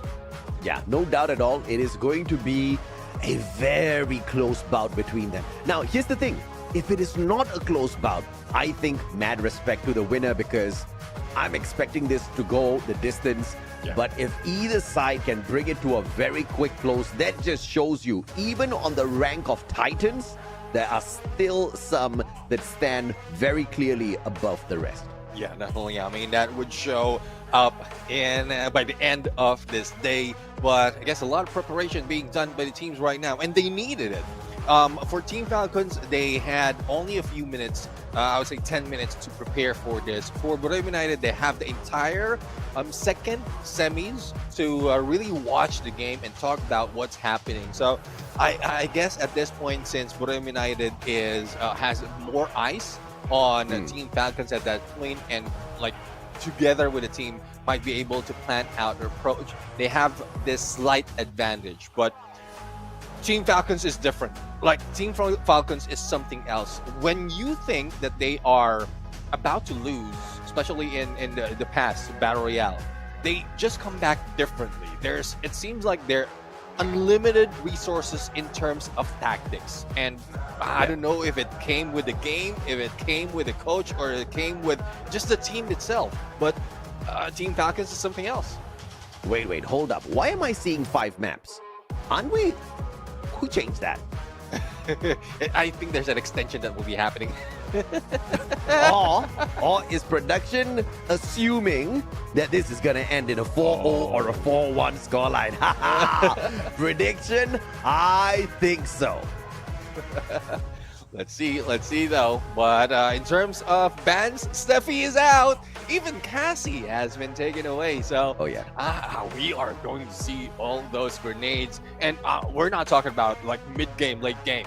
It's more of even in the pistol round. We've seen that being pulled off. So I guess they can do it again. And I think the grenades on the pistol round is just sheer genius, right? Because obviously one of the main things these teams usually look for is that airdrop. Trying to get the scythe out of the airdrop is, just for the flex slice, right?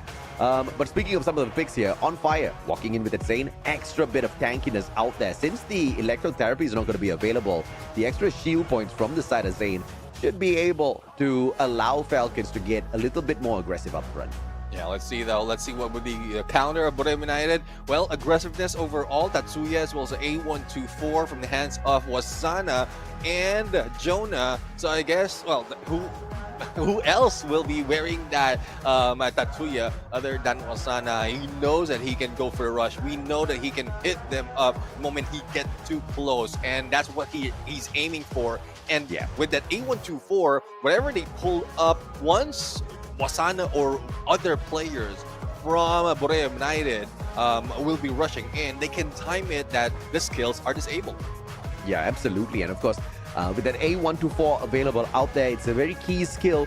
I'm a little surprised that Falcons actually pulled away the Zane before the A124, but it kind of shows their mental state as well. They want to get into the thick of the action, and they know Buriram hits hard. They want to have more sustainability out there, and technically, the more number of bullets it takes to take you down, you have some extra seconds to take your opponents down. And Falcons, of course, sharpshooters, especially On Fire. So I'm expecting this to work in their favor big time. Ignis Santino pulled as well to play the combination on the side of Falcons. But you look at the side of Buriram United Esports, a very, very well lined up active skill set here alongside that Iris. Yeah, I mean, the combination of Iris and Oscar, and I'm just seeing this right now. I mean, having visuals, visibility on those blue walls, and then a chance to break down those blue walls, this combination is great up close and personal, especially in the mid part of each round, where everyone is just trying to heal up or probably hide out,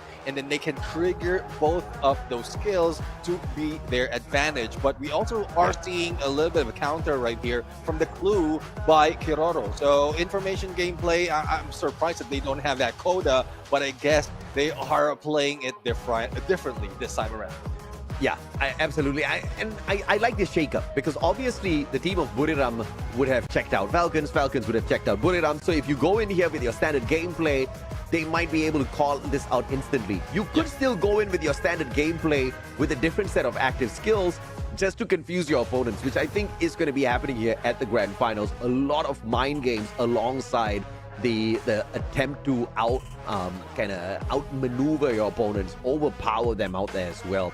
So I'm kind of liking this from the side of Falcons as well.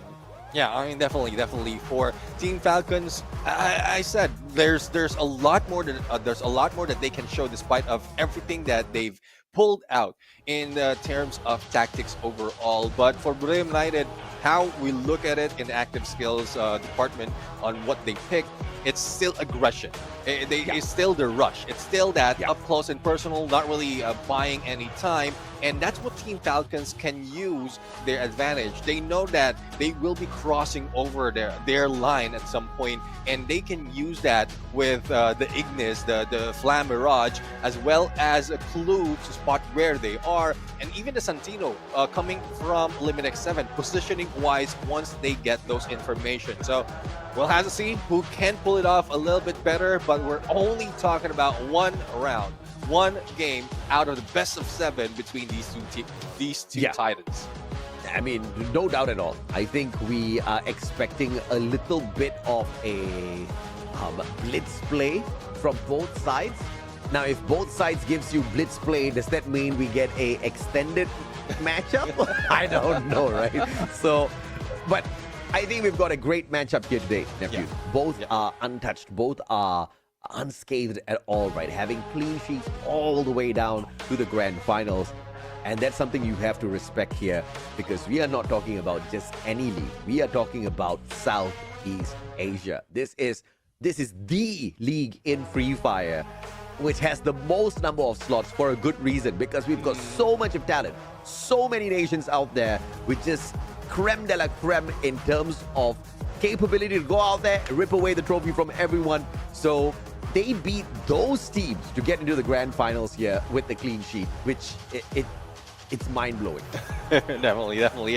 It's tough. It's tough to maintain like the streak overall, especially with how everyone has been shuffled from the Swiss stage, and it's I guess that is why probably Team Falcons and Buram United has managed to outsmart. It's because the moment that they go in against winners against winners on the Swiss stage, they need to be better. They need to be better than those who are winning the games. They need to be better than those who have the same stats that they have from the Swiss stage, and that's where it is starting. Now we're done with the semifinals. Grand finals is on. Buram United going against Team Falcons. Titans versus Titans as the match is about to start, AJ. Oh, yeah, we are heading on into game number 1. It's time for a little bit of Kalahari between the two Titans. One is called Buriram, the second is called Falcons, and both of them hailing from the great nation of Thailand, which serves up the best of the best squads in the world of Free Fire. And that Flame Mirage, look at that sidestep, man. Buriram acting as if the Flame Mirage means nothing to them. But the double tag onto Wasana. Rebel rush straight away to get out of trouble. Oh, what a hiding spot coming from Wasana. Good way to recover, not in the open, but there goes Wasana going down with the God Grenade, and the Get High tries to fire back, but Get High gets damage as well, but wow, fire will be hit on that turnaround. First It's blood. quite balanced right now. I mean, beautifully done. Wasana sprayed down to the ground. Question is, does somebody get to pick him up? Because we saw that Rebel rush straight behind the barrels to play a little bit of recovery. And obviously the follow-up tag was pretty deadly before he could make any bit of attempt to jump back into the fight. Jonah with a headshot now. Potato bleeding out. Woo! And Jonah with an easy backstab. And Limit is all alone with the M500 up against 3 players. Yeah, and not too much can be done. He goes down, and Buram United gets the first point. They have a chance to go in and bring some weaponry, but we know how these players go. They will be going economy, even on the second round. Absolutely, man. And Captain Jonah starting off big time here with 3 eliminations for the side of Buriram. And this is one more reason why we have to respect Buriram, right? Because at one point of time, you know, questions were being thrown out there. Like, why is Jonah still the captain? Because the man was barely contributing for the eliminations. Yeah, maybe he was leading them in game, but, you know, Buriram wasn't doing so well. And, you know, Jonah took all of that feedback to heart, and he's now, once again, one of the best fraggers, if not the best one on the side of Buriram in Clash Squad. Wasana, beautiful backstab here. Takes spot behind Potato. Get high with the mini Uzi, and the jump is there. Kororo with the response. Get high with the successful knock. Jonah finding a head. And First there you blood. go, says Get High, as he finds Kororo, puts him on the ground, and again, Limit, the only survivor from the side of Falcons. He brings down Moshi, repositions with that Santino, but let's see if he can go against Wasana, Get High, and Jonah. Double Well, I kill. don't think Jonah has any grenades to deal with long range, but with that mini Uzi can be a distraction, but Wasana goes down. 1v2 Double situation, kill. not so much that he can do on that pinch.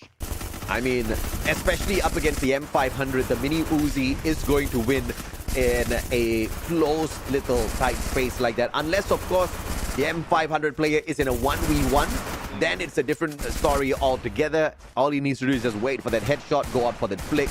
And Limit played that very well initially, but of course, the numbers game catching up with him. And Buriram up 2-0. It would be crazy if Buriram can actually rip away the victory off of Falcons without dropping a single game. Now, that's going to be next level stuff.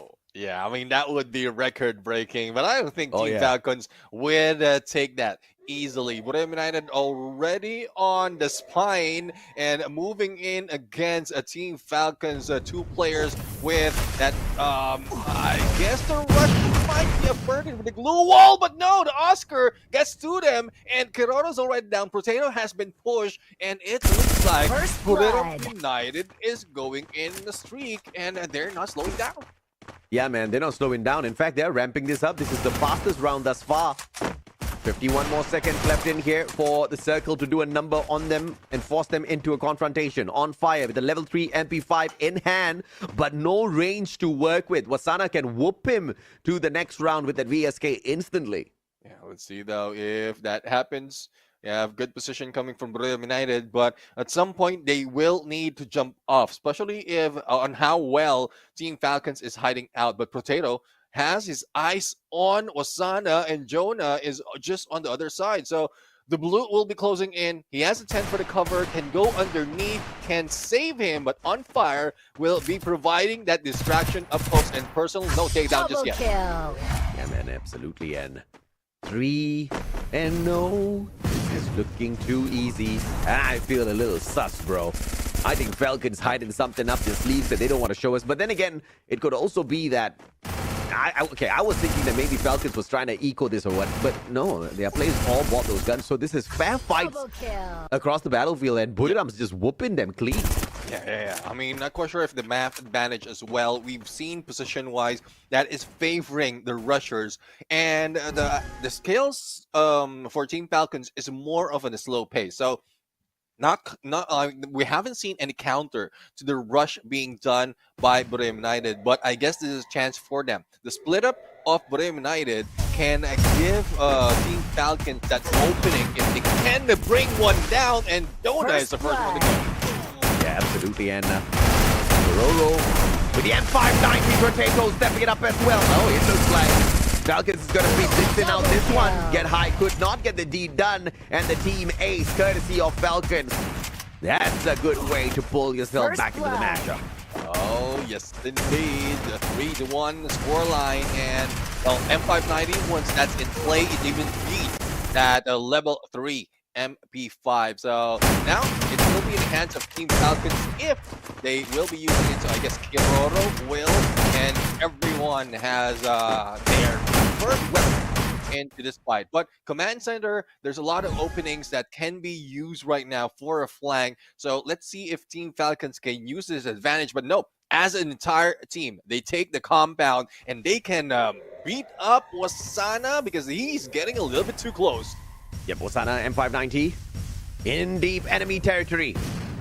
And those freezes are going to be putting him, making him have a little bit of cold feet that get high with the fantastic maneuver to go back in there, secure a good pickup.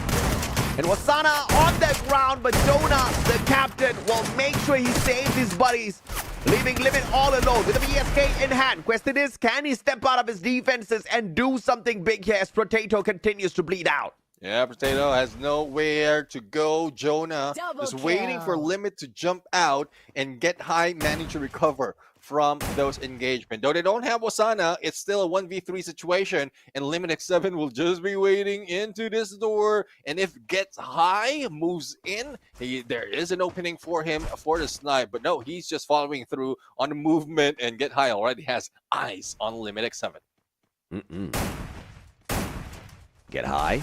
Good tag. Oh, Jonah meets him halfway. Says bye-bye. Oh, well, bye. I don't think the kids will know that one. They should. Only Delena will know that one. Maybe Wicked Lucky. They should, because it made a comeback because of one specific movie.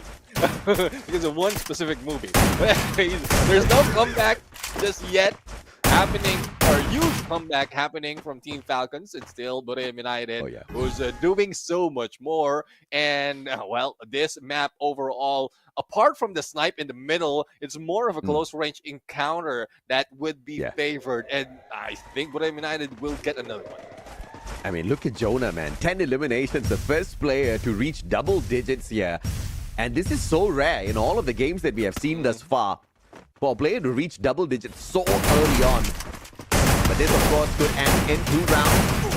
And On Fire losing a lot of life here. Unfortunately, will be able to back away before they could capitalize on that. But that's all because Wasana was too precious in that equation. Moshi, the god name onto Potato, and the backstab fails. But Jonah and Moshi with the follow-up from the back. Wasana traded out. But it's all up to Limit and Kororo to make something big happen here for the side of Falcons. Yeah, I mean, they need to recover first before they make something big, and they take that second floor for a little bit of cover. But I love what Jonah did, or was it Get High, just in that small space between that roof or between that door and the glue wall, managed to squeeze in that nade that brings down On Fire into the ground. But Kororo, a good potential, a huge opportunity right now for a headshot, especially from you coming in from second floor, and then a cover coming from Limit. So Information gameplay is in. They will be spreading out because of a grenade, and Kororo jumps in. What not for display yet? Yeah, beautiful play with the M590. Get High though with the backstep. Drops Limit on the ground. Kororo in a 1v2. And this could still be a winnable one because he has the M590. Kororo 180, but Get High with the denial. 6th elimination for this man. And now, match point for Buriram. Match point indeed, and doesn't look like Motion Wasani is doing a lot in this game. It's a good thing that Get High and Jonah is covering for it. Earlier, we saw Get High get high numbers in terms of elimination, and I think Jonah, this is a time for him to shine, and no more doubts on why he is a captain. I mean, this is a very interesting play coming on through from Wasana, right? At this point of time, he hasn't been able to pull many of those numbers to his side just yet. Let's see if or not he can make a little bit of a difference here. Once again, goes in for the push and has to Rebel Rush out of trouble. The smoke laid out and a good grenade response to On Fire. Get High backs away. Flame Mirage does not get the tag in. Jonah and the split blitz not finding any connection at all. But On Fire barricades himself into the glue wall. Jonah meets Potato halfway. How did he even find him?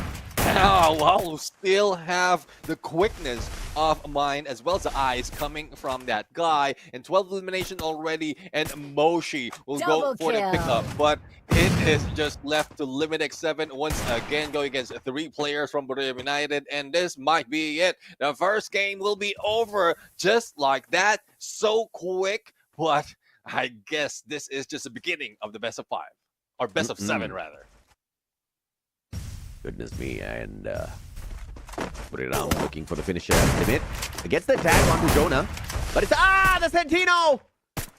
Now you see me, now you don't. Jonah waiting out, and Limit gets the knock onto Wasana as well. Moshi the final one. Sniper against Sniper, and Moshi ends it.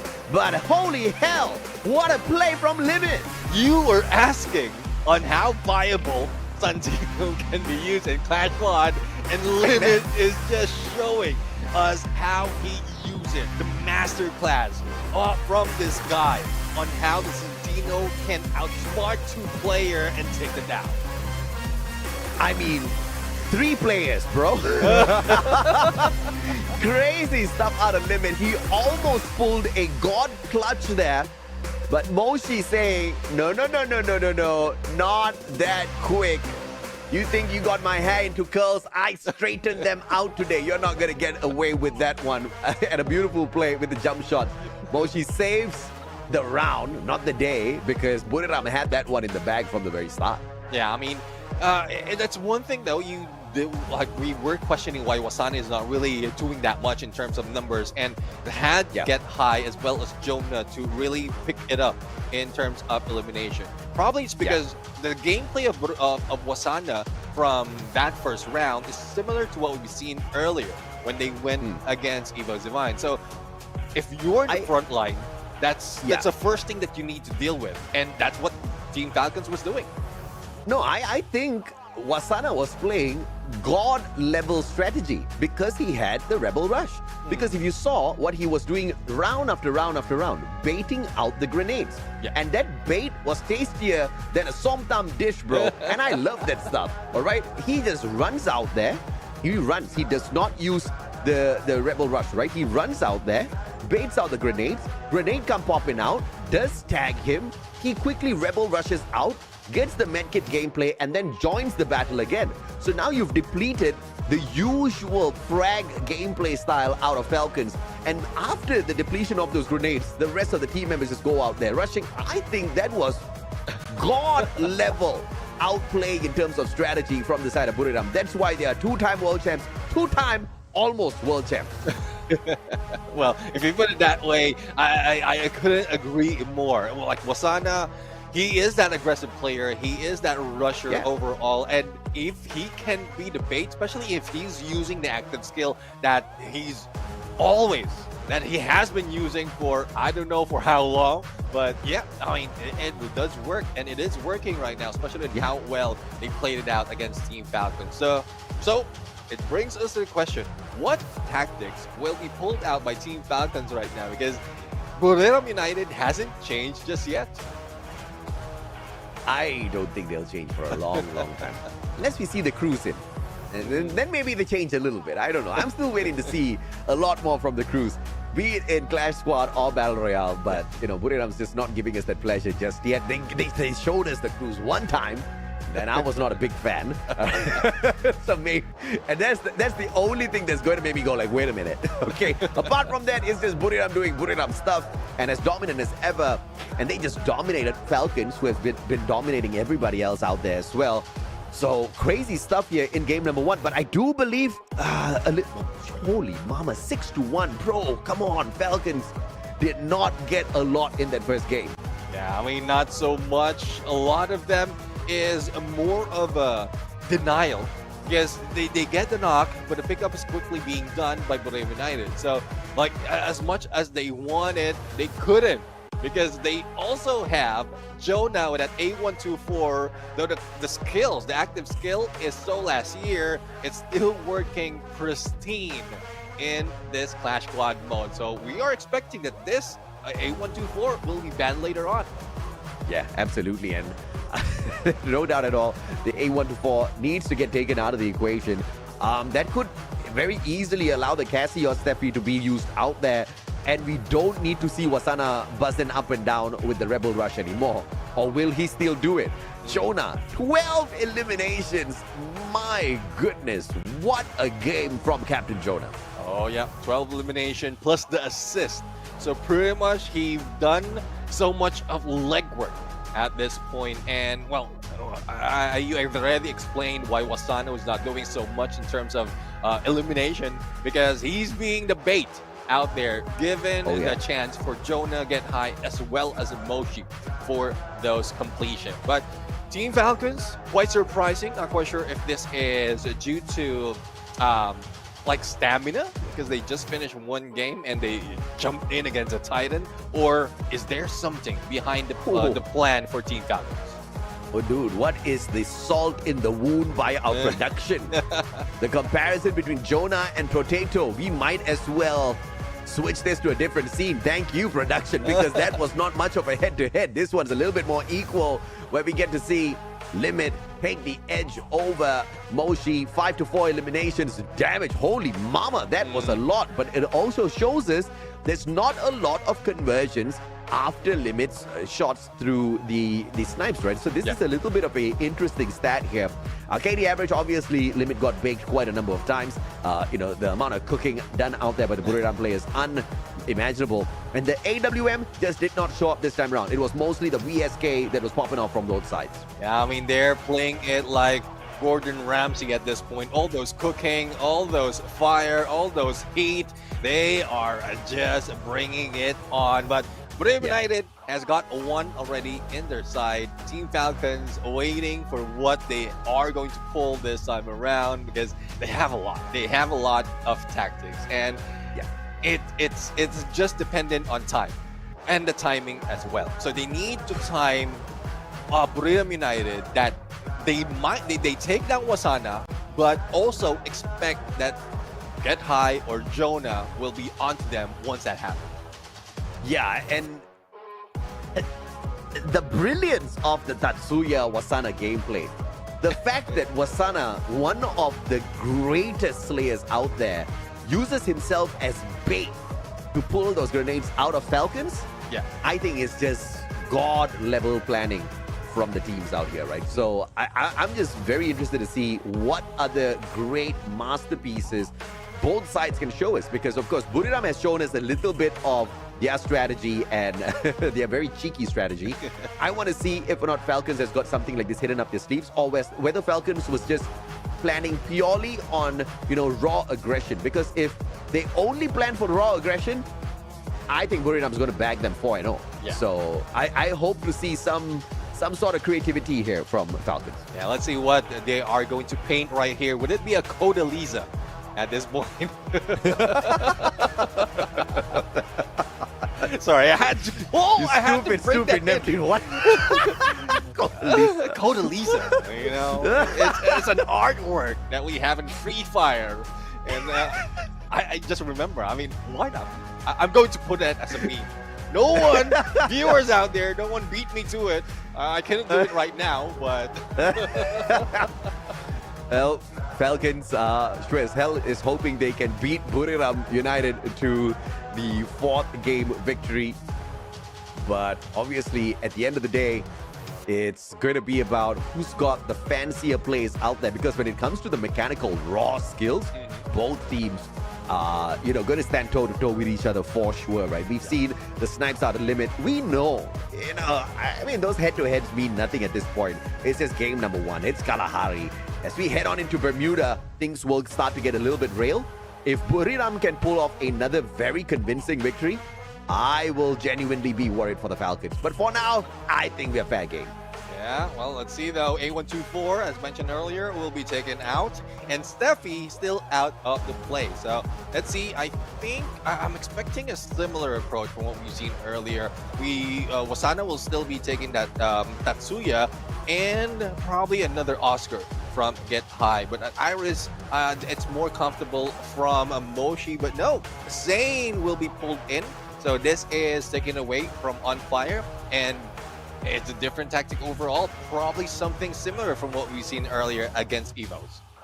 Yeah, absolutely. Zane on the side of Buriram United Esports just means Wasana is not going to be baiting out grenades this time. He's just going to be facing them head on.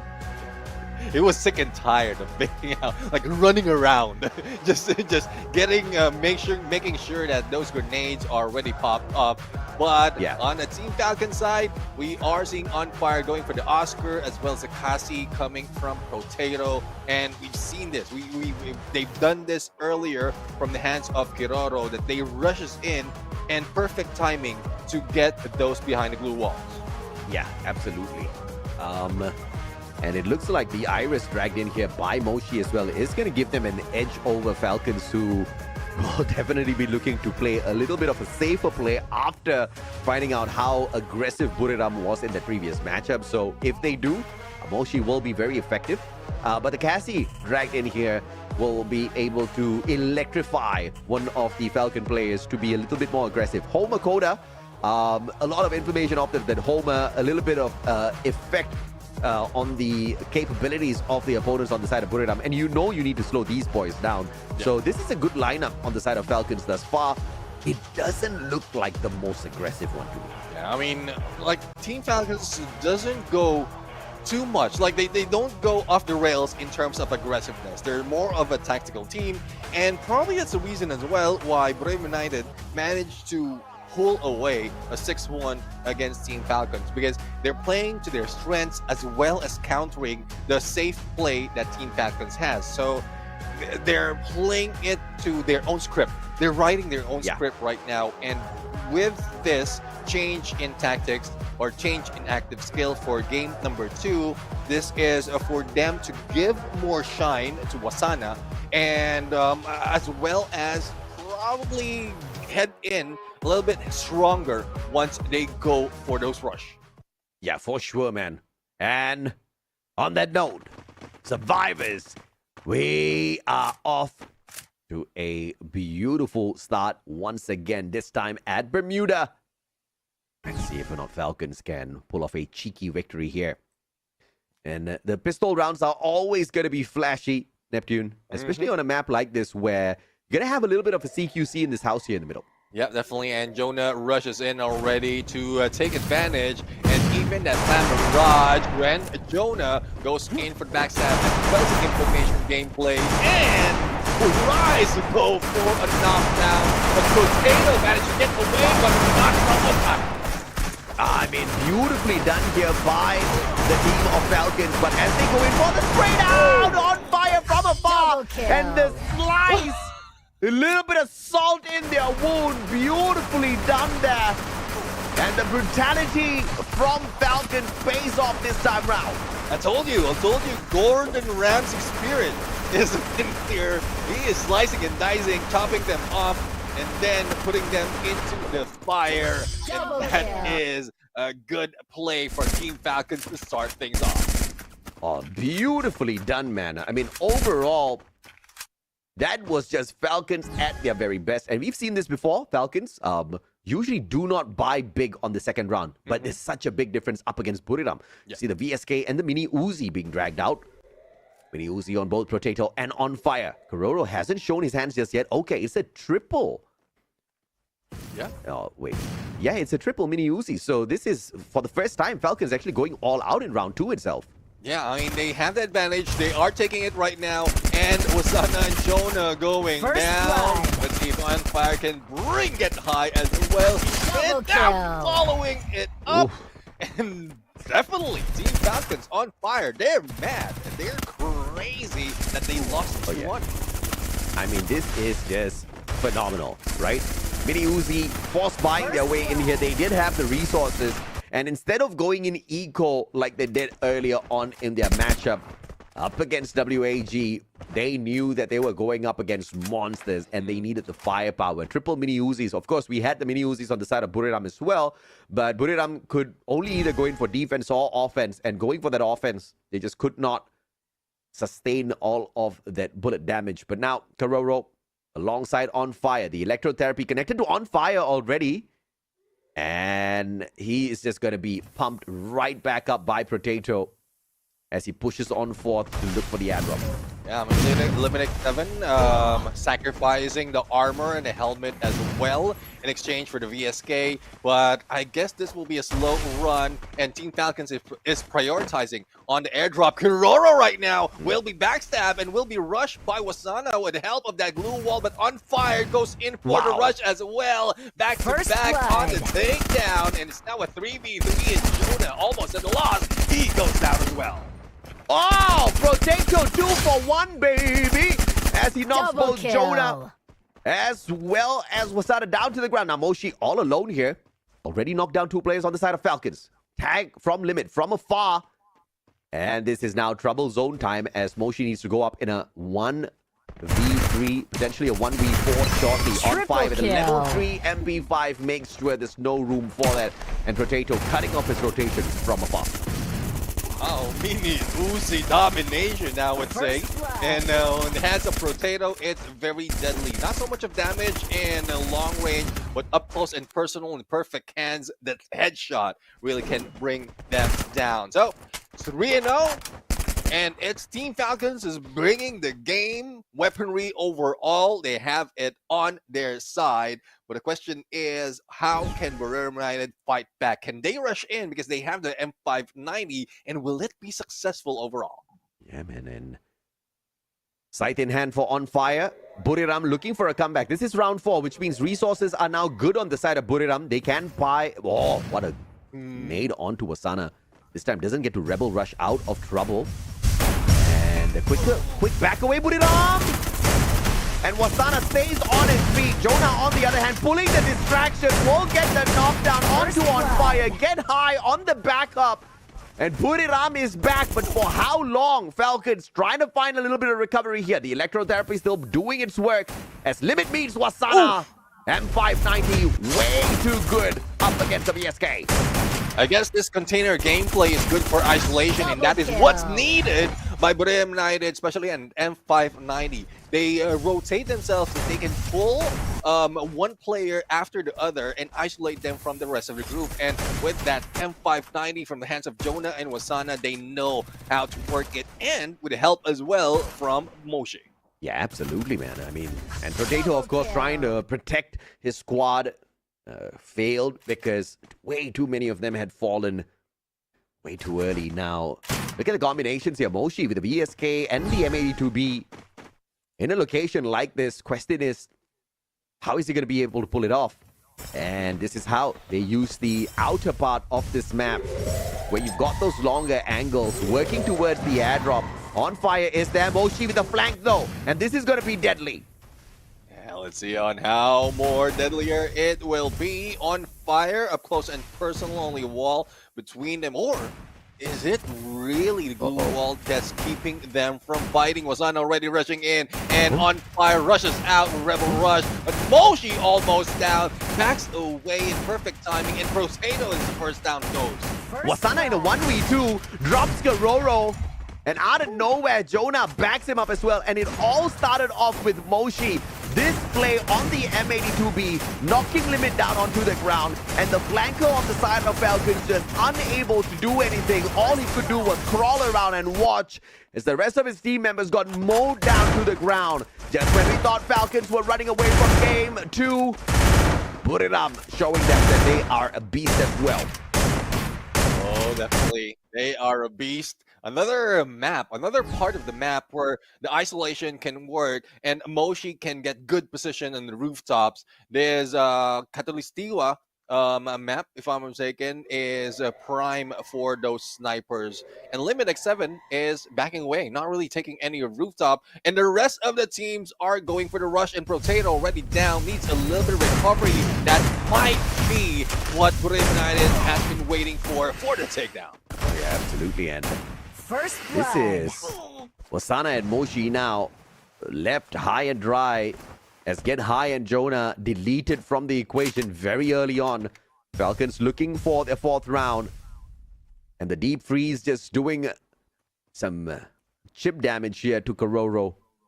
And Moshi's holding on to a very dangerous angle here.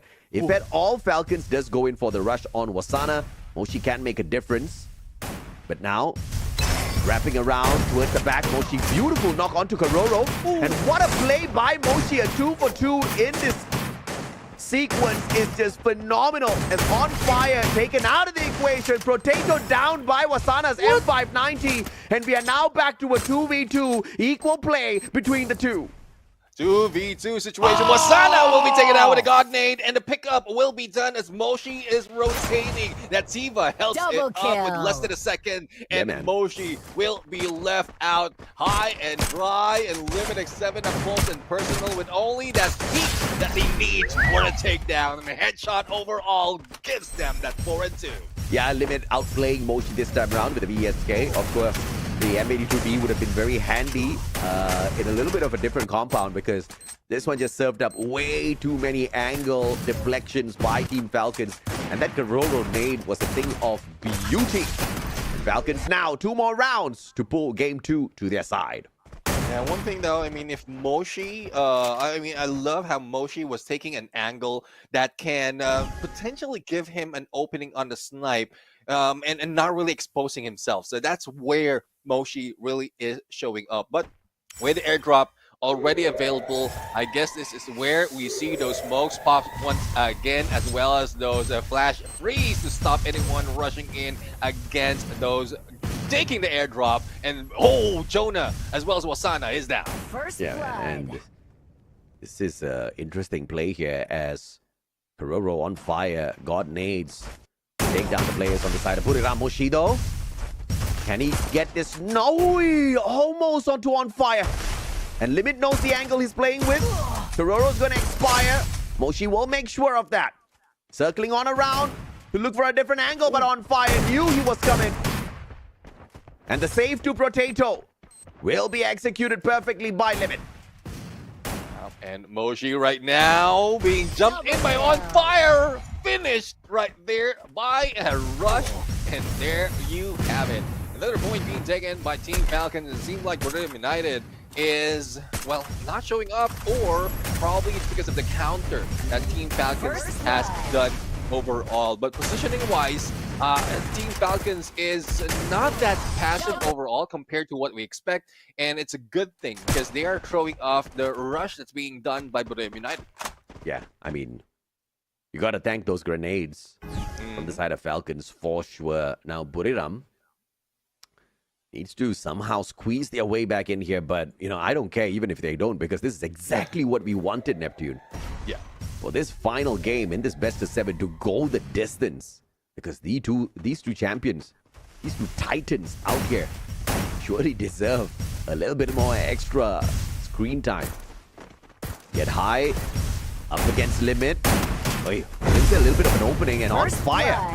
Downs the sniper of Buriram, but get high through the flag barrage. And he takes such a big risk, sacrificing a little bit of health.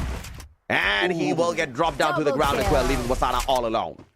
Yeah, Wasana is all alone right now, and well, with the entire troop of Team Falcons, not so much can be done. He might be able to take one or probably two, but not against all. And Buriram United has fallen down. Team Falcons grab a point to their side. The back and forth continues. Yeah, absolutely. And one game for Buriram, one game for Team Falcons. If you thought Buriram looked good, Falcons looked great in that second game. And we are back to equal grounds here, Neptune. So 1-for-1, we are now all of a sudden back into a best of 5. Yeah, I mean, it might not be that great in terms of scoreline, but the performance overall and the comeback factor that Team Falcons has brought in really against Buriram United, there's not so much of difference from what we've seen in terms of like how they played it in active skill. The rushers are still the rushers. And that's what Team Falcons anticipated. They turn it around. They are the ones being the aggressors at that point. And who are the first pick to be taken out by Team Falcons? It was Moshi. It was the ones isolated from the rest of the teams. And that's what they're working with.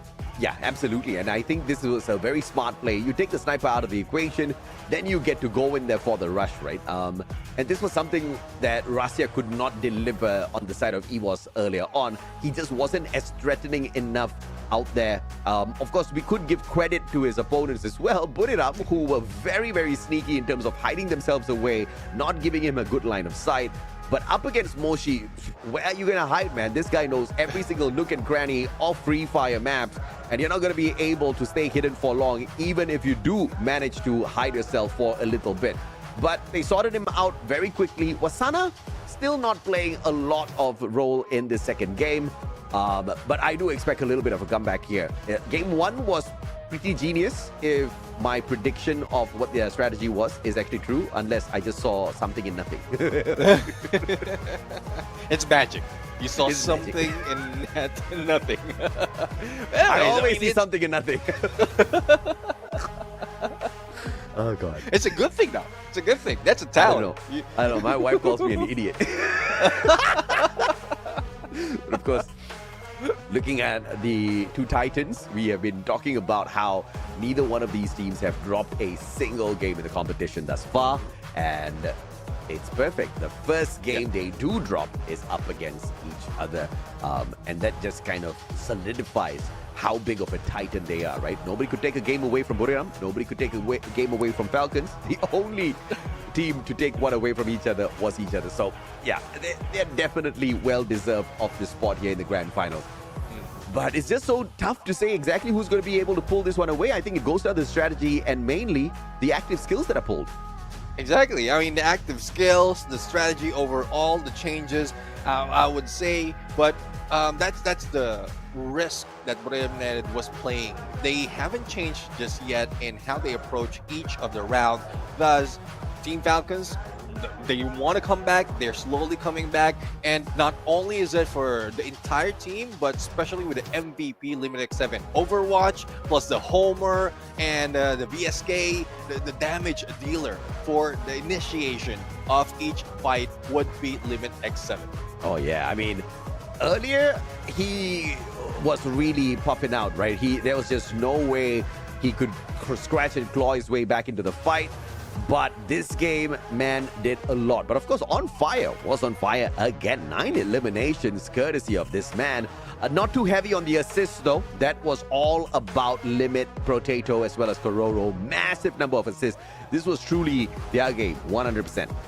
Yeah, definitely. I mean, a lot of effort has been put into strengthening their front line for a rush to avoid or to counter Wasana at that point, as well as also to take down Moshi to the best that they can. But head-to-head right now in that game, Rusher versus support. It's still the support is winning it. Keroro right now, 5 elimination, 2600 on the damage, as well as a 1.67 on the KD. And I guess Wasana is tired and probably sleeping at the moment. So we want to see him wake up.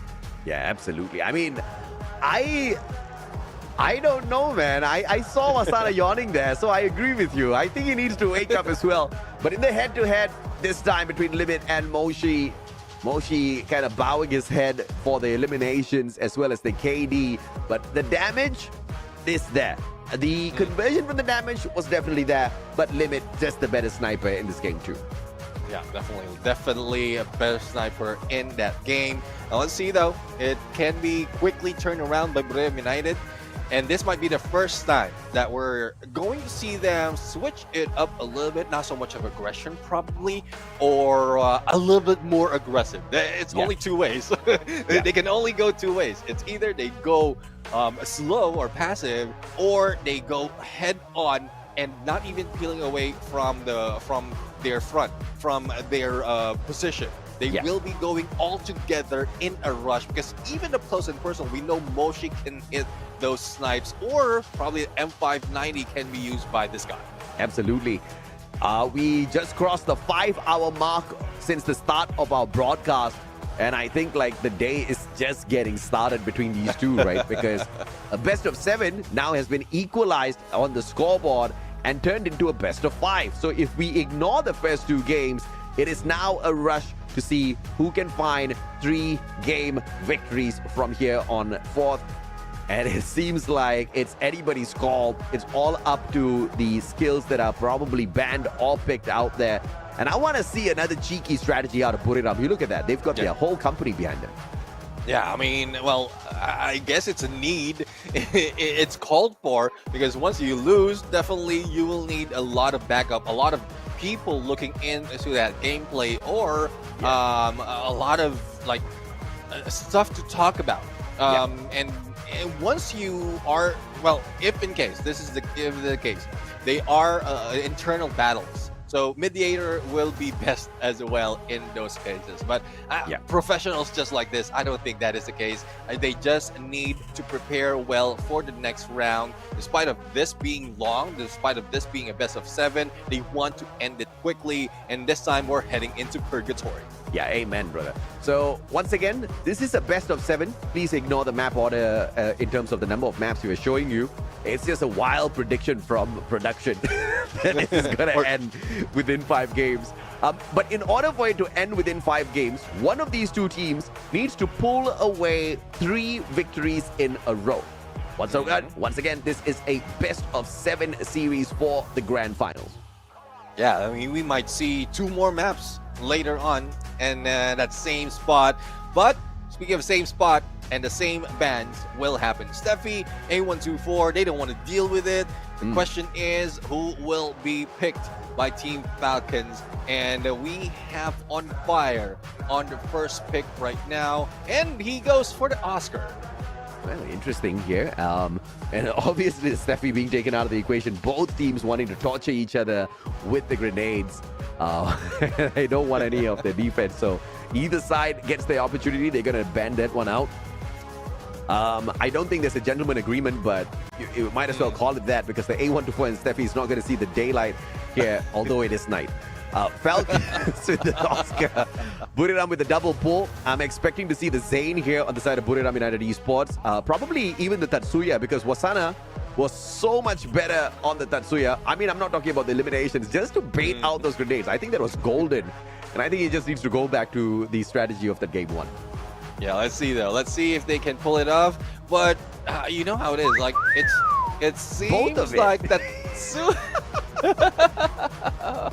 Well, that's been brought back. So I guess they are bringing the fire. They want to make sure that they get this one. But the response coming from Team Falcons, Cassie and Coda. So I guess all meta still in play.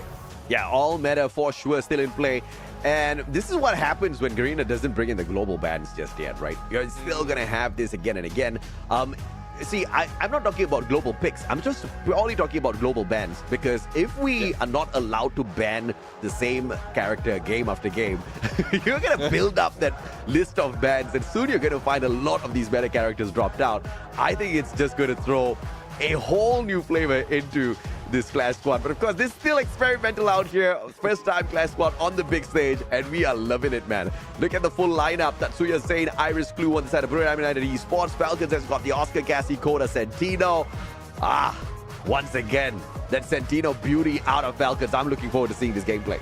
Oh yeah, I mean, out of Limit X7, that is pristine, the best Sentino gameplay that we've seen so far, and he can do it once again. But well, let's see though. We are looking forward to how they're going to play this set of active skill to their performance. Once again, as a recap, because the visual is not there anymore, Buriram United has Wasana with that Tatsuya, Jonah with that Sane, Moshi with that Iris, and Get High with Clue. Or Team Falcons, we have On Fire and Oscar, Potato with a Cassie, Hiroro with a Koda, and Limit X7 with the Sentino. And as I mentioned, this is pretty much like the meta in terms of Clash Squad mode, and I guess they're going to bring on the fire in this game.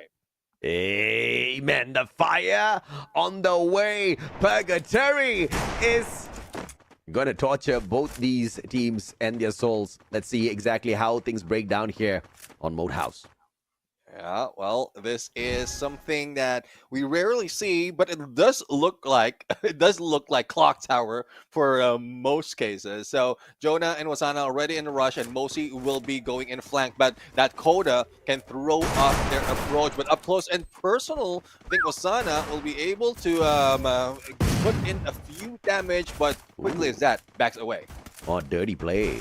Very early with the grenades, and that basically means you don't have a lot of good guns on the side of Falcons. They use their money to buy a double nade. Limit with the M500, of course. And this is going to be a little bit of a pressure play here as he tries to flank around, but the situation like is on fire. First Getting blood. the slice with the sight on to Get High. First blood for Falcons. Yeah, I mean, that is best used with a Tatsuya, but why not use it with an Oscar? An extra damage plus the slice, and On Fire almost getting too close, but Wasana is the only one remaining against two-player from Team Falcons, and pickup is about to be done, and this might be it. Double kill. Team Falcons grab the first one. My goodness me. What a play by Falcons, and it all started off with the On Fire sight. They took Get High out of the equation. Moshi down shortly after that. And unfortunately, Jonah just could not be reached by Wasana. And things came crashing to an end here with Falcons winning out the pistol bout. Yeah, well, let's see, though, if they will be spending a little bit more, or knowing that Buriram United doesn't have that much, they will be going eco with Mini Uzi. And we're seeing Moshi already on a Kingfisher and Limit X7 with that Deagle. So I guess it's Team Falcons right now, since they won that pistol round. They're the ones going, saving up a few more. Oh, but Moshi with the Kingfisher, looking to fish some birds out of the sky. But Karoro with a Mini Uzi to the head. Wasana expired very quickly on. Is Wasana not awake yet in this competition? We have to see that Sentino is not going to be able to swap any spots just yet. Get High with a Mini Uzi. Does great work up against Limit. Sprays him down to the ground. And now a 3v3 on the reset here for Buriram after that knockdown. Oh, even I will be lost in that smoke. And that is what advantage Team Falcons has been made onto them, coming from Get High. And it is a cleanup operation by Buriram United. Dirty, dirty, dirty play by Get High. I mean, we've seen the early nades. This man, he capped it in his pocket for the final few seconds, just as he saw, and that was a bait out there. All right, he left his team member to bait out the fights from Falcon, and as they gathered around, he popped them with the grenade, cooked it perfectly. My goodness me, that was spicier than some pad thai right there. Definitely indeed. And we saw Get High really, I guess, messed his hand out there because of all the tension in that fight. Smoke has been thrown by Buriram United towards Team Falcons, and probably that's something that they are using just to make sure that they can take that corner as well as that airdrop. But Wasana right now a little bit too cheeky, and On Fire up close, Mag 7 in hand, but Sight versus Mag 7 plus a grenade. It doesn't spell trouble for Team Falcons, and they gang up against two. Oh, Wasana. Dangerous. Guerrero gets sliced down. On fire, though. Has got the Mag 7. Manages to outplay Wasana with the distance. But Jonah looking for the save. Had the wrong gun in that sequence. But I tell you, this was just Buriram being cheeky. Wasana was looking for the melee. He was not looking for the knocks.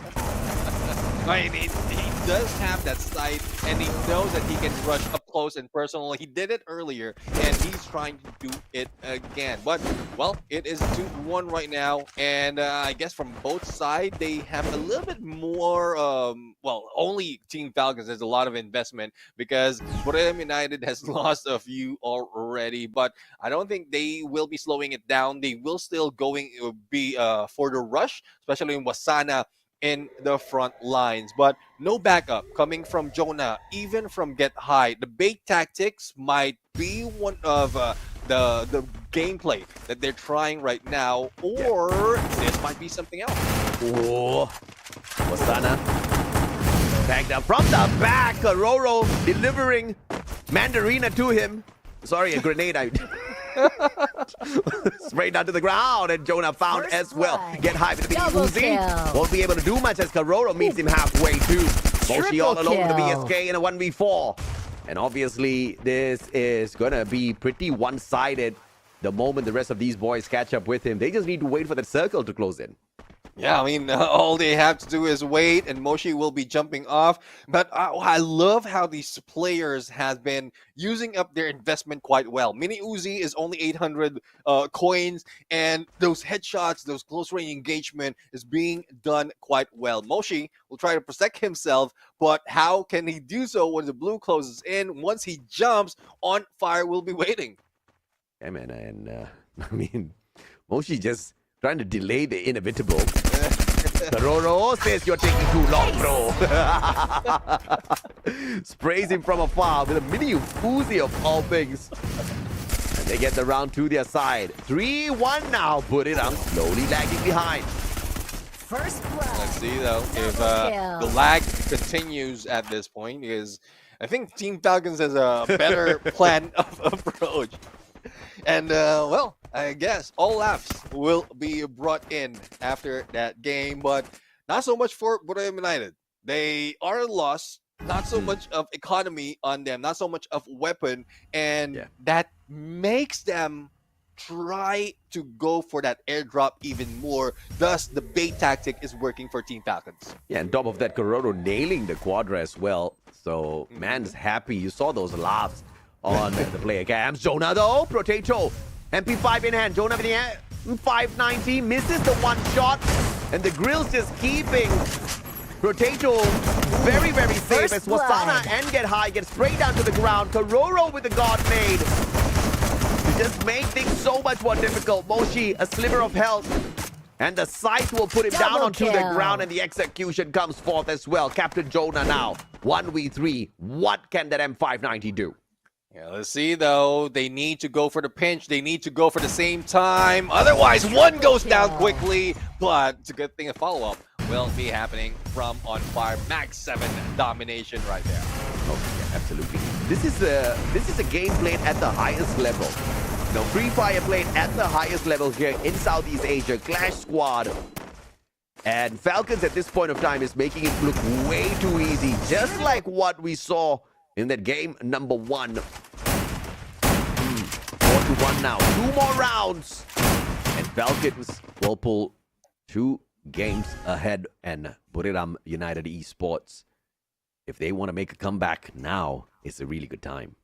Yeah, definitely this is the time. This is the moment. And Karoro starts it off with a nade. Doesn't hit that much, but here comes On Fire to follow up. Jumping in through, going and breaking the wall. But unfortunately for him, doesn't find anyone because he was expected. Yep, that step he popped. Jonah looking for the M590. On Fire, good sidestep, and will be able to turn things around with the help of Karoro from afar. And Limit with the backstab, and my God, Falcons once again with the God flank have been able to outplay Buriram. Wasana cannot run anywhere, and neither can Moshi, as Falcons now sit on match point for this game 3. Yeah, I mean, Team Falcons took that platform, that catwalk, to their advantage, throwing all those nades and damaging Buriram United. And once Buriram United, Moshi as well as Wasana has been cut off from rotation, that's where they took them down one at a time. Match point right now for Team Falcons. And, well, this is not looking like Buriram United has a good chance of a comeback. Oof. I mean, Chad is being very, very ruthless to Wasana right now just because he's bringing in 0 eliminations. And they seem to forget that Moshi is playing in here too. I thought it's a motivation. You thought it was going to be motivation? No, I'm with the Chad. Wasana fighting on fire very early on. Oh! But out of nowhere, Limit with the super freeze on him, probably clumps him on his head to drop him. And now Buriram fighting this fire out of nowhere, leaving Limit as the final player. And they sort that out quick. But the question is this a little bit too late? Yeah, I mean, is it too late? It's only 1 point that Team Falcons need to end this match. And still, Buriram United has a long way to go. But they have the weapon, they have all the resources taken away from Team Falcons as well. So I guess it will be more spicier at this point. And well, despite of not getting any elimination, you know how Wasana is working from the previous round. He might still be doing the same thing of baiting them to use those nades, but doesn't have the skill to get away that quickly. I mean, Wasana just wants all sorts of titles, right? From the Super Rusher now to the Super Beta. So let's just see if or not he kind of gives us a few other names to play around with. Wasana Moshi now looking up that nade. Looking for the title of Chef as well! Ooh. And Wasana will get the title of Chef. And now with the M590 on for the Rebel Run, meeting a player halfway through. Can he find a Kororo on the open? On fire down, bleeding out as Moshi delivers yet again. Limit X7 with a knock on to Moshi with the VSK. Kororo with a sliver of health. And Wasana cleaning up house as he tries to meet Kororo halfway outside. Yeah, Wasana just mowing down all those glue walls and trying to go against Kororo, but he goes down from the hands of Get High. And still, we have to deal with a few more games. Limit 7 will be at his limits. It's similar scenario from what we've seen on Moshi's side earlier, so I guess there's not so much that can be done. He fell off that bridge and lost his life. Well, he sent out the Sentino clone first, and you saw what Jonah was doing? Standing right beside the clone, saying, I'm waiting, bro. Unfortunately, nothing happened. Circle did the dirty. And I tell you, the person who's most pissed in that round was not anyone from Falcons. It was Wasana. So many shots. But all he was getting was assists, no elimination. That's nasty, bro. Yeah, all he's getting are glue walls. The only thing he's knocking down are glue walls. He's expecting a lot more. But there's a lot more chances for them. Oh. Only 2 more to tie it up, and 3 more to get this win. But on fire, a little bit too close, though. Up close with the glue wall. Jonah goes down from hands of Limit with that AWM. Okay, Wasana looking for one. But Limit is going to make sure he secures the elimination onto Jonah first. Limit with a sliver of health. Moshi trying to play a good flank around and does manage to get the initial bit of damage in, but no knocks coming on through. And this is danger zone for Buriram as Falcons are still sitting on that match point. They just need this one round to pull away game 3 to their side.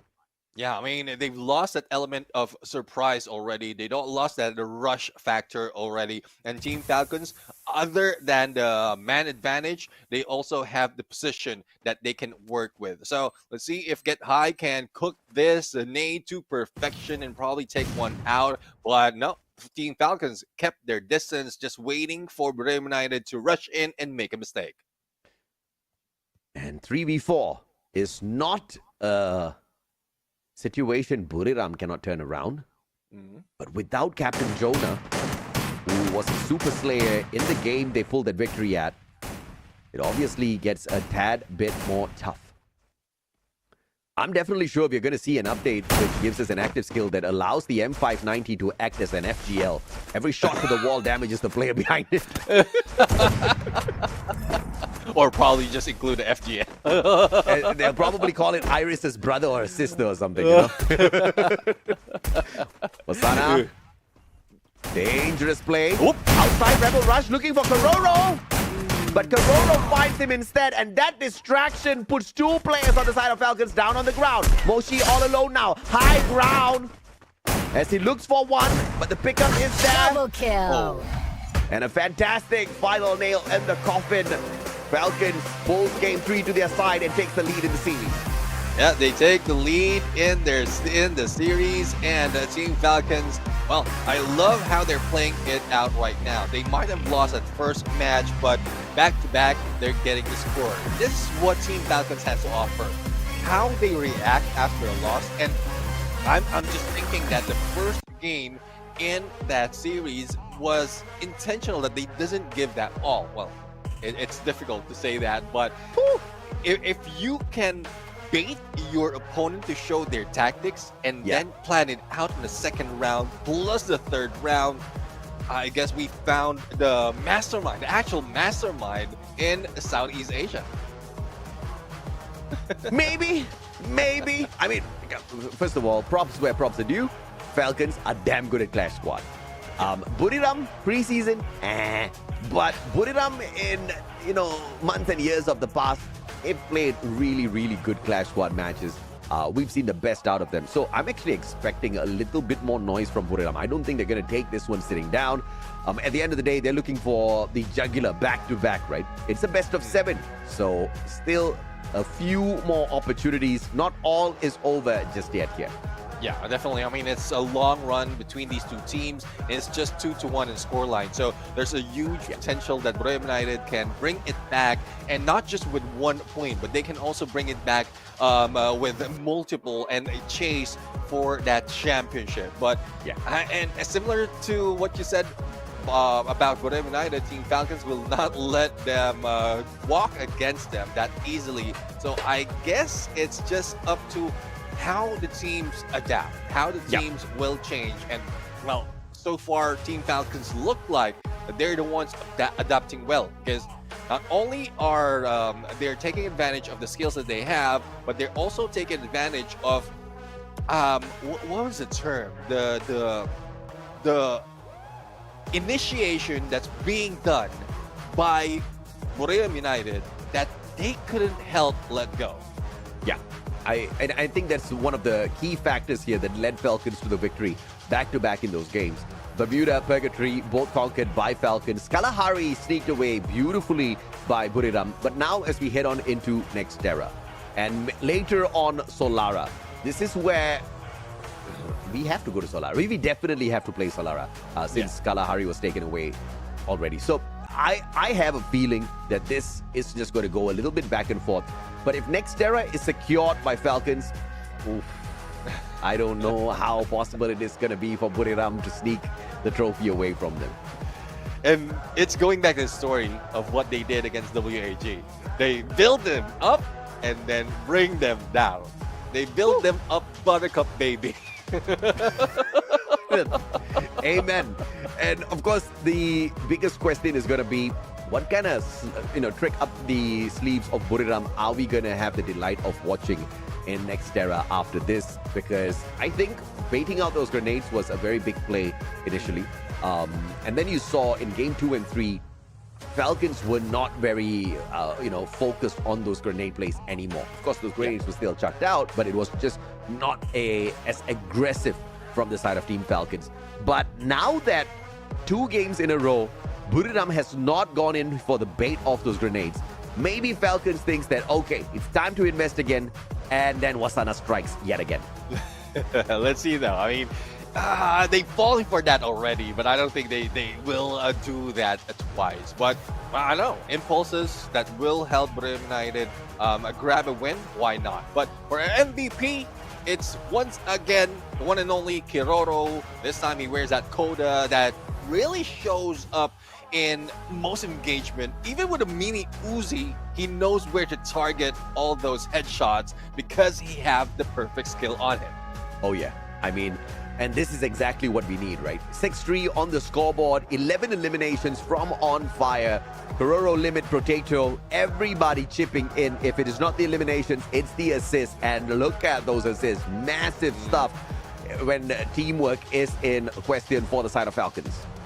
Yeah, head to head right now between On Fire and Jonah. Yes, Jonah might have pulled a 12 elimination earlier, but this time it is 11 against 4, led by On Fire. Damage is not that far from each other, and well, in terms of elimination, you know it would translate to this kind of KD, but the assist would be quite balanced between the two. And let's see who will be going in on to the next head-to-head later on, because we are just in the third game out of the best of 7 between the two teams.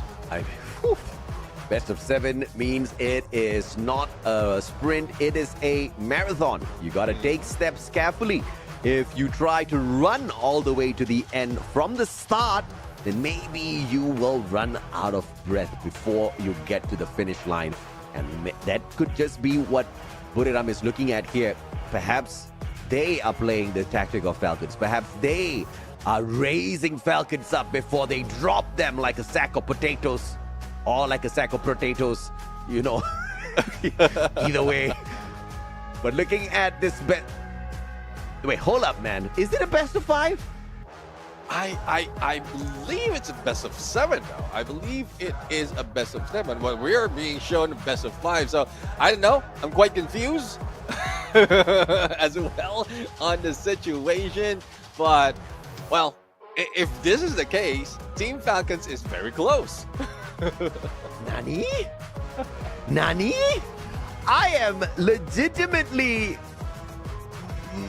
mind blown at this point of time. Like, wait, is this going to end right here, right now? Is this going to end in this next game? Neptune.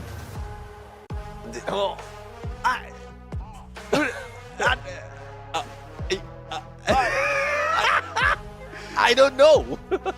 Oh Lord, it looks like it. Buriram, I thought they had a marathon. Machano, it's a sprint. Let's go. Well, let's see though. Let's see if this is the case right now. Very close for Team Falcons to get this championship, but a good chance for Buriram United to come back. Now, let's see. We have Tatsuya right here and A124 for the side of Team Falcons, where Iwasana has pulled in that same. So, I guess we get confirmation it is a best of 5 series, and we apologize. We deeply apologize. I must have slept too long last night. Here I was preparing for a best of 7, but we are 1 game away. I mean, okay, wait. Neptune, let's turn the script around. Guys, we pranked you, okay? It's not a best of 7. It's a best of 5. It's now or never. It's a prank. It's now or never. It's either Team Falcons takes this one, or we go the distance with Buriram. But of course, Buriram might be a little shaky in their boots at this point of time. Saint Koda, Iris, Cassie on for the electrotherapy on the side of Buriram. Falcons with the Tatsuya, A124, Clue, and Sentino. You may have the Cassie, but I got the A124, says Potato. I mean, A124 is a big threat, especially when we're talking about Clash Squad, up close and personal. When you time it right, that will be deadly to stop anyone from using any skills at this point. And, well, that is one advantage that they will be looking forward to. Again, the final chance for Buriram United, or for Team Falcons, to end this game and grab that championship once again. Yeah, absolutely. And Neptune, I wasn't prepared for this. I was prepared for a long day. This is a very interesting scenario here. We messed up big time. We were expecting 7 games, and we find out it's just a BO5. It's always been a BO5. Neptune and I are drunk on all this hype. Probably it's too much a Red Bull. But at this point of time, it basically means Buriram is about to get a clunk on their head by Falcons, because now we are on series potential victory here for the side of Falcons.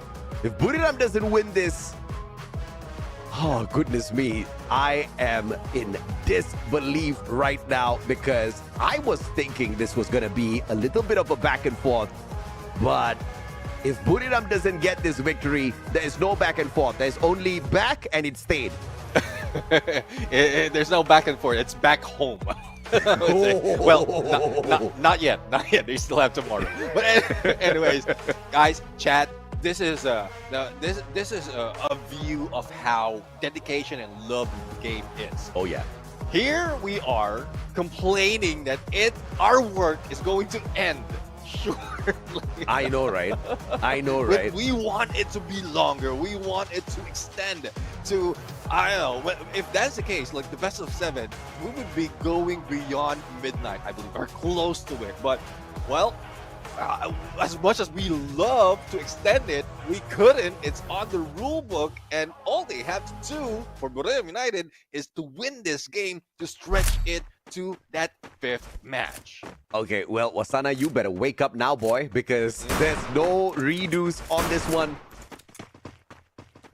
And we brought you guys back straight to our face, just so that you can see the shock on my face. I'm sorry for... we pranked you guys all night long. Well, I would have it no other way. Either way. Yeah. I mean, either way, it works. Either way, we've seen such great gameplay. And if this is the case, like Team Falcons losing at the first, I guess the script goes the same way. They lost the first round, and then they went back to back. And there's a potential that they can take it like all the way up until after this round that they grab the championship. This is just I don't know what to say, man. Falcons, they are on the verge of pulling off one of the biggest upset before the grand finals, and this is one of the greatest boon or curse of Clash Squad. You make it into the grand finals if you are a team that's got it going good in BR. You can actually lose a lot of confidence here if you don't get the championship. Or, of course, in reverse, it could spur you on. It could really motivate you to go all out for Battle Royale. So this could be turned into a positive here overall. I am just so interested to see if or not we see a comeback gameplay, if we get to see Wasana wake up. Because in those games where they lost, Wasana did not wake up. In the game they won, Wasana did not wake up. Wasana was baiting out grenades. I mean, he's awake. If you're running in back and forth, definitely you're awake. But he might have like gotten the cramps out there, like running back and forth. You know how the comparison of marathon and sprint is. If you run that quickly on a marathon, yes, definitely cramps will happen. Yeah, absolutely. Now let's jump on back into this matchup, ladies and gentlemen. Survivors, things about to get a little scrappy here. As Buriram goes in for a very defensive setup, sending Wasana straight towards the center, tagged up by On Fire. Could that be a distraction? Wasana circles around. Potato with the advantage, and the Rebel rush straight back into the fight. And Potato wasn't expecting that, but is able to get a headshot to put Wasana down onto the ground. And now with a 2v4, Jonah on the ground as well. Captain Jonah ain't about to slice out anyone. And the M500. In a 1v4 for Moshi, and Buriram about to lose the first round up against Falcons in what could be the final round in the series. Yeah, Moshi, I mean, I'm pretty sure he can pull wonders out here, but we've seen this before. 1v3, yes, a takedown can happen. He might be able to isolate them and bring them down, but the Blues closing in, and everyone will be rushing in on against Moshi. Hirono jumps out, and Potato finish him off. 1 point closer to losing this series will be Buriram. Absolutely, man. And Falcons off to a fantastic start. I'm not so sure what Wasana was thinking there with the Rebel Rush, because he Rebel Rushed away and then back into the fight, hoping to catch Potato off guard. Potentially expecting Potato to have already turned around, but Potato just always keeping an eye on his back, and that got the advantage for Potato, right? Gets the headshot, puts Wasana down on the ground, but now Mini Uzi plays on the side of Buriram. Yeah, in the compound that I hate the most, Graph Labs, always messing with my aim. And Jonah bringing in the Kingfisher. See how this one fares well for them. Yeah, I mean, it's does mess up, especially if you don't have aim in the first place. But Team Falcons right now falling down as if gravity is pulling them to the ground. That is what GravLabs has to offer. Not only the height that you can jump in, but also the strength of you falling down. Yeah, man, and this is On Fire with the spray down initially, but he just could not sustain. And Wasana 3 games in a row. Don't tell me he's not gonna find that performance within himself at all. Today, for some reason, Wasana just lagging behind. I think we need some M590 supremacy out of this guy before the night's over. Yeah, let's see though. I mean, they have the cash, they have the investment that they can work with that, and well, not yet. They are sticking in with that mini Uzi and with, well, I guess it's best as well that they don't have that M590 because this is more of a long-range map unless you are Wasana and Get High, who can get close and personal, but with still a side who's trying to slice and dice through the opponent, but the God Nade coming from Jonah saves them, and Wasana tries to rush once again. And On Fire down on the ground, Get High with a mini Uzi to the head. Kororo cracked. And the question is, can he find more? Wasana finally delivers with a sliver of health left on him. Gets to the airdrop as well and uses that as the perfect defense. Jonah looking for Limit. VSK, Limit trying to bait out the shot from Jonah as well. But in the meantime, it's a 3v1 as the rest of Buriram recovers. Yeah, I mean, a recovery will be done. A flank is also being done. And Jonah has a good weapon to go against him with that Kingfisher Limit X7 goes. And another point goes to Buriram United. They don't want to go down that easily. They want to stretch it up until the end. And this is the beginning of that move. Oh, yeah, absolutely. And it was one of those rounds where Falcons expected to have a little bit of an advantage here. They went in there for the investment of those weapons. That's not really going to put them on the back foot, but obviously they're not going to be able to go all out on this round 4. They still have to keep it pretty CQC with their gun selections here. With Potato on that level 1 MP5. And, you know, when the update came through, the MP5 was hitting like a truck. I feel like it's not anymore. Or it could just be that I downgraded my skill. Well, I mean, I feel the same way. So we might be downgraded or demoted in terms of skills. But in the case of these players, whatever weapon, whether it's a mini Uzi, whether it's a MP5, which is a level 1 versus level 3, they can still win that fight. It depends on how well, and that's what I'm talking about. That shot from Keroro, and we know that Wasana has a level 3 MP5. Yeah, great play by Wasana there. Level 3 MP5, like you said. Koda now on the pop. Falcons position all exposed. And On Fire, looking for Get High. That could have been deadly. Now Wasana with that level 3 MP5 that we talked about. Gets a beautiful spray down. But Potato On Fire, turning things around here. Wasana taken out of the equation by On Fire. And Get High desperately trying to keep his team still in the fight, but Moshi with a God Nade out of nowhere. Limit should be able to go in here for the pickup. Potato circling around, trying to stop Limit. Santino sent out. Moshi with the knock onto Limit as well.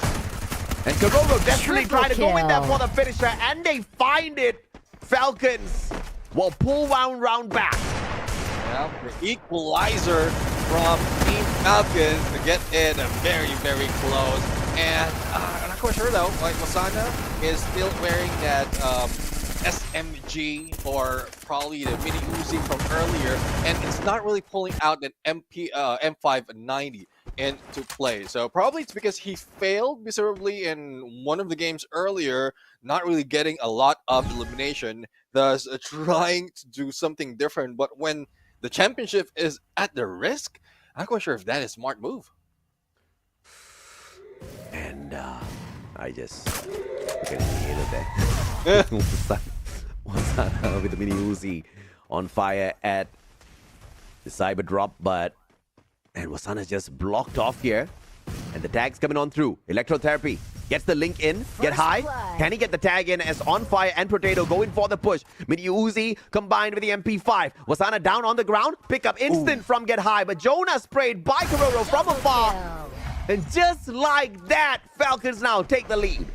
Yeah, Falcons has taken 2 back-to-back in this First game. blood. And let's see, though, if it is something that they can bring home towards the end. And as we keep talking about, it seems like Wasana is not waking up at this point. Only 1 elimination after 5 rounds already, and that will make Team Falcons a little bit more happier in terms of their trajectory to grab that championship. Yeah, and let's see if or not Limit can do this magic once again. VSK sends the Sentino out across the battlefield. Nobody shooting that clone down just yet. Look at that sneaky lethal reposition by Limit. And he gets to the airdrop first. Brilliantly played. Yeah, but he is at the risk, though, being below 4 players of Borneo United, but he used that once again to try to get away. And, well, Borneo United is just waiting, not really risking opening up, especially when you have snipers like Kiroro onto the other side with that VSK onto you. So that's something that they need to work with right now, probably play it to their advantage. Not so much of medkits that will be helping them even if the blue closes in. So this is not BR, this is Clash Squad, and all you have to do is go into a clash in a CQC. Oh, round and round we go in the merry-go-round, and First Potato blood. dropping Jonah. Captain Jonah out of the equation, which means a big firepower from the side of Buriram United Esports just got extinguished. And get high down as well. No Double support kill. for you, my sirs. Wasana, the non-performer, alongside one of the best snipers out there, Moshi. The only ones left in here. Limit one a reposition, but Moshi with the Punisher as he sees that Sentino clone from afar. But a sliver of health left here. Wasana in 1v2. Gets the first knock on two. On fire. Potato down by Moshi as well. What a teamwork between Wasana and Moshi. Oh, Double but kill. Blue got the best of them, and Moshi will not be able to recover. Kiroro is a good opening as well to go for the hit. Only a sliver of health, and with that MP5, he goes for the spray. The patience gameplay from this player, Dave Kiroro. I mean, Kiroro, very smart play from this guy. He just knew these guys are all up on the second floor. The circle's going to pressure them. I'm going to wait halfway down mid. And he played it to perfection. The circle doing the initial bit of damage onto Wasana, and then the MP5 literally just needed 1 bullet to put an end to that round. 2 more rounds now for Falcons to call themselves the champions of Clash Squad here at FFWSC. Let's see, though, and how well can they prep up to this Potato already in front to get that cyber airdrop and probably take a few more of weapons to go against them. Perfect timing for Potato to make that nade bounce off, and this is a chance for them to reposition and probably outsmart Brave United even more. But Brave United is not letting go of their flank. 3-man stack plus 1 on the other side named Jonah, who's just distracting the other players. Jonah, M590. Double click doesn't work. And up we go, says get high, but he makes one big mistake. Wasana, though, with the knockdown onto Kiroro, but Jonah could not sustain. Is on fire, finds him, puts him down in the ground 6 feet under. A 2v2 now between Wasana and Moshi. Looking for On Fire and Potato. See, though, if Moshi will be able to spot out Potato. He does! AWM action, and On Fire is just slowly waiting for them to jump in. But you know, Wasana, he will be looking for that opponent and will try to go for the rush. The blue closes in right now, and they have like a general position of where On Fire is, and it's just a patience gameplay, a respawn, a payback that will be brought in by Wasana. Oh. Falcons looking for series point, but denial from Wasana. Slowly but surely waking up. I mean, definitely he is awake. The real elimination already, and even more in that game. But that's what I'm talking about. Headshot to the foot. Headshot to the foot. No, he hit the Achilles heel. Yeah, Instant takedown. So this is a best of 5, guys. All right, we messed up too much of Red Bull at the start of the show. All right, we got way too excited. We were like, we are gonna go all out till 12 a.m. Now we do not go up until 12 a.m. This one's gonna end pretty soon here. By the way, Falcons are playing it, but Buriram fighting for their lives, hoping to push this into a game number 5 for the first time in the day. So they're missing the opportunity for the first 2 connections. To the top they go.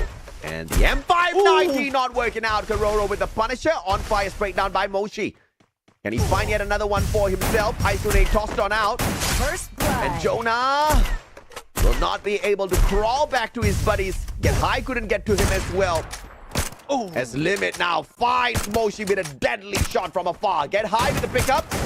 And a bait and switch. Get High with the M590. What a play by Buriram. Yep, and there we have it. Double Wasano, though, with kill. only a sliver of health, managed to go in for the slay and will be taken down as well. Get High with 4, hanging back, but Blue closing in. There goes Potato. Damager will not be dealt that much. It is now a 1v1. Potato against Get High, but he will be stuck in a corner. That is a tough move for Get High. And who goes down first? It is Potato! Buriram United, the dream is still alive.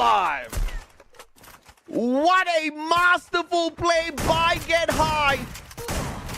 One jump pump with the M590. And we are all equal on the scoreboard now. 4-4. The clutch from the support player on the side of Buriram has got me on the edge of my seat, Nep. Yeah, I mean, I'm falling down. Falling down as well. And let's see who's going to win this time. Perfectly balanced. And this is where some of the teams will get all those advantage. 2v2 on the second ground, plus a little bit of backup from the stairs. And no one's going down just yet. I mean, nade after nade after nade after nade after nade. One clips on to Get High as well, but that was a cluster. And the split blitz does not do the maximum bit of effect. And M590 on fire, cuts the distance down. Wasana! What a jump shot, gets the clip. Can he find another one? On fire with a denial. First 2 players blood. down on the ground, bleeding out. Moshi needs to play the recovery, but through the smoke, trying to find one connection. And he will do exactly that. Potato with the pickup though. And Moshi with the AWM, and nothing serves him well through the smoke. Nothing serves him well, and Moshi not even recovering. Well, I guess he just wants to put everything out into this fight on a 1v4. But what can he do? It's about to end in a bit, and he has nowhere, no movement can be done by the Moshi, the sniper from Buriram United, because he's boxed out in one corner. 1v3. Super Sniper Moshi up against the whole world, and Karoro says, get out of here, man. And now, championship point in Clash Squad 14 Falcons. Let's see if they can pull this to an end. Yeah, one step closer. One win closer to that championship, as well as that prize pool. And it is getting close to an end. And it's just, I mean, I'm looking forward to Buriram United bouncing it off, stretch it over to that 11th round. But that would depend if Team Falcons will make that mistake. Whew, absolutely, and championship point right here to crown the kings of Clash Squad here at FFWS SEA Spring 2025, powered by Red Bull and Samsung Galaxy S25. Grenade and On Fire, not very hungry, doesn't eat that one up whole. Oh, Limit X7 takes down Wasana with a headshot, and Wasana will be taken out of that quickly. Moshi, the one being knocked down as well, plus Jonah and Potato, the protector, managed to do his work that well. Double kill. And there you go, the champions, Falcons, EWC secured, and now the champions of Clash Squad here at FFWS SEA Spring 2025, dropping the first one and sweeping 3 games in a row to call themselves the kings of Clash Squad. Yeah, definitely. They came, they clashed, they conquered, fly high for Team Falcons right here, the champions of this day. Unbelievable stuff.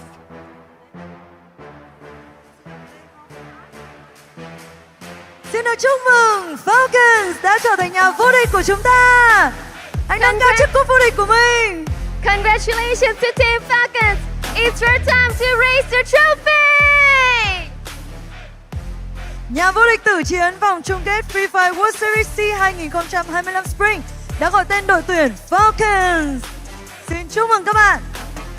And of course, the champion of our grand finals Clash Card mode in FFWS SEA 2025 Spring officially called to Team Falcons. Và ngay sau đây, xin được mời các bạn nhận giải thưởng đến từ ban tổ chức trị giá là 30.000 USD. Xin chúc mừng các bạn. And we present to everyone, the first prize pool for our champion is 30,000 USD. Chiến thắng ngày hôm nay thì không chỉ là vinh quang của một đội tuyển, mà còn là bản lĩnh, ý chí và khát vọng của cả một đất nước.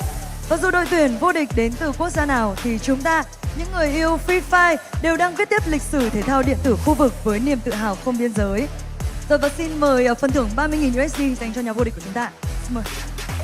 And the winning of our team is just not only their braveness, their willing to win, or their desire, but it also represents a whole country, the passions for their loving of esports, so they can write new chapter to their history. Và bây giờ thì Minh Anh cũng xin được công bố MVP của giải đấu lần này là Kezozo đến từ đội tuyển Falcons. And we will give the prize pool to our MVP of the game today. And the prize pool is 2,500 USD. Oh, so Kezozo is our MVP today. Congratulations. Và giải thưởng dành cho bạn đó là 2.500 USD. Xin chúc mừng bạn. Và bây giờ xin mời bạn quay trở về vị trí để ăn mừng chiến thắng này với đội tuyển của mình. Và lúc này thì Minh Anh cũng như là Yosun cũng rất là muốn được lắng nghe những chia sẻ đến từ nhà vô địch của chúng ta. Một câu hỏi quen thuộc nhưng mà không thể thiếu cảm xúc lúc này của các bạn như thế nào? Okay, so let's jump into our questions, right? Okay. Ôi. Và những người bạn của đội tuyển cũng lên đây để ăn mừng cùng chúng ta. Hi Potato.โอเคค่ะเป็นยังไงบ้างอะสนุกไหมทุกคนสนุกไหมอะ ดีใจมากครับ Các bạn bây giờ đã cảm thấy rất là vui và hạnh phúc ạ. Dạ vâng ạ, vậy thì một câu hỏi nữa này. Thế thì không biết là trong quá trình diễn ra giải đấu thì có khoảnh khắc nào khiến cho các bạn cảm thấy đây chính là quyết định giúp cho đội tuyển mình giành chiến thắng hay không ạ? Hi Misako. So I want to ask that during our tournament in this Clash Card mode, I want to ask Team Falcons that do they have any one of their favorite memories that do they feel difficult or anything so they are this explosive in this winning of our grand finals or not? คำถามมาแล้วนะ โอเคเขาถามว่าตลอดการแข่งขัน 4C เนี้ยเรามีโมเมนต์ไหนที่เรารู้สึกว่าเราประทับใจมากๆไหมไม่ต้องแย่งกันตอบไม่ต้องแย่งกันตอบใจเย็น ที่ประทับใจก็ช็อตที่ได้แชมป์นี่แหละครับ เพราะว่าเป็นถ้วยแรก เป็นถ้วย4ถ้วยแรกด้วยครับเลยประทับใจมากๆครับผม So it is this very moment that feels very special to him because it's his very first champion cup. Đối với mọi người ở trong đội tuyển Team Falcons thì tất nhiên là từng khoảnh khắc mà mọi người trải qua cùng với nhau trong xuyên suốt thời gian thi đấu nó đều là từng một mảnh ghép rất là có ý nghĩa. Tuy nhiên thì điều đặc biệt nhất đối với họ và có lẽ như gọi là sự bứt phá để mà có thể giành lấy được cái chức vô địch này đó chính là chiếc cúp danh quý lần này, tại vì đây là đầu tiên mọi người nhận được chiếc cúp ở trong một cái chế độ tự chiến nên là mọi người đều cảm thấy rất là vui và hạnh phúc, và đây có thể là một cái sự bứt phá lớn nhất trong cái sự nghiệp game thủ của họ. Wow, thực sự rất là ý nghĩa đúng không ạ? Một lần nữa thì xin chúc mừng các bạn vì đã trở thành nhà vô địch của chế độ tử chiến. giải đấu FIFA World Series SEA 2025 Spring. Và cũng xin được gửi lời cảm ơn đến với tất cả quý vị khán giả đã đồng hành và theo dõi ngày thi đấu tử chiến của chế độ của FIFA World Series SEA 2025 Spring. Còn bây giờ thì không để cho các bạn chờ đợi lâu hơn nữa, chúng ta sẽ cùng quay trở lại với bàn caster để cùng tổng hợp lại những diễn biến trong ngày thi đấu hôm nay. And again, congratulations to Team Falcons for becoming the champion of the Clash Squad mode in Free Fire World Series SEA 2025 Spring. I think this thing is really amazing, and it's also proven that you guys are a very strong team. So congratulations, and please try your best tomorrow as well. And here, let's go back to our caster and see the game stats. Bow down to your Clash Squad Kings, the champion of this mode. It is Team Falcons, and well, I guess it is. They are going in, taking it back to back from the preseason up until this moment. They know how to play it, and I know you've seen Borneo United really perform well compared to the preseason. But if that's the case for Borneo United, what more for Team Falcons already wanted? Oh yeah, absolutely, man. I mean, to go back to back from the preseason into the actual thing and win it both in the #1 spot, I think, Team Falcons deserves a lot of props. Obviously, great start from Buriram, but it looks like the theory of Falcons loving to raise people up and then drop them like they hot is still a thing here. And it was a phenomenal display of perfection in Clash Squad from Team Falcons. We are so sorry we pranked you with the best of 7 thing.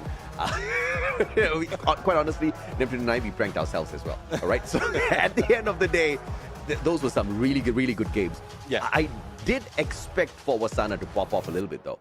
Of course, with the first game, with him kind of bursting back and forth with Tatsuya's Rebel Rush, I thought it was maybe a strategy.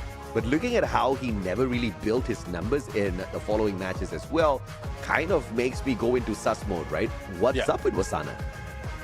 Not quite sure though.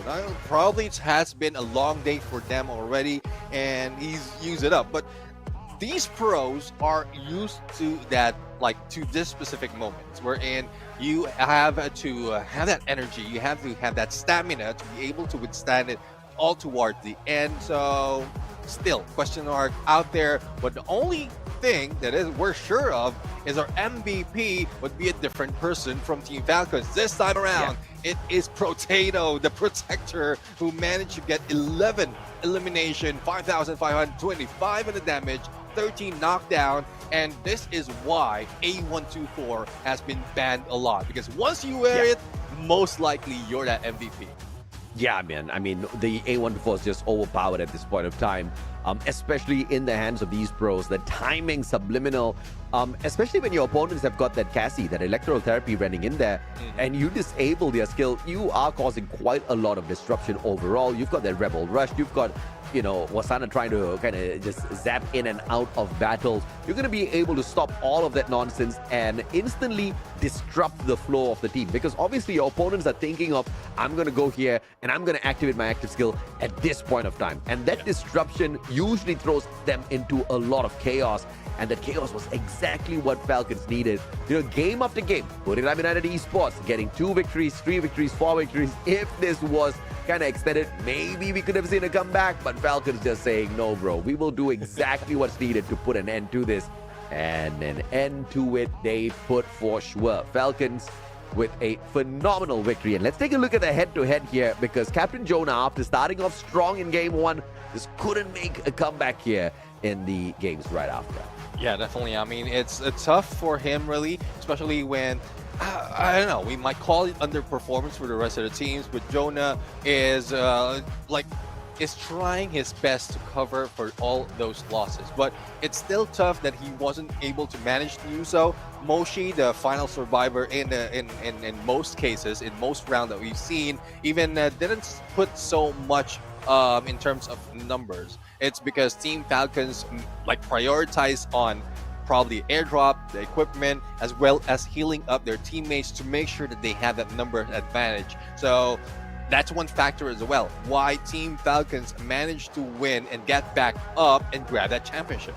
Yeah, man. And Of course, the finals MVP, 23 eliminations, 12,246 on the damage, 46 phenomenal knockdowns, and half of that, 50% of that got converted into elimination. So that's a crazy play from this man, Falcon Karoro.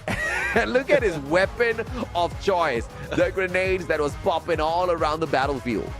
Yeah, I mean, a lot of elimination has been done because of the nade. And it's not just Kiroro, but he's done it quite well. And, well, it goes a long way. Even in the pistol round, you can use that nade. You can just, like, use up your USP from the start because they still have that accuracy to deal with. But final MVP, we have it here. We have our champions. We have the Team Falcons.